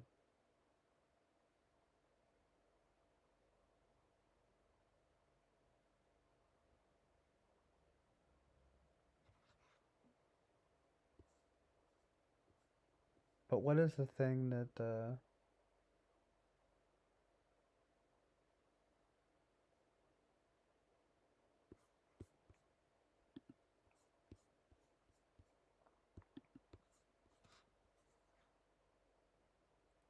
you tube you tube super male vitality.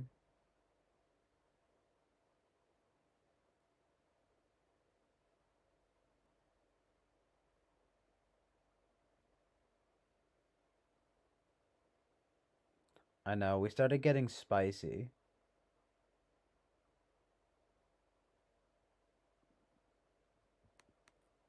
Yeah, he's very.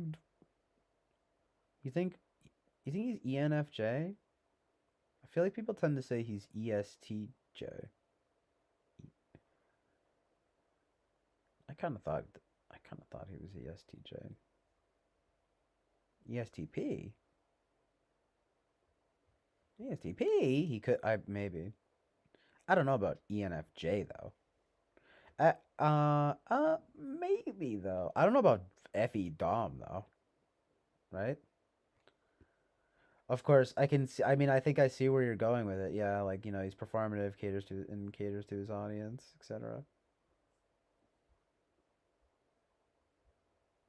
Well, I mean, yeah, one thing's for sure. I mean, the MSM is against him.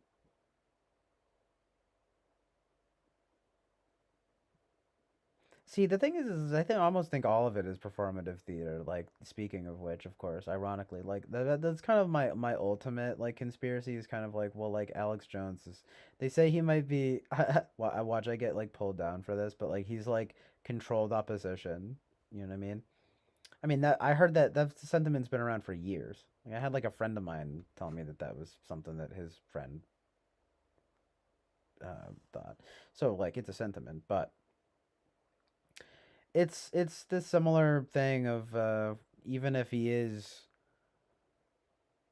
uh somehow it's somehow conspiratorial. He does he, represent something that appears anti-establishment. Very similar to Trump, pro wrestler with it, right? Amazingly performance enhancing drugs. I'm about to get some super male vitality. I'm getting that shit sent straight to my doorstep. Y'all feel me though? Maybe he is ESTP though. That fourth slot NI. I can see it too. But ENFJ, huh? Eric thinks he's an ENFJ too. Oh well, did not about it much, but regardless, since it's quite robust even. Butt sunning, I should probably do a little bit more. I need to tan. Imagine my pale Irish ass getting tan. Literally ass, but no, but like just my pale Irish ass getting tanned. I know. I don't know if I've said this before, but I get burned, not tanned. Sadly, rest in peace. Amazingly not meant for sunlight. Tragically vampiric. I hope not. I've thought about that though. That's also a good reason to have a normal sleep schedule so as to not be vampiric.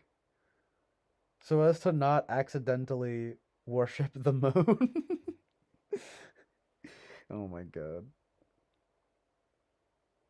Yeah, but don't get too crazy about it and start worshiping the sun either. Okay? Both of them are bad. They're both fake. Just kidding, but ENFJs are fake. Yeah, well, I wasn't necessarily talking about my ass, but I was talking about my self, but it wound up being related. It was a no pun intended moment, but indeed the puns just keep coming because I'm just so naturally funny. Jonathan, no.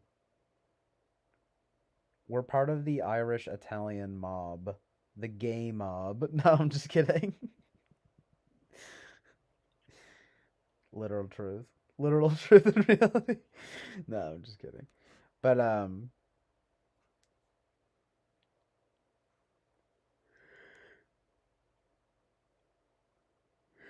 uh-oh, my penis. My penis is growing. I'm sorry. That was crude. That was crude and vulgar. I have to issue a public apology now. Gay penis though. Epic band name. That's punk rock, dude. That's just like how low we've gotten as a society. Just like fuck it, just call it gay penis.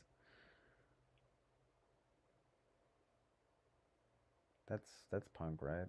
Just like no, not at all. Anyway,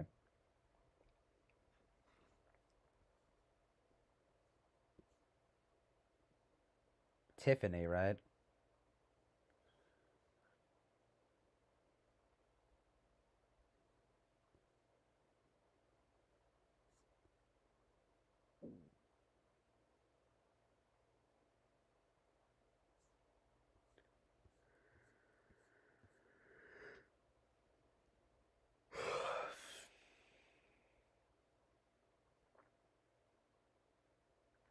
Yeah, it's funny. I was just thinking out. Tiffany is like a sexy name or a stripper name. Unfortunately, everyone knows that. But Mindy, I don't know if it's nerdy, but it does. Funny enough, it does sort of. And they both end in dy. Mindy, nerdy. Mindy can be pretty too, though. You know, like Mindy's pretty. Tiffany's sexy. Mindy's pretty. I think. You know. And you know there are pros and cons to, to either or. There are different types of beauty in the world, and they are all equally valid. Just kidding. No, I'm just kidding. No, it's true though. Like there is that amazingly true fact of you know, it's kind of like you've got it. It's like I was thinking about this for weeks. Nah, that was Ben Shapiro. Oops, I'm getting my I'm getting my my YouTube personalities mixed up. I was thinking about it for weeks. Like a woman, sexy. Well, basically, there's sexy, hot, pretty, and beautiful. It's all different. They all mean different things. Did you guys know that? It's fucking true.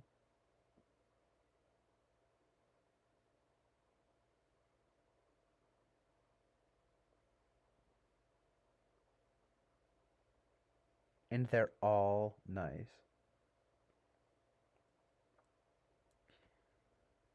Um,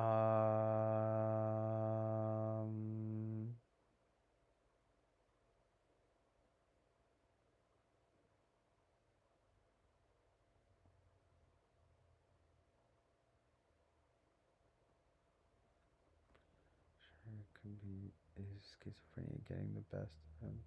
Oh yeah, Kanye. Well, Jensennial, he's not schizophrenic. He's bipolar. There's a difference. No, it's funny though, because that's true technically. I don't think he's schizophrenic. Very interesting though when he was like when I had my mental breakthrough. He was like they call it. It's like you know some people call it a mental breakdown, but I call it a mental breakthrough. I'm just like amazingly Kanye'd. That's my king right there. He really needs to stop like fucking around with the media lately though. I'm really like getting tired of it. I really thought that he like turned a new leaf with Jesus is King and like the Sunday service choir and then it was just like I mean it's like Donda is fine, but I'm just like, oh. Just like him in the media constantly now and I'm just like, oh, true.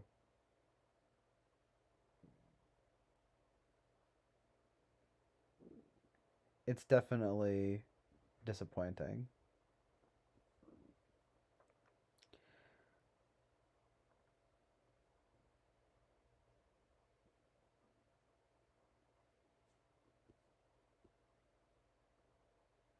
Basically, I love Kanye, but I'm getting really tired. I'm getting really tired of his media antics lately, especially after the Jesus is King and Sunday Service Choir era. Like, I really thought he turned over a new leaf, and like, he kind of hasn't.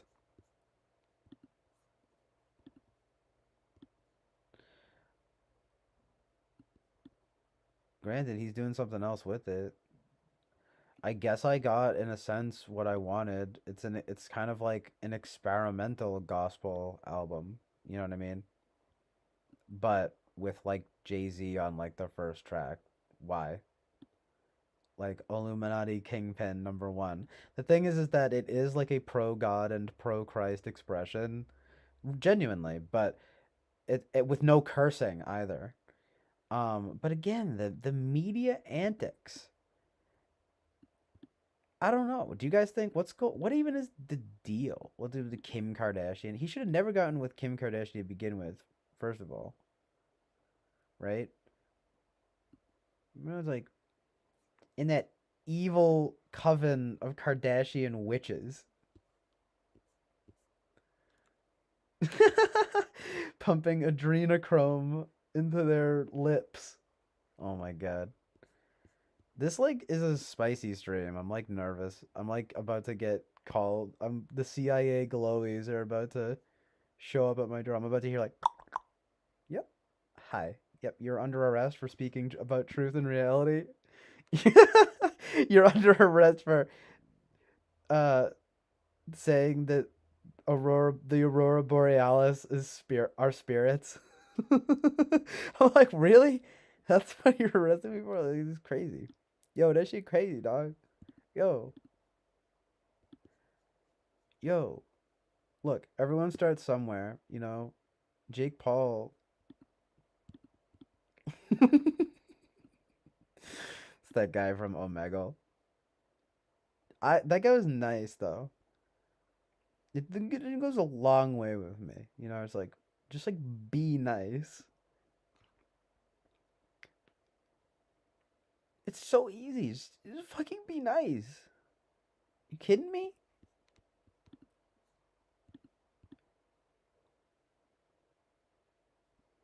Motherfuckers want to act like they never seen a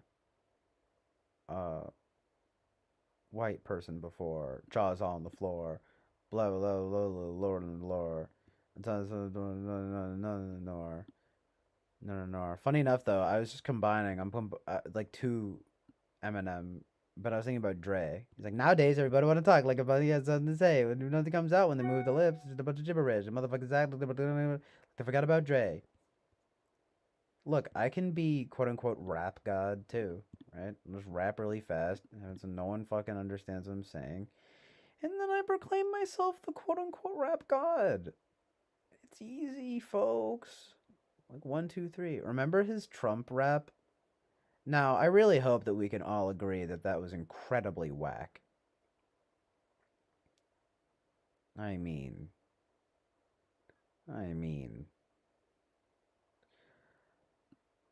drop an awfully hot coffee pot on Donald Trump.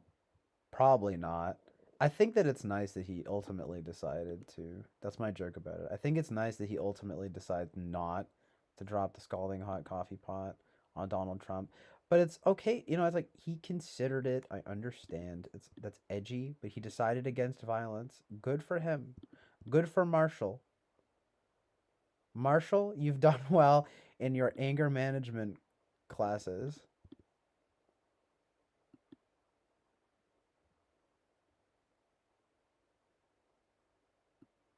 I mean, like, everyone knows about this. It is funny, like, sorry, but it's true. Like, he just has, like, a bunch of, like, hood black guys, like, standing around him, just be like, yup. They're just being like, yup. Everything he's saying right now is amazing truth and reality. And that's just like, he's like, with my fans, I'm drawing a line in the sand. You're either with Trump or you're either you're either with Trump or against me or something. Like what? Just like, okay, I guess say goodbye to like half of your fan base.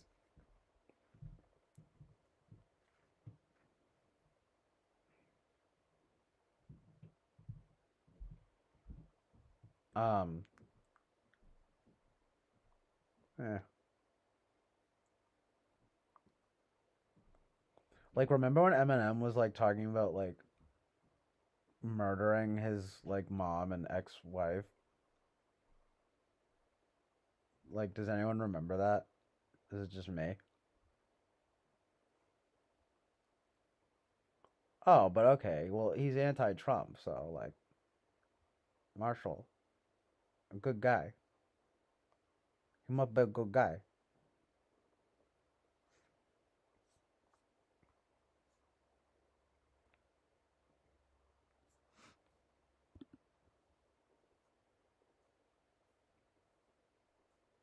He must be a good guy then.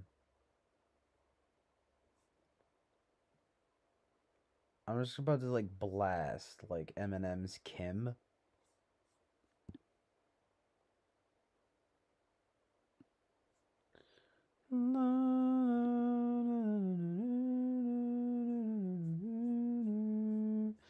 In this world without you.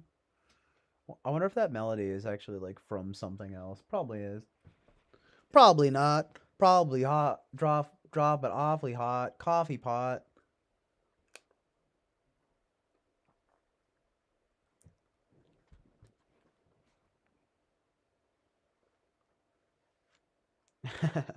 The 90s called and wanted their slang back. They also called me for saying the 90s called. Yeah, what was the slang? That's funny. No wrong. Bitch, you did me so wrong. That's funny that I remember that.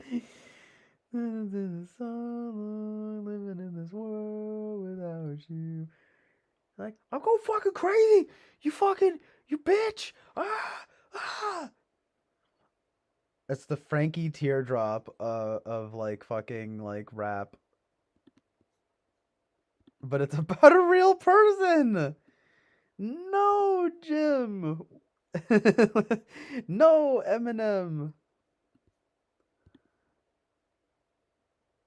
Just going for a drive. Oh. Chill. Island. Vibes.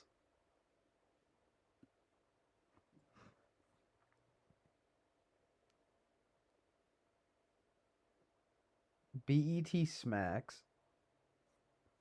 It's all I watch.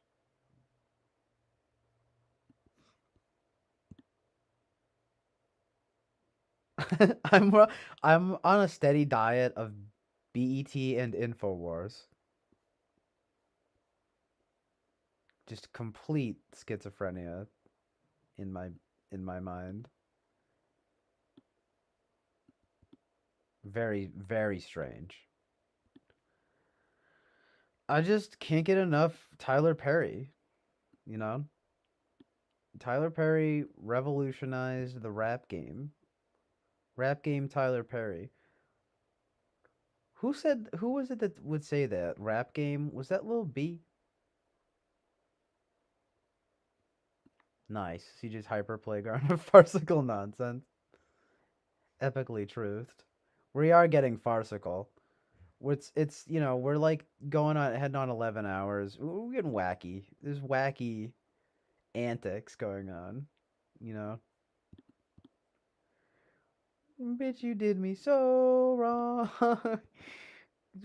Bitch, we're getting wacky. And you're getting whacked tonight. Tragically. Yeah, rest in peace, Marshall Mathers, Eminem, who passed away today. Ugh.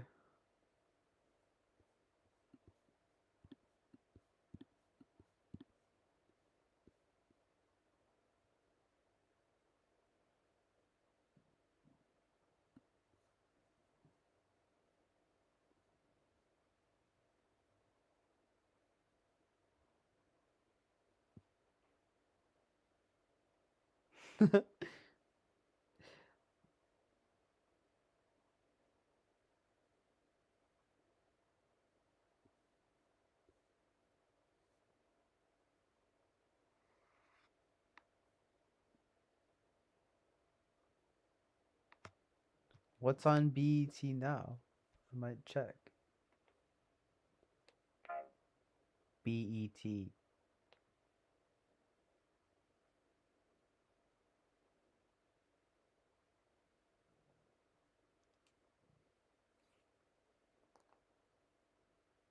The fuck? BET. It's the Fresh Prince. It's so scary though because that's Will Smith. I liked Fresh Prince growing up. I had a dream recently that basically the Will Smith of nowadays was like looking all like old and tragic at like a like stand up club or something. He was like performing like somewhere nearby here and it was just like a few people, and he was just like, yeah, like and thank you guys for coming out, right? And all that. It was just kind of like tragic. And then like he was all like wrinkled and everything and just it was just sad. And then like and then I went and chilled with the old Will Smith who was just basically the Fresh Prince of Bel-Air, and I was just like I like told him about the new him and he was just like, "Oh man, that's whack." Basically. I know, right though, the one time that I put on BET. Exactly, Eric. Like Fresh Prince is good. But yeah, that was my oddly deep dream about Will Smith. It's kind of true though. Is he cloned? There's the old Will Smith and the new Will Smith. Either way though, it's funny. I told my friend and his brother that and his brother was like he was like that is funny though cuz the old Will Smith probably would think that the new Will Smith is whack. Like what happened in the good old days of like with DJ Jazzy Jeff? Bring back DJ Jazzy Jeff. Underrated. Right? Like hot take. DJ Jazzy Jeff made that duo. Will Smith would have been nothing without DJ Jazzy Jeff.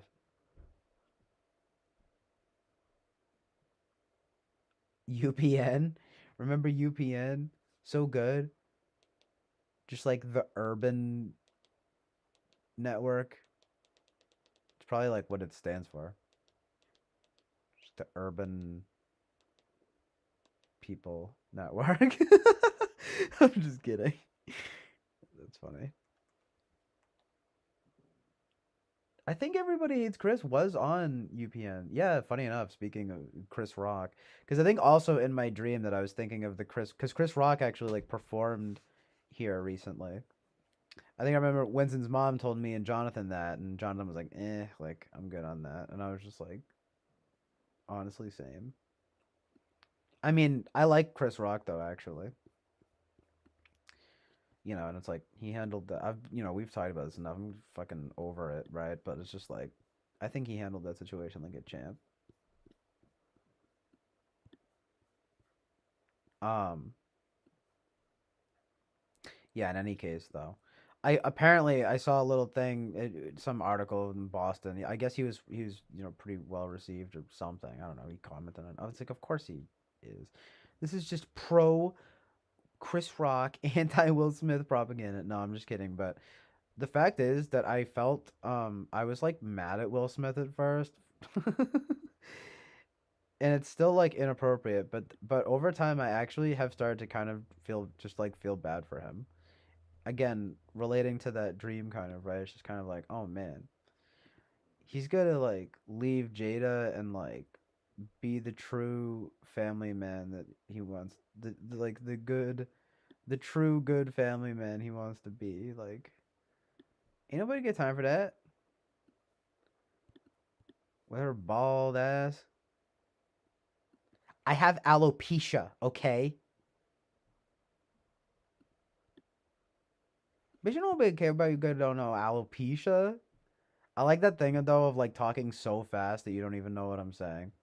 Bitch, you don't know what I'm talking about. Don't know the alopecia. What did he just say? It's fun. It's still funny though, right? Like even though you don't know what I said, like it's just the way that I said alopecia at the end. You already like knew. You already like know what I mean.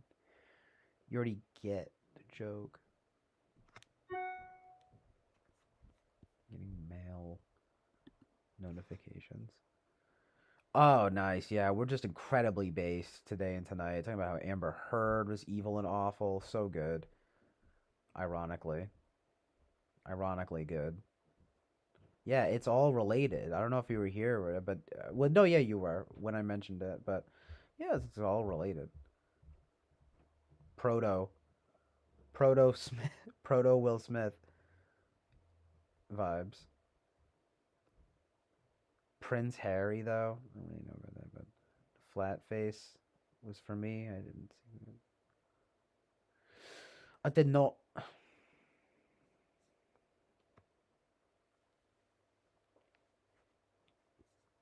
What was the flat face? Oh,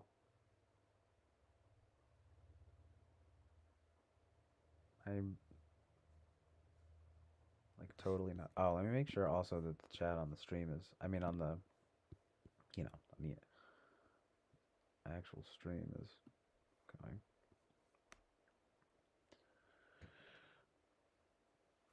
Yeah, it's HEARD. HIRD.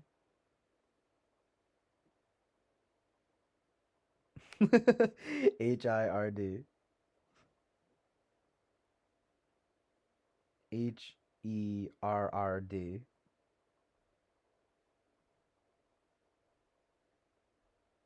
HE with an umlaut over it, right?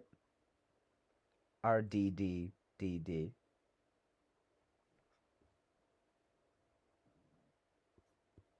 Yeah, again, I'm gonna repeat it for anyone that didn't hear it because it's really funny. More like Amber, never heard of ya. To be fair though, that's an updated version of it. That's the new beta version. I mean alpha. Sorry. I mean alpha male. I mean super male vitality. Please excuse me. I'm having a stroke. The aurora borealis is getting to me. The vapors. What does that even mean when people say the vapors are getting to me?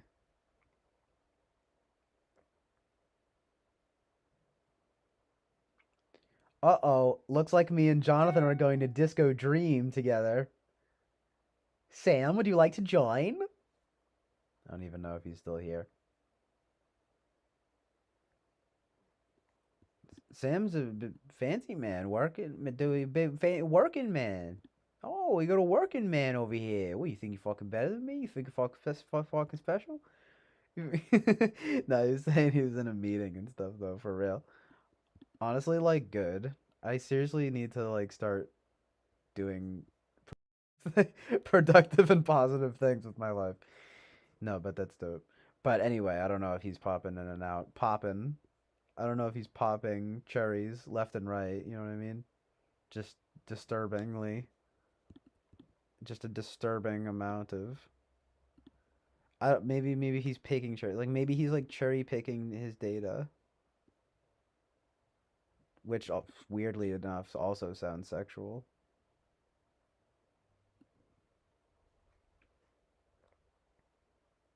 Cherry picking? Ugh, don't be so dirty. Good lord. Crude and vulgar. Period. TM 100 emoji. That's the name of my. It's like Croft and Barrow, but like crude and vulgar. Period. TM. Yo, I'm telling y'all, this shit just comes to me like I'm a fucking genius. You know what I mean? Like I've been doing this shit since I was fucking 5 years old. I've been rapping. You know that one song like Rat Tat Tat 17? It's like I've been rapping since I was about 17 years old. I don't even think about this shit no more. It just comes to me. That's literally me.com. Literally me.gov. You can definitely hit up my website at chillislandoasisoftruthandreality.gov. Don't worry, you can trust the link. Trust the science. You know, I mean, well, no, follow the science. You know what I mean? Follow the yellow brick road. In my opinion, that's what I say. That's what I say. It's like, dude, you good? Yo, you good, bro? Yo, you fucking good, dude? Yo, just wondering though, like, you good? Someone like hitting me up off stream after today's stream. Yo, you were saying some stuff.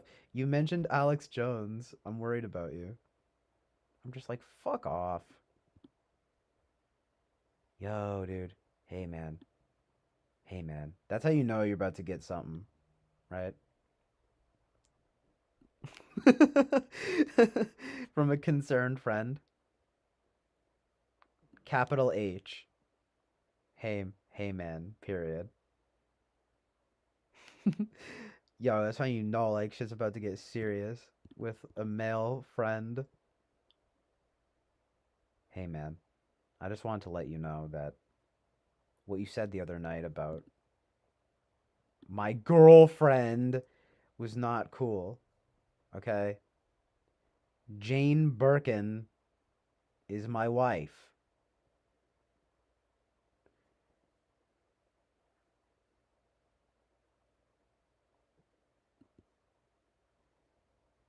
It's kind of awesome how much Eric hates Amber Heard. I think that we've officially turned this into an anti-Amber Heard stream. I love that though, Master Bobby having the capitalized T on the truth.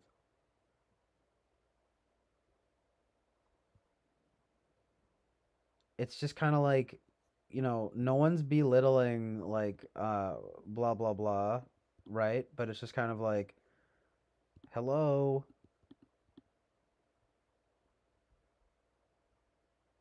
It's it's not supposed to be guilty until proven innocent. Like,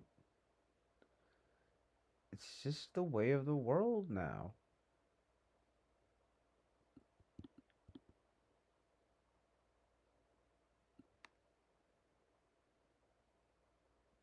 Fucking New World Order, Age of Aquarius. TBQH. Y'all ain't trying to talk about the Age of Aquarius, but it's basically the same thing. Consider it. Consider at least the element of truth and reality present in its ethos. No, I don't even know. In its yeah, kinda, I guess, in its ethos, whatever. Basically. Yeah, it's like Jane Birkin on the left, and we got Belinda Butcher on the right. My Bloody Valentine. I love My Bloody Valentine. They're one of those bands. People, it's like sometimes you'd be like, oh, they're overrated. Well, guess what? They're still very amazing. Oh, well, guess what? They're still very amazing. I said it twice so y'all don't hear it in the back. So y'all can hear it in the back. You know what I'm saying? Oh my god. The perfect harmony. You take Jane, I take Belinda. Ayo. We're broing out, dude. Oh yeah. Fist fist bump.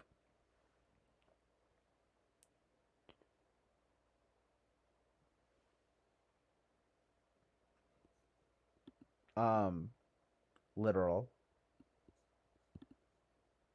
I'm down.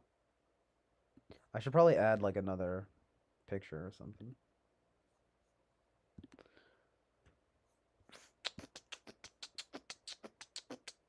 Me and Bobby Brown going out on the town, getting ladies all day and getting crazy and with bays, right? Cause it's the cool kids in town, the cool kids town.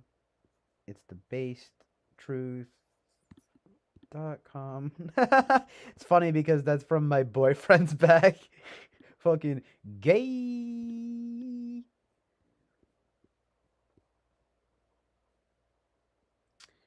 Do. My boyfriend's back. My girlfriend's back. My girlfriend's back. Ugh. Who? Saucy limericks. I know, right? Delivered with like a frivolous like accent, kind of just like hoo hoo hoo. And and you, sir, have a feather on your buttocks. Like, just I don't know. What do people say? I like hate that shit. That makes me uncomfortable. You're a dandy. Precious dandy. That's like what I remember Eric said that had that at the ENFP and ENTP. Remember that? That's an OG right there. But yeah. Ooh, aren't I just a little precious dandy? I'm like, oh, it makes me uncomfortable. I feel uncomfy. Just like just like me, just like a full-grown man with a lollipop, wearing a wig and like with a comically oversized lollipop. It's kind of like what I picture, like weird, naughty. Ooh. I'm sorry, guys. I really don't like it, but I'm doing it because it's an archetype. I think it's an archetype that needs to be discussed. It's a new personality type. Nice. You're digging her hand vibes. Are you talking about Belinda? Bro, I literally found this picture tonight and I was like, That's so cute. I love it." I mean, I always thought she was really like pretty, but I was like, "Oh my God, such a cute picture of her." I love that. She's like, thinking. Oh yeah, because I wanted to do my own. I was almost gonna start the stream just being like, doing, doing my version of her. It's actually very base. It's actually very chill island of Oasis of Truth and Reality because that's what I'm doing in the thumbnail.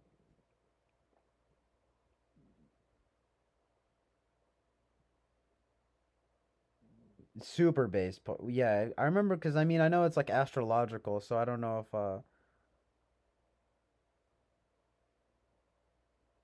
Oh, but you said it's a deception because it's like framed as good, but like it's evil. Yeah, I mean it's certainly something. I mean it's like quote unquote brotherhood kind of stuff. Like it's like a kind of progressivism and brotherhood kind of thing, which it's just it's just very easy to see it being. You can spin it in that way. I mean, there's a lot of people who think that it's basically synonymous, right? Um, yeah, isn't that wild though? Because those are words that don't inherently mean anything. Like they could mean something good, but they could also mean something bad. You know what I mean?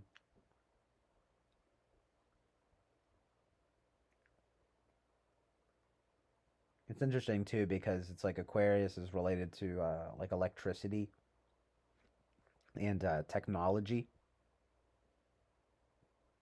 So yeah, transhumanism coming soon to a planet planet Earth in 2024. Just a wild guess. Just a wild goose chase. I'm trying to get on a wild goose chase with the CIA today because of this incredibly based and um this controversial stream, this um fucking crazy. The words that I speak, they're so edgy. Um One time I laughed because there's like an interview. I never really got into him, but when I read, well, the whole thing of his like being pretty sure of being an ENFP and being into that for a while, I was thinking I saw Jacques Derrida being, labeled ENFP. Like, oh, what's the deal with this guy? So like I watched an interview of him and he's just like, I am so like edgy that I'm like afraid to write down what like my thoughts. I'm so um I fear, right, that like they may take me away or something like that. I don't know what it was. And then there was like some comment being like this guy just like thinks it's like get over yourself, like you just like think everything you're saying is like edgy but it's not kind of thing. Plus, I hear he's really a bunch of nonsense. He's all into like just like a lot of he's very convoluted.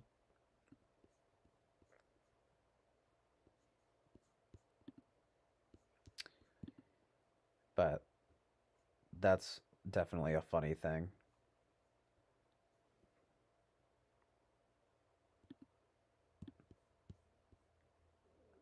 I think Eric is a Derrida. Well, not fan. I think he knows about Derrida, but it seems like the kind of thing where you'd be like, "Ugh, shut the fuck up!" Like, I have to, wake in the middle of the night and write down my edgy words, and I fear that the that I may be taken away or something. I don't know. Kind of badass though. Nah, but he was like a postmodern deconstructionist. The bloody neo-Marxist. What is it again? Reads offhand. Neo-Marxist, postmodernist, deconstructionist. Okay, that is a mouthful. We should be more specific though. The nihilistic, hedonistic, neo-Marxist, transhumanist, literally. Um, what else? Fucking Masonic, right? Gotta throw that in there. Cyberpunk government. I don't know. I forget where I was going with that. But just, all the buzzwords. Oh yeah. Postmodernist deconstructionism, yeah. Oh no, I hope there's no neo based. No, there's only one. Literally, there can only be one. True based. It's gonna be like feminism, and it's gonna be like first wave based. Oh no, first wave based, second wave based. It's like, oh well, once I got into the fucking third wave, or once I got into the fourth wave, I was like, it became a perversion of what it once was. It was subverted. There will only be one based. Okay. It's the orthodoxy of based. Yeah, basically.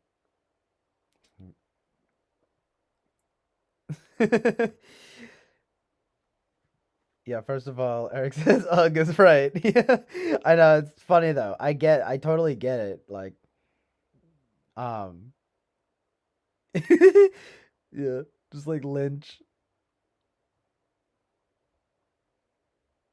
It's funny as fuck though. Like, I don't know about Derrida, right?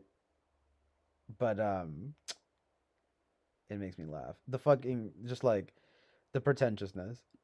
And even though I love Lynch, like, well, I guess there's some things where I'm like, he's kind of weird, but I'm not sure about him in some regards, but in other ways I'm like, I do really love his personality, his films, and his personality, and his music. He's a good musician too. Like, I mean, Angelo Badalamenti helps him out a lot, but it's pretty cool. And his his takes, although he does kind of have like someone take, well, his philosophy. It's a little one note, but Anyway, it's but it's definitely very funny because like I understand the vibe. Right though? Like I said, CJ, stop describing the nightmare future, the bad ending. Transhuman should really be called unidualism though, right? If that's what it's saying. Ooh, amazing words. Stop subverting my perfect ideology. Literally. Yeah, you get the vibe. Yeah, you picking up what I'm putting down. It's perfect when it started, just don't touch it. Literally though. Kinda like true about a lot, to be quite honest, but it is what it is what it is. I love saying that. Yo, dude. Yo. Mail has no cap. My mail notifications be having no cap right now. It's like, dude, you sound very white. Stop. Hashtag white people. Gasping emoji. Oh man, getting silly. We're getting silly today, tonight, whatever day, whatever time it is. I'm about to be 2 p.m. here. What am I doing? I actually do need to like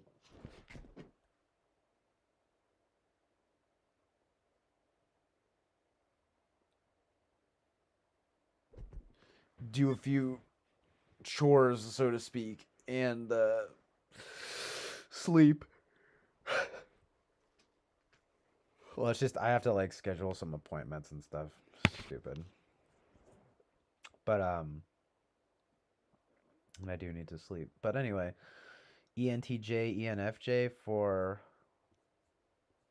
talking about Alex Jones, yeah. Man, everyone's good. Well, I'm kind of surprised that Congressman is the third person to say ENFJ. I guess it's not totally surprising, but it just hadn't occurred to me.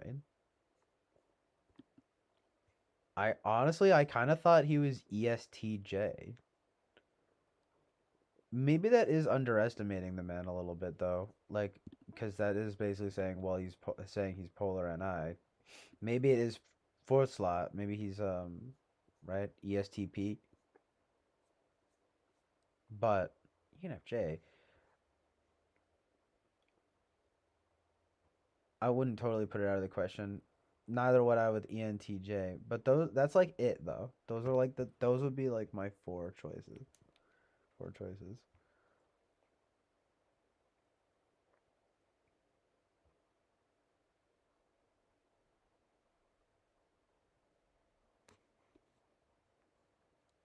I don't think I've known an ENFJ who didn't appear to have bad FE. That's interesting. Well, they always get the reputation as being more like manipulative.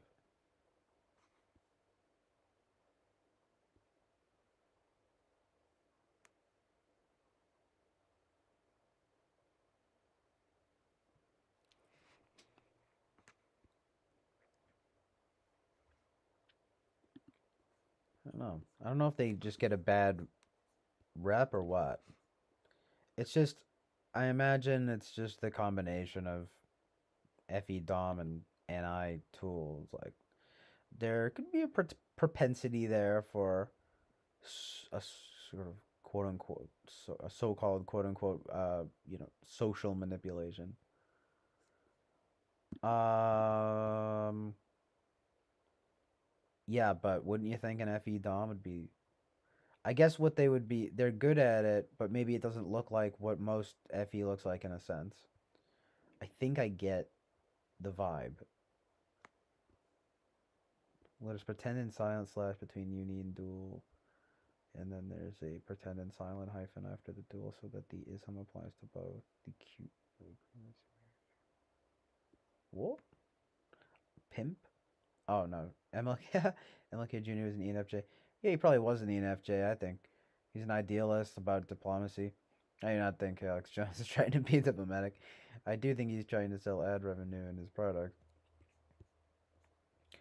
I mean, I wouldn't call him a diplomat either. That's not saying I don't have a certain soft spot for him, if I'm being completely honest. But um, I would not peg him as a diplomat. But I also don't know if I would go as far as to call him a fully, like a con man or anything like that. But there it is, the super male vitality and all that is kind of sus. Like I get it. I don't know what the deal is with all that nonsense. Like I said, I've never watched a full episode of Infowars. Like, kind of surprising. And not for any reason, mind you. I'm not like I'm taking a stand and not watching. It's just like no, I've just seen clips and stuff. Like of course I've seen him on Joe Rogan. Okay, everybody's seen him on Joe.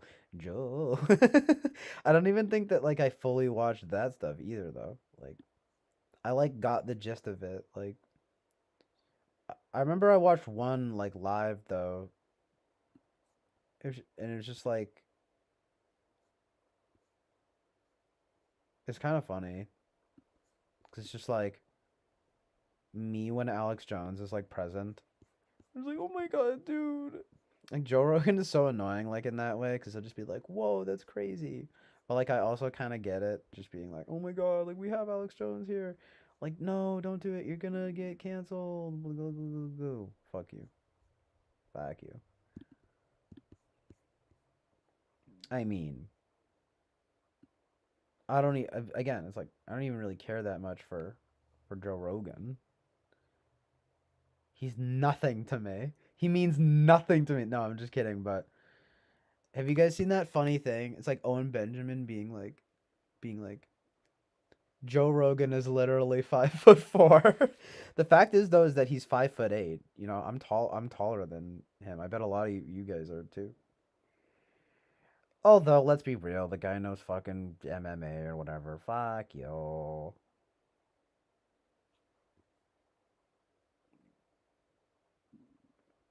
So, so I genuinely don't know. So it's the older you get, the less testosterone you make. So it's for, and it says I don't think it's a scam.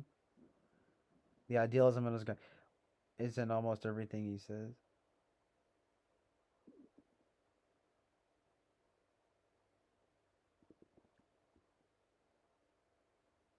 ENFP, amazing.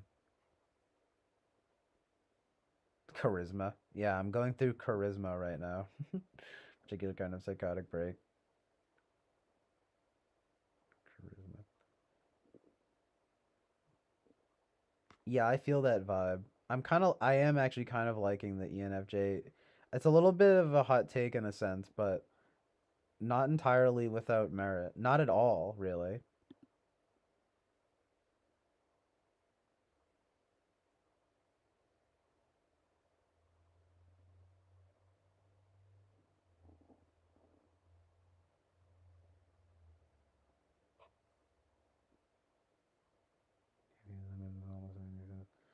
But anyway, Fly Guy says the deal is CJ is the older you get, the less testosterone you make. I don't think it's a scam. People like Joe Rogan want to remain physically young as they get also use supplements and stuff to push back the clock. True. Bye bye. Oh, maybe you were talking to. Oh yeah, peace out, Eric. Thank you for being here. Appreciate it. Pretty amazing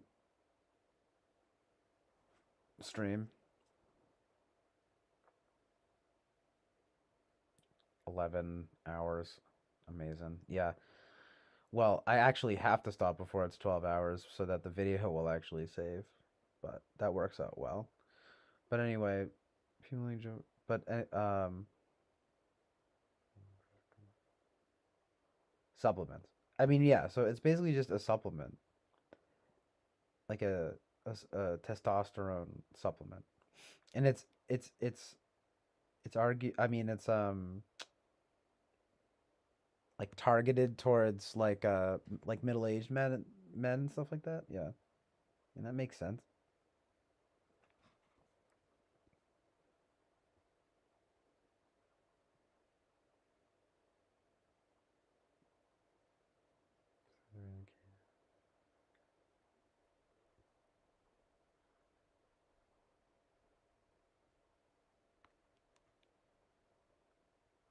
Oh, thank you for being here, Winston's mom. That sounds good. Yeah, there's gonna be a premiere, huh? I know. I'm about to head out, so that's cool. I know. ENFP is a cool type too.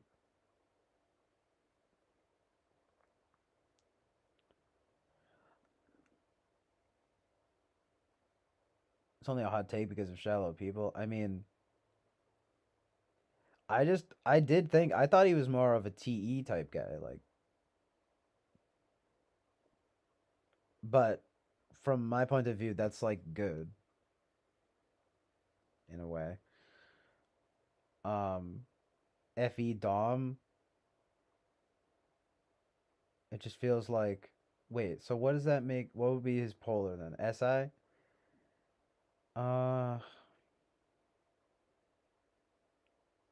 it's like TI third, like SE. I can see the NISE for sure. I can see the I don't know. I don't really get the whole thing about the FE, but I could see him having possibly third slot TI, and like Polar SI wouldn't be unreasonable. He probably is the type of guy who leans the who burns the candle, who might burn the candle at both ends, but he seems pretty good at that kind of stuff though. Like he like regulates like that he might be like interested in that kind of thing, like kind of like bodily health and stuff like that. I don't know. ENFP though, huh? I mean,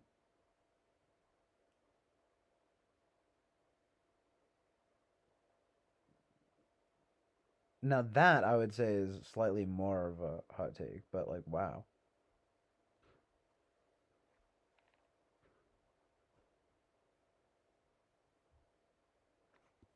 Oh yeah, well true. I know what you mean, Karma's Pimp. It's like I mean, well because I think the honest truth and reality of it is that like ENFJ seems to be giving him like quite a bit of like credit in a way. Like and I say that like I like the guy, but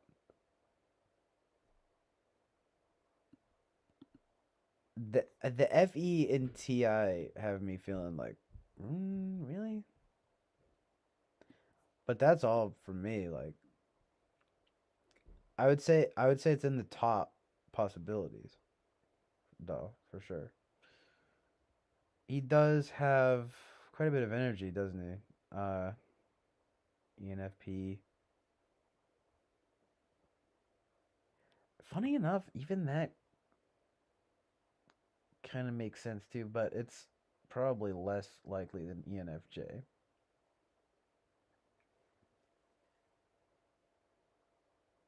Could be a pretty epic ENFP, based ENFP. I mean, you know, Milo Yiannopoulos tests ENFP, so I don't know. They just be two very different types of ENFPs.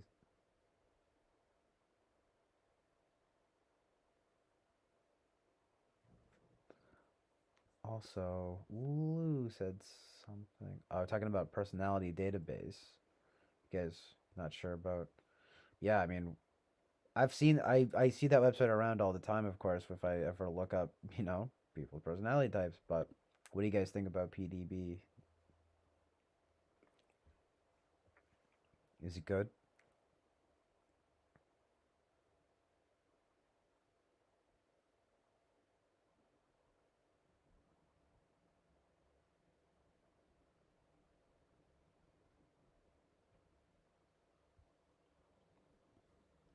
Who rewatches what?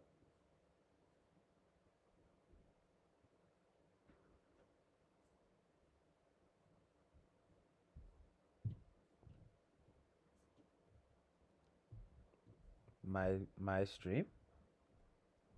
My stream? Just kidding, but my stream, yeah, my stream. Um.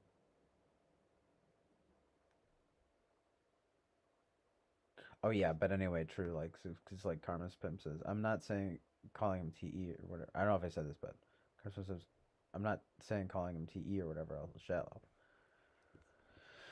Yeah, that's also part of what like ENFP might even be feasible too, like firing off on some NETE vibes.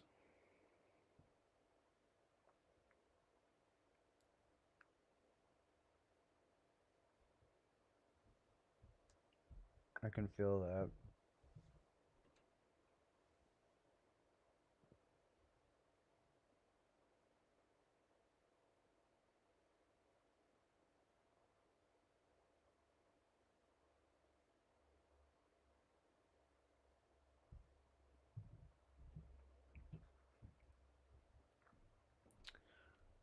207 votes. Wow. 5 for ENFJ. Dang.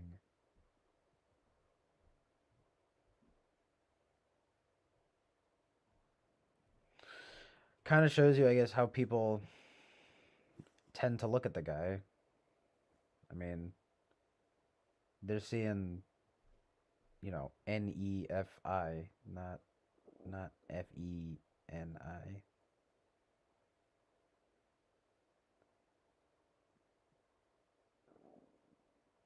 And you know, the more I think about it, the more it does kind of make sense. But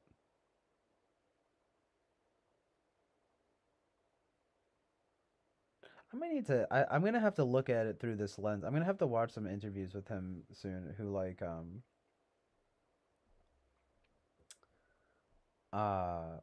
with a through a typological lens, because I don't know if I've ever actually really done that.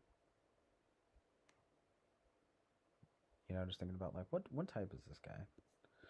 I'm gonna give it a some consideration. Because right now I'm thinking there are like at least like 4 or 5 types that he could be.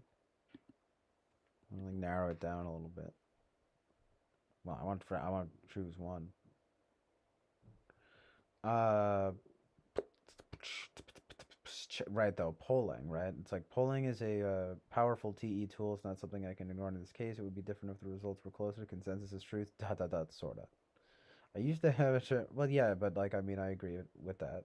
To be honest, I again, I tend to think of that as being a little bit of like TE, but yeah, literally what you just said. Polling is powerful TE. So exactly though, right? So that's why I tend to think of it that way too, I suppose. But you know, I mean, then you have to take into account the fucking well, the TI of the situation, right? And how the results were achieved, so to speak. But when you get that clean cut data, amazing charts, right? And it's just like, anyway, that's sort of. I used to have an ENFP friend who I would listen to rant for hours as he streamed video games and made art. That's cool. What happened to him? Did he fucking spontaneously combust on stream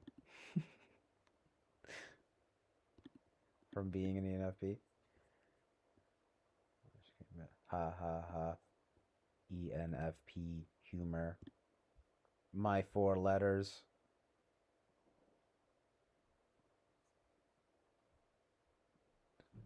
The thing about him selling a product being relevant is, you know, it's mostly, I would say, largely irrelevant, but it's something used by people that don't like him and say, you know, oh, like he's a con man, like snake oil salesman, like, and I don't know. In my opinion, it's kind of grasping at straws. Like, yeah, it's definitely like the way that he would go about it was like pretty silly, but I think if it's a little bit of a hit job on the guy, to be honest.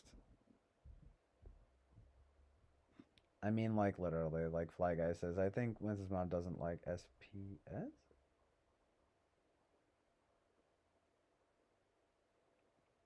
Hold on, my autism is kicking in. I'm just kidding, but what is SPS? Oh, sorry, SPs. Doesn't like SPs and doesn't like Alex Jones. She's a little tangled up in a bias. I imagine Wallace is very lefty and he's a dangerous disinformant, spreading chaos and misinformation. Yeah, I see a lot of people. RSP thingy. Well, I should say a lot of people see him otherwise. Oh well, yeah, obviously. I'm saying I just think that a lot of people use the super male vitality. Like, yeah, I'm saying it's like funny or whatever to like oh, super male vitality and him like flexing and stuff. But like at the end of the day, though, I do genuinely think that people that just don't like him will just use that against him, and it's just grasping at straws.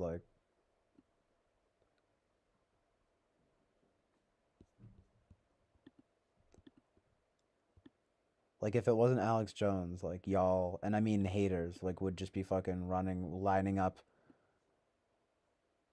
you know, in droves, going to GNC or whatever, like getting the new Alex Jones supplements. But people are just like, Alex Jones bad.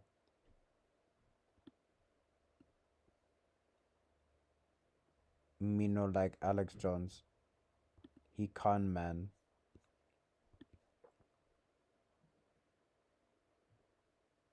I would love to see. I guess if we're gonna like play that game, I would love to see like what the, you know, the results are with people who like take super male vitality. But I don't know, man. Isn't it weird? Like, it doesn't bother me. Like, people get like really bothered by that stuff, or at least they like pretend they do. They like try to act like, well, he fucking like sells supplements, and it's just like, I know snake oil salesman, right? Like, that's just like the bit, but it's just kind of like everyone's selling some products. Not to be overly reductive about it, but I mean, I don't see the harm. It's not like people are fucking like getting like fucking poisoned by his stuff. Like, maybe if there was like a massive recall, you know what I mean? Maybe if he like killed people with super male vitality. Yeah, I would understand then, but otherwise it's just kind of a silly thing. And honestly, if I want to be super like conspiratorial about it, I'll say it's a little bit kind of like, haha, how funny that like a man would like want to like have testosterone, right? Just like, what the fuck? Are you fucking evil? What are you fucking evil? LOL. So silly for a man to want more of the male, you know, chemical or whatever you want to call it. What do you even define it as? You call it a chemical? It's essentially what it is.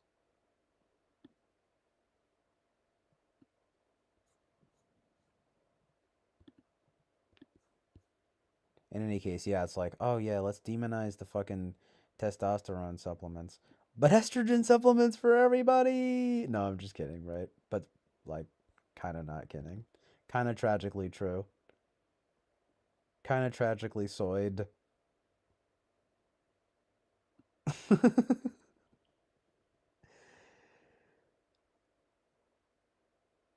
um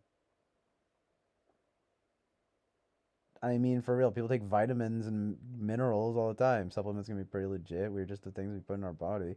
Also, when he gave his I'm an entertainer defense, his haters read all over that one. Yeah, I actually was talking about that earlier because I was thinking like, I wish he didn't like cave in a sense, but I also understand why he did, and I think it probably was a bit of a way of just getting out of the whatever shit he was dealing with at the time. I don't I don't blame him really for doing that.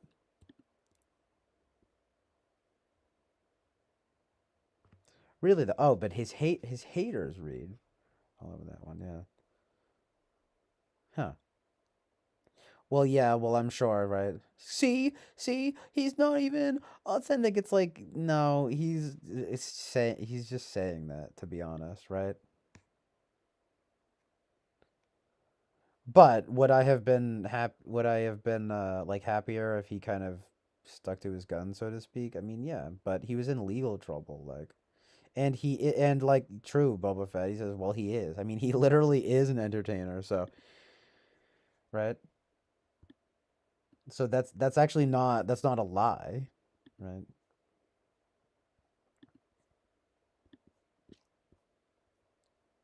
I'm trying to fix the like display window there.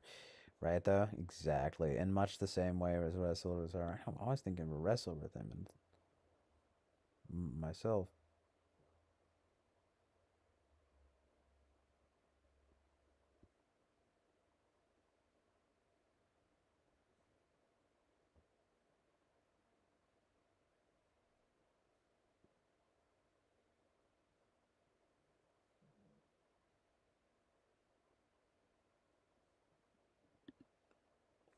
There it is. Perfection. But he's a news guy. Alex goes deep.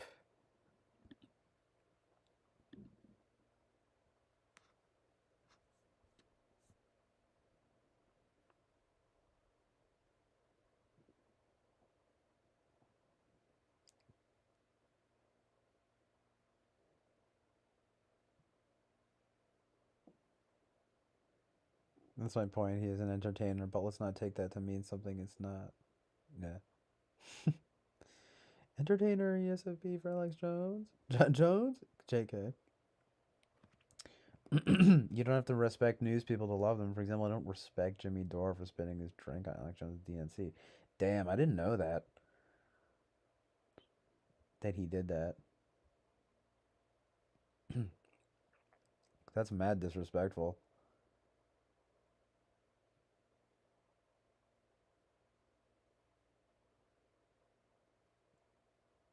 No pun intended. But of course, it's like Jimmy Dore, right? Fuck you. Oh yeah, I don't even know who this guy is. Like, I thought he was the British guy.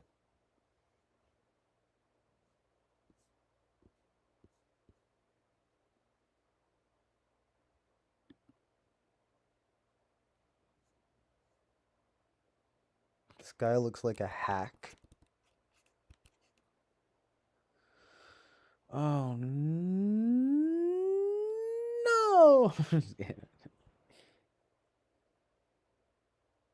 What the heck?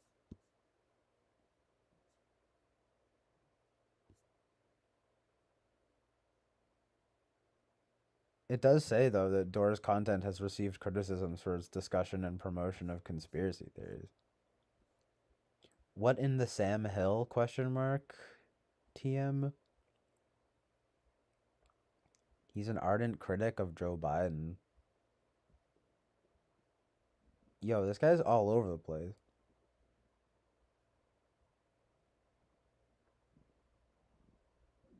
Whoa. He actually kind of has some based opinions, but what the heck?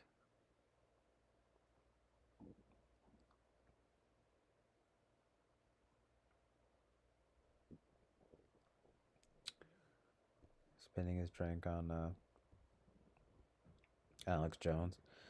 And then of course there's actually, oh my god, it was Anna Kasparian. What the heck? I totally missed all of this. I mean, I never really watched the Young Turks, but apparently, well, she accused him of having sexually harassed her. That's crazy. Funny enough, though, I actually, just reading this brief thing, I don't necessarily disbelieve her. Just looking at this guy and reading this whole thing. It's just, like, what the... It's like, what the heck?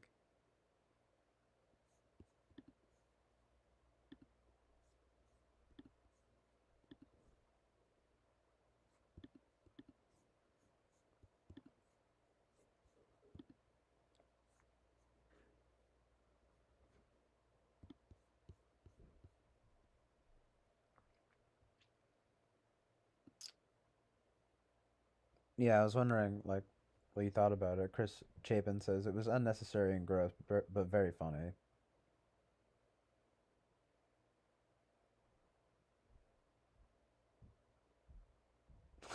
Chunk.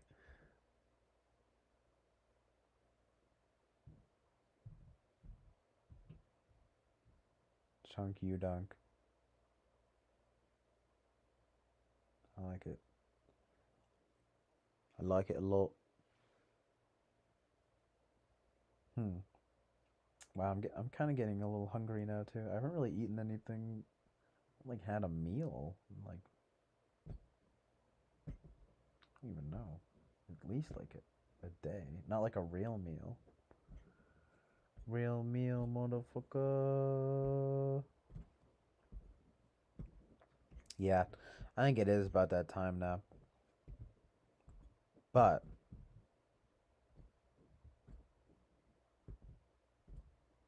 some amazing stuff to consider, to talk about, to come back with next time. To be continued. Stop before this hits 12 hours too, so that it definitely posts.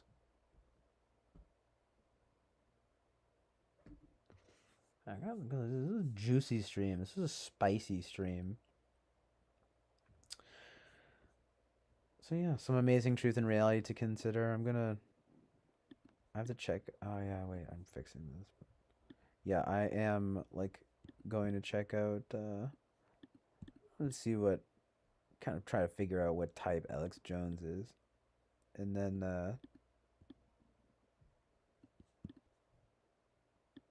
kind of just like see what's up with this fucking Jimmy Dore guy. Jimmy Dore, man. Am I right or am I right? Nice. All right, well, perfect timing. All right, you guys. Thank you guys very much for being here. I might wind up streaming later. I'll at least when I'm streaming tomorrow. Almost definitely. Of course, I shouldn't be scheduling or saying it out loud, and then I won't wind up doing it. But rest assured, it'll be coming. I'll be around. Just you wait. Stay tuned. But seriously, all right. I'm streaming again very soon. All right, thank you guys for being here. Peace, fam.